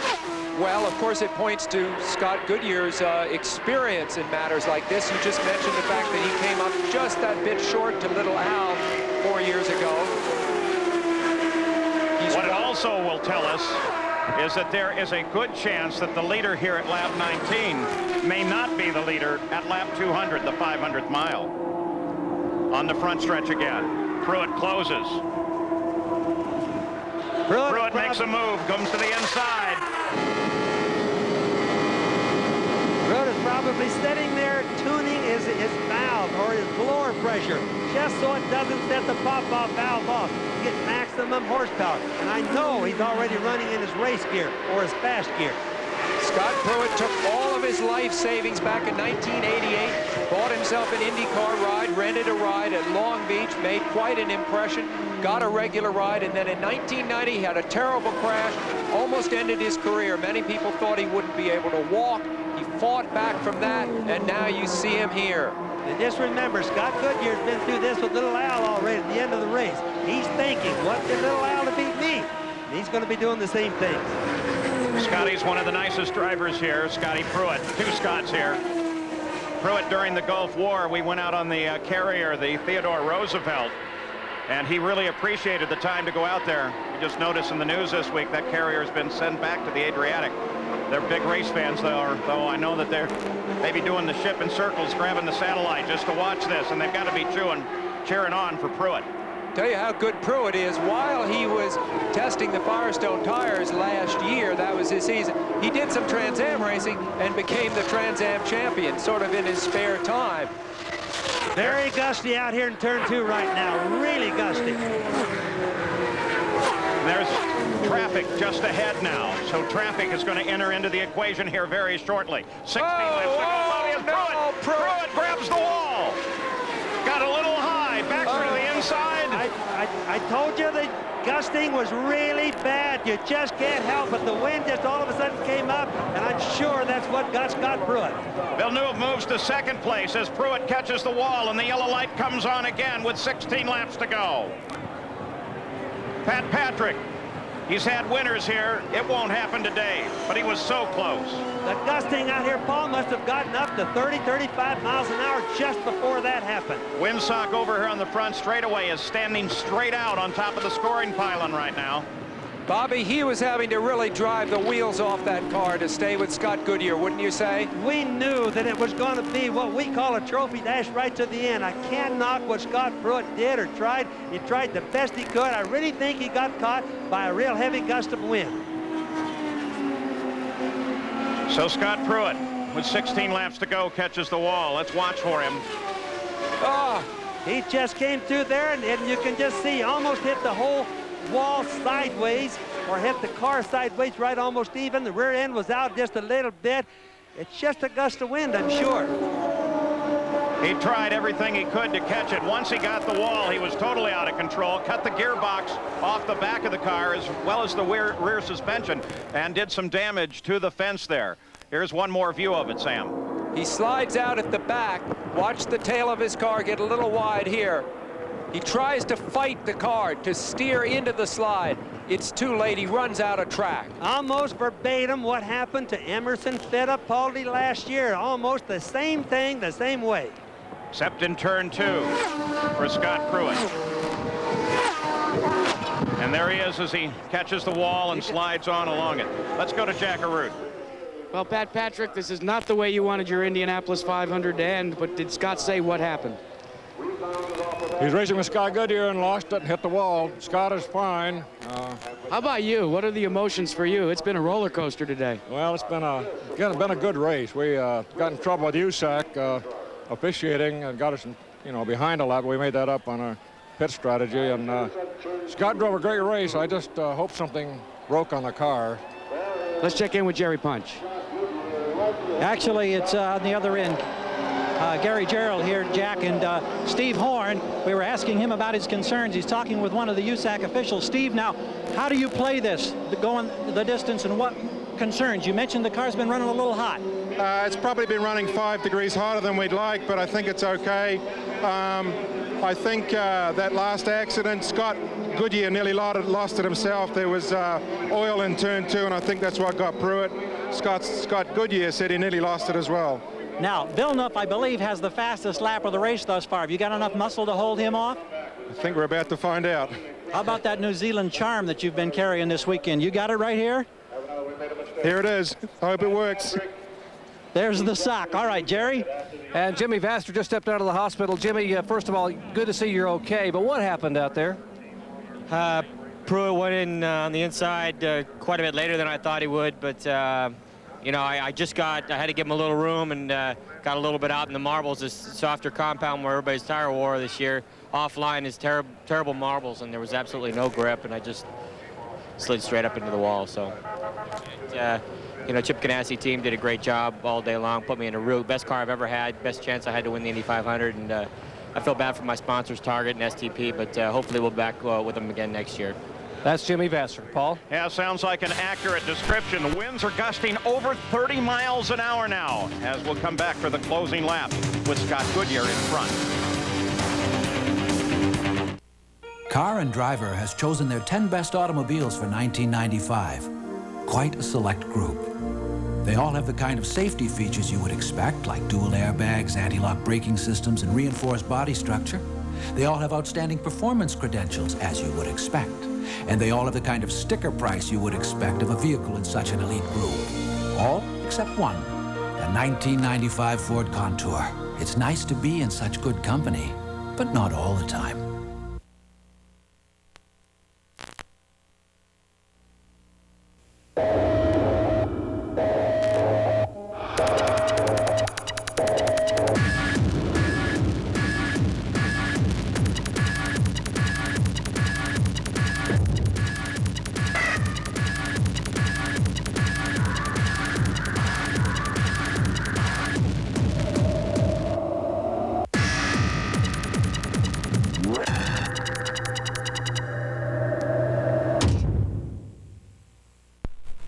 Looks like another hot one today, so watch out for the sun. Well, the sun is shining, a warmth on my mind. Create the perfect outdoor atmosphere for family and friends with an automatic awning, expanding your outdoor living space with comfort, style, and elegance. Great party, honey. This is the summer. For more information, visit Valley Canvas and Awning Limited or call 860-6628. CTV Sports and Molson Racing proudly present the 79th Indianapolis 500. Sponsored by Armor All Protectant. When it comes to protection, there are no bargains. And by IBM Canada Limited.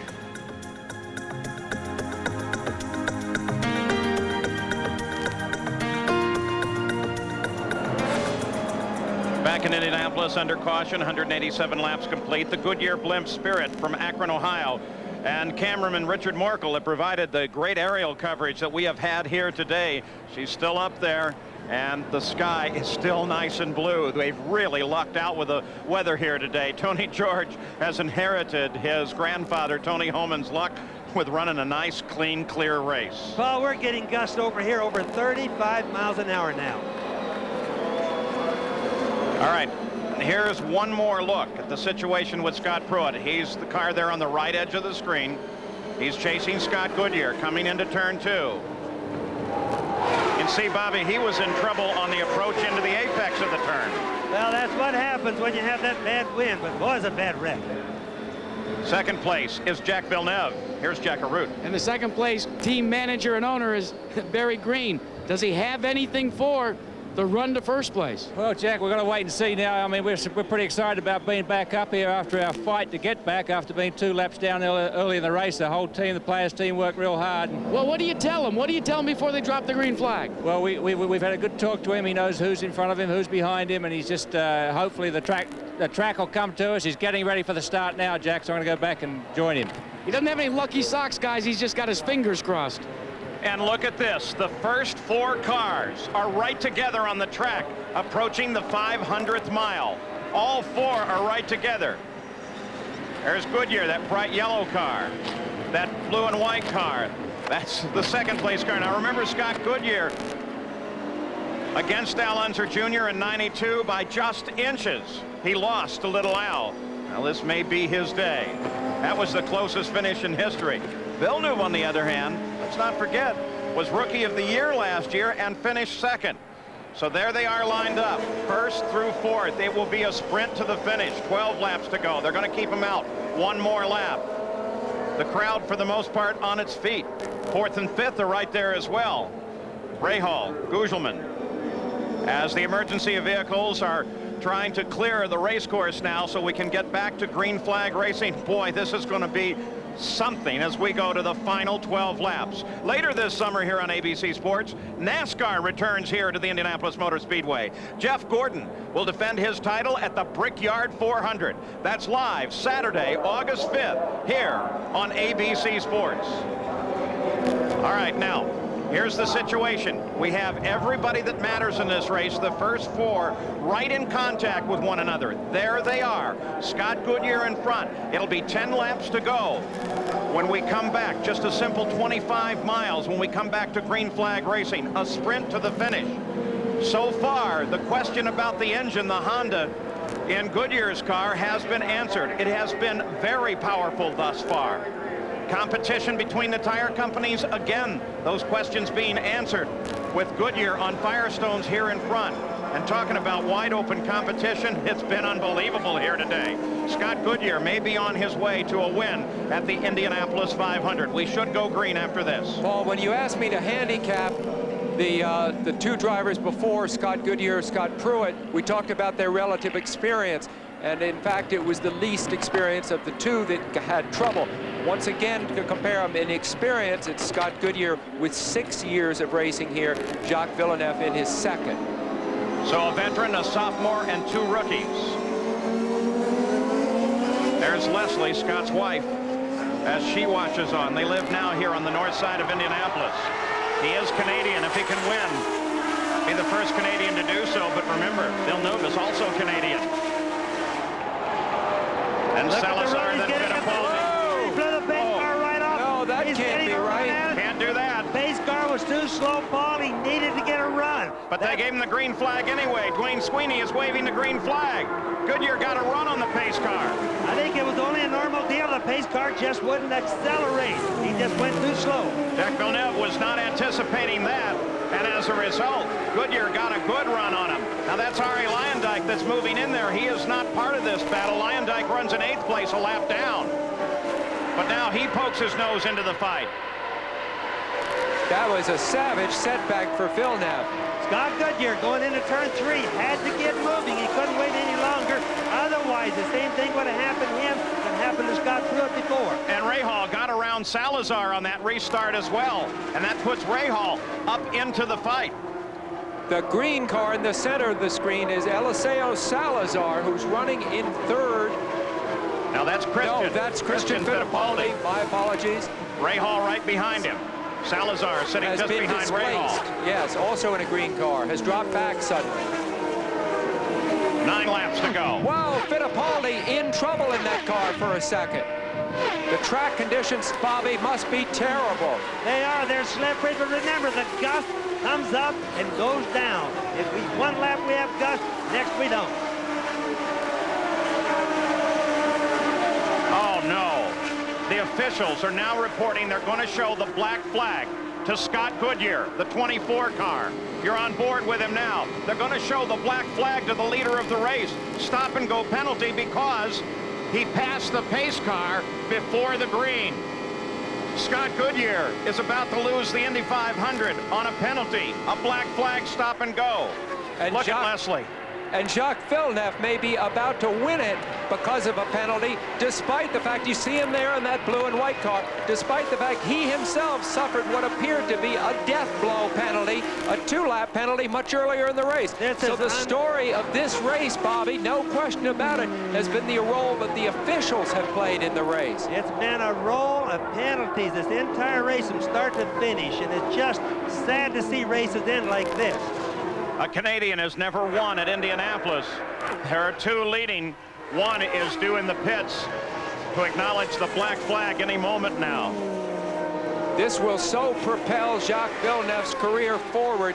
You will see Formula One teams make million dollar offers, huge offers for his talents for next year. Will he go? That's up still in the air. Villeneuve in front. Fittipaldi. Christian Fittipaldi runs in second. 7 laps to go. There's the black flag being given to the leader. And we talked about the changing of the guard. Here is a sophomore, second-year man running first, and a rookie running second. But a really good man right there. Villeneuve has really done a good job.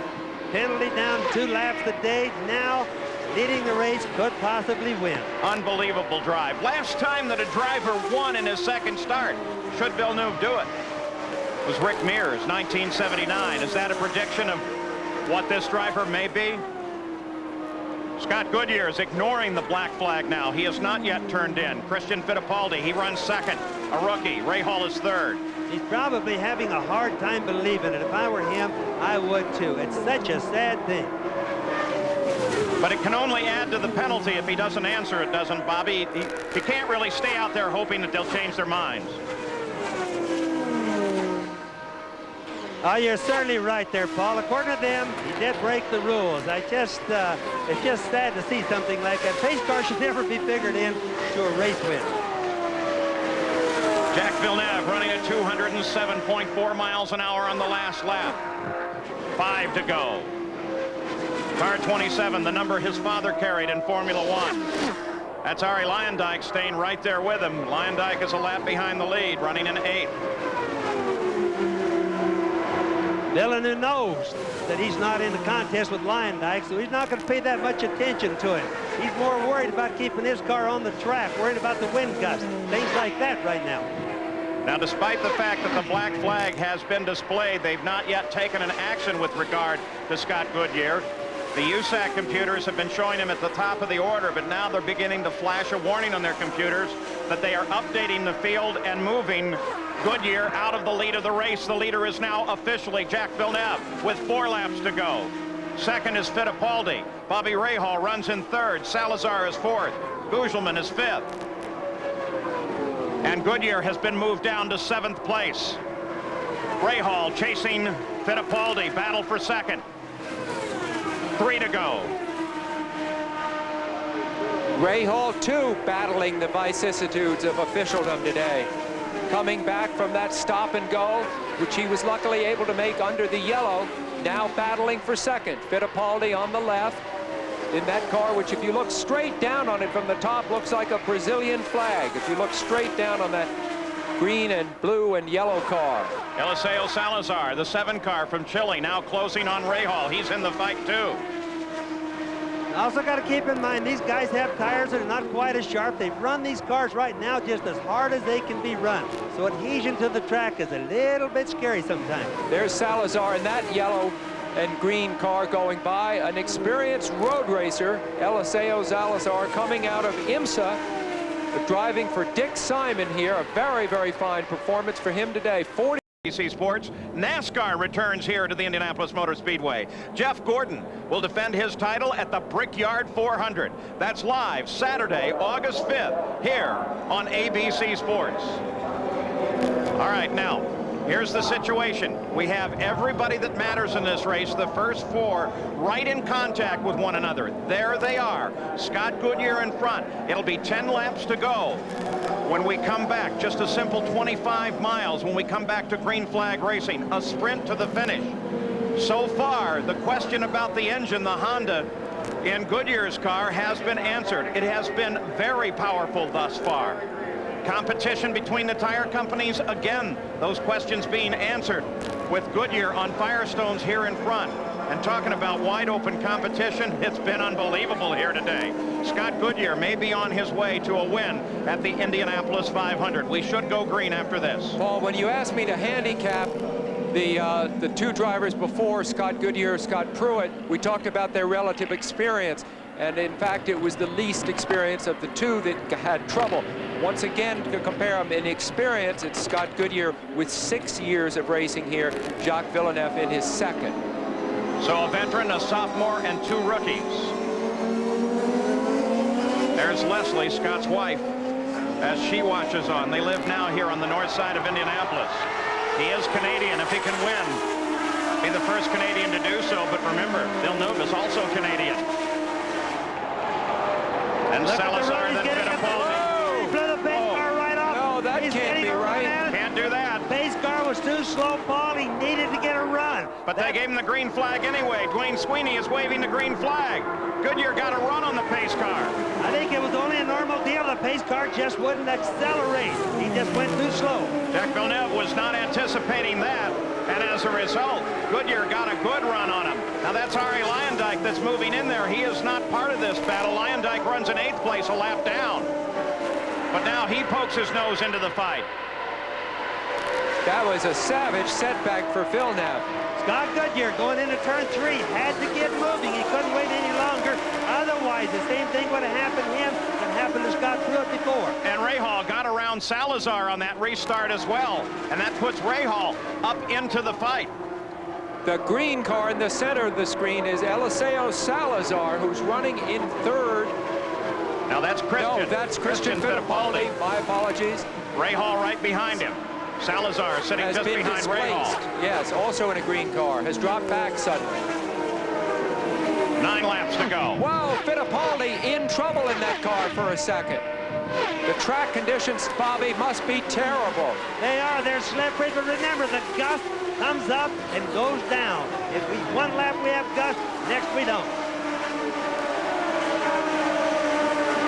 Oh, no. The officials are now reporting they're going to show the black flag to Scott Goodyear, the 24 car. You're on board with him now. They're going to show the black flag to the leader of the race. Stop and go penalty because he passed the pace car before the green. Scott Goodyear is about to lose the Indy 500 on a penalty. A black flag, stop and go. And look at Leslie. And Jacques Villeneuve may be about to win it because of a penalty, despite the fact you see him there in that blue and white car, despite the fact he himself suffered what appeared to be a death blow penalty, a 2-lap penalty much earlier in the race. So the story of this race, Bobby, no question about it, has been the role that the officials have played in the race. It's been a roll of penalties this entire race from start to finish, and it's just sad to see races end like this. A Canadian has never won at Indianapolis. There are 2 leading. One is due in the pits to acknowledge the black flag any moment now. This will so propel Jacques Villeneuve's career forward. You will see Formula One teams make million dollar offers, huge offers for his talents for next year. Will he go? That's up still in the air. Villeneuve in front. Fittipaldi. Christian Fittipaldi runs in 2nd, 7 laps to go. There's the black flag being given to the leader. And we talked about the changing of the guard. Here is a sophomore, 2nd-year man running 1st, and a rookie running 2nd. But a really good man right there. Villeneuve has really done a good job. Penalty down 2 laps today. Now leading the race, could possibly win. Unbelievable drive. Last time that a driver won in his 2nd start, should Villeneuve do it, was Rick Mears, 1979. Is that a prediction of what this driver may be? Scott Goodyear is ignoring the black flag now. He has not yet turned in. Christian Fittipaldi, he runs 2nd, a rookie. Rahal is 3rd. He's probably having a hard time believing it. If I were him, I would too. It's such a sad thing.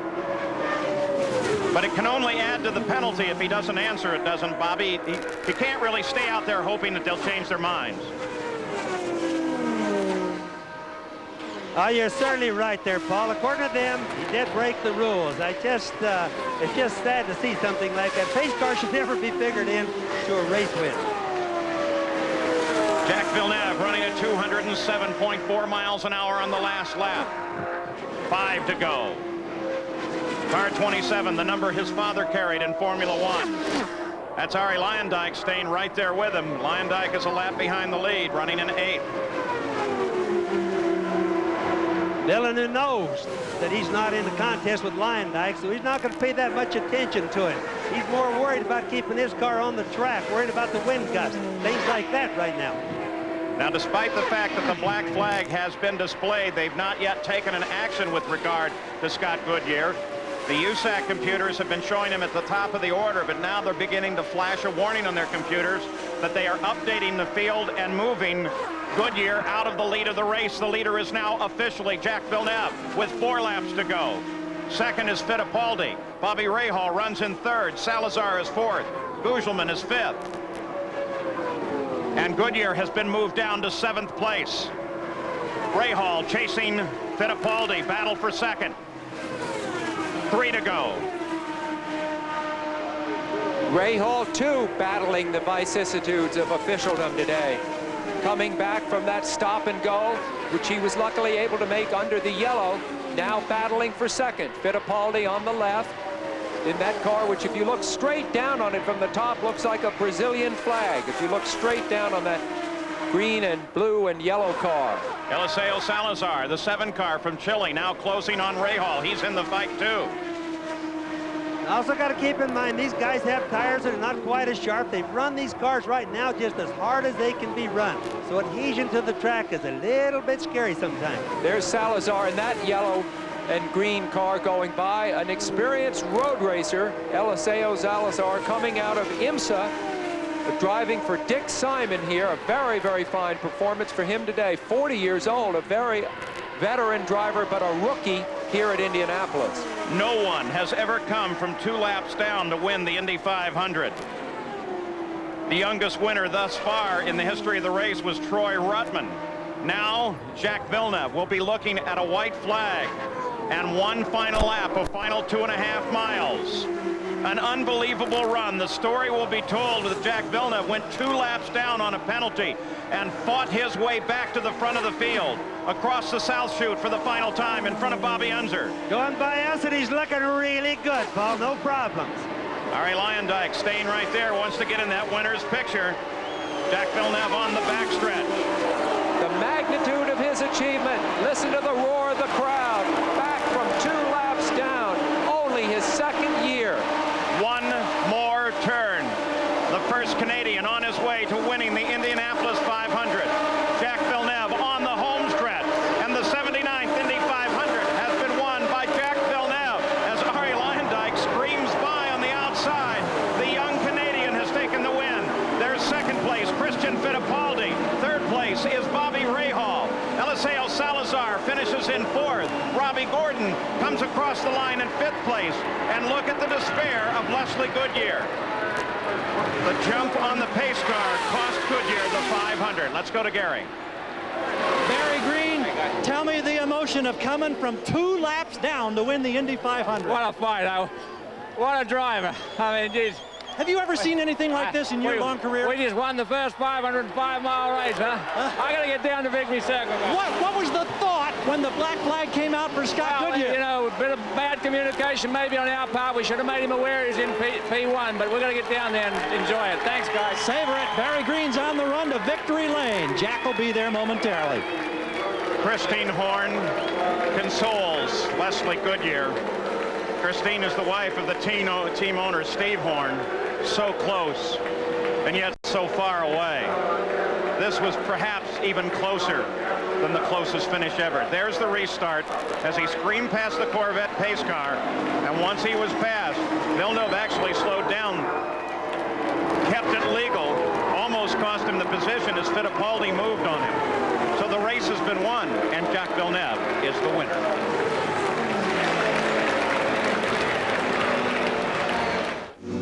kids. We got snaked big time in Barneyland. They dream green room. We sent shore slop. Holmes, let's get aggro on IBM stick before we get churned. We'll bust the lip, get locked in the barrel, and we won't need a swami to keep us from going over the falls. Are we talking triple concave? Nectar. All the way. Pure guava. These lineups have been totally glassy since they chilled on the SEAL suits.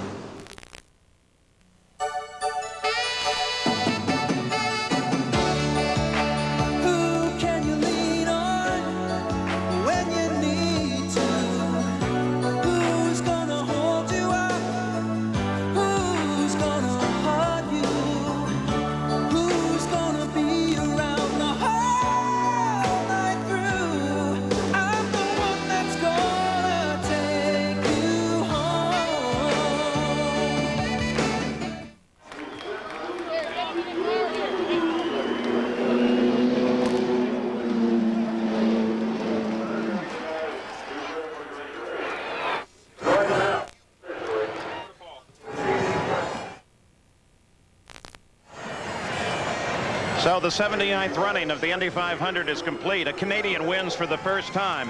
Jacques Villeneuve of Canada, car 27, is the winner of the Indianapolis 500. And right now, he's in winner's circle. Here's Jack Arute.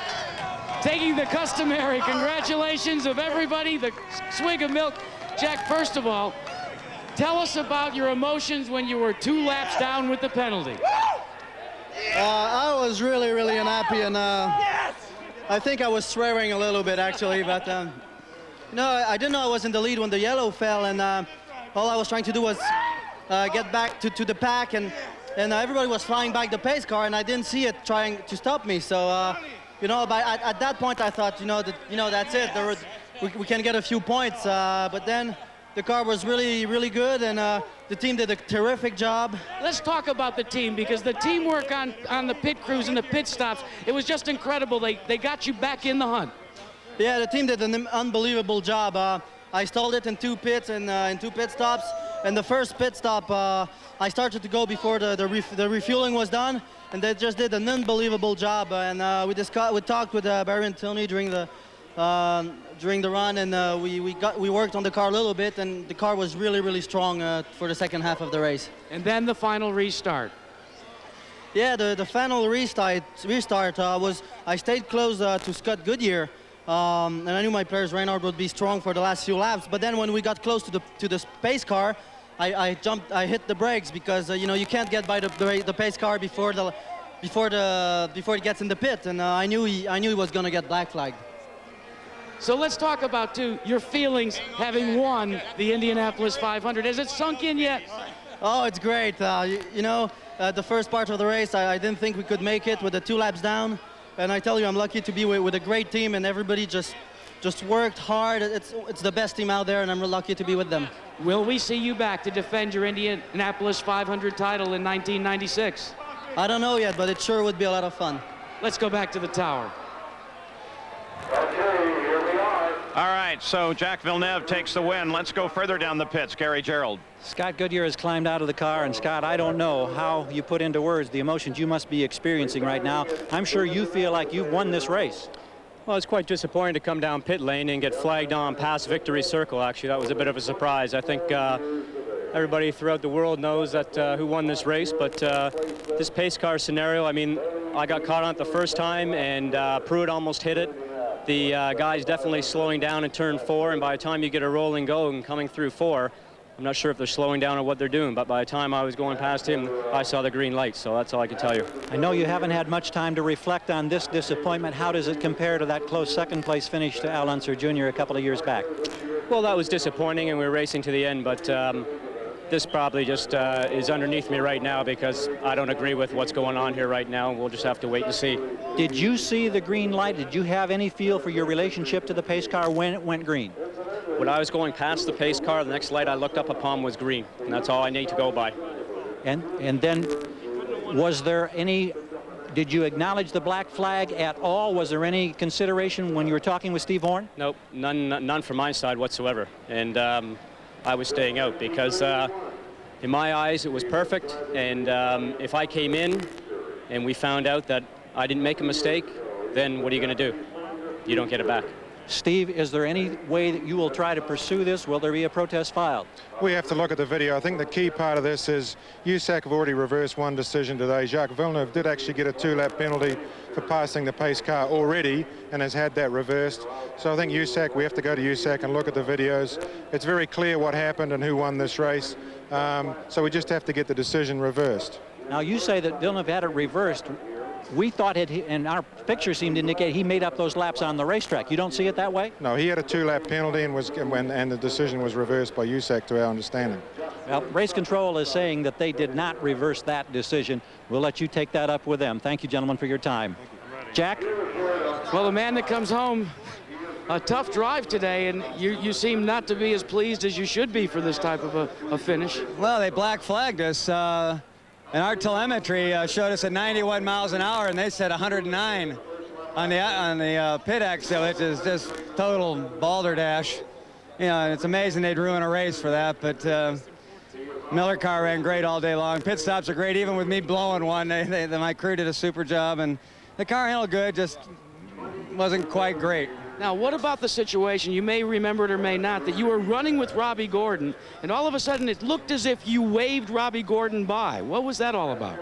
No, I didn't wave him by. I was asking him to go forward, you know, make sure we packed up. Paul?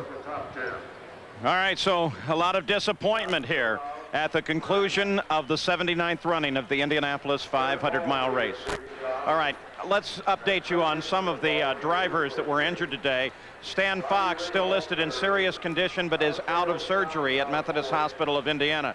Scott Pruitt was taken to Methodist. They wanted to make sure that his chest was okay, and they gave him a chest x-ray. He's still there. Scott Sharp also went to Methodist, and he had bruises and contusions of his left arm. He has now been released. So the most serious accident of the day was right there on lap number 1. And Stan Fox got down into the grass. Looks really like something must have broken on that car. Almost head-on into the wall. If we have any update on the condition of Stan Fox, we will give that update report during the Ladies Skins, which follows our coverage here at the Indianapolis 500-mile race. So next it is the J.C. Penney LPGA Skins game. The final results for the 79th running of the Indianapolis 500.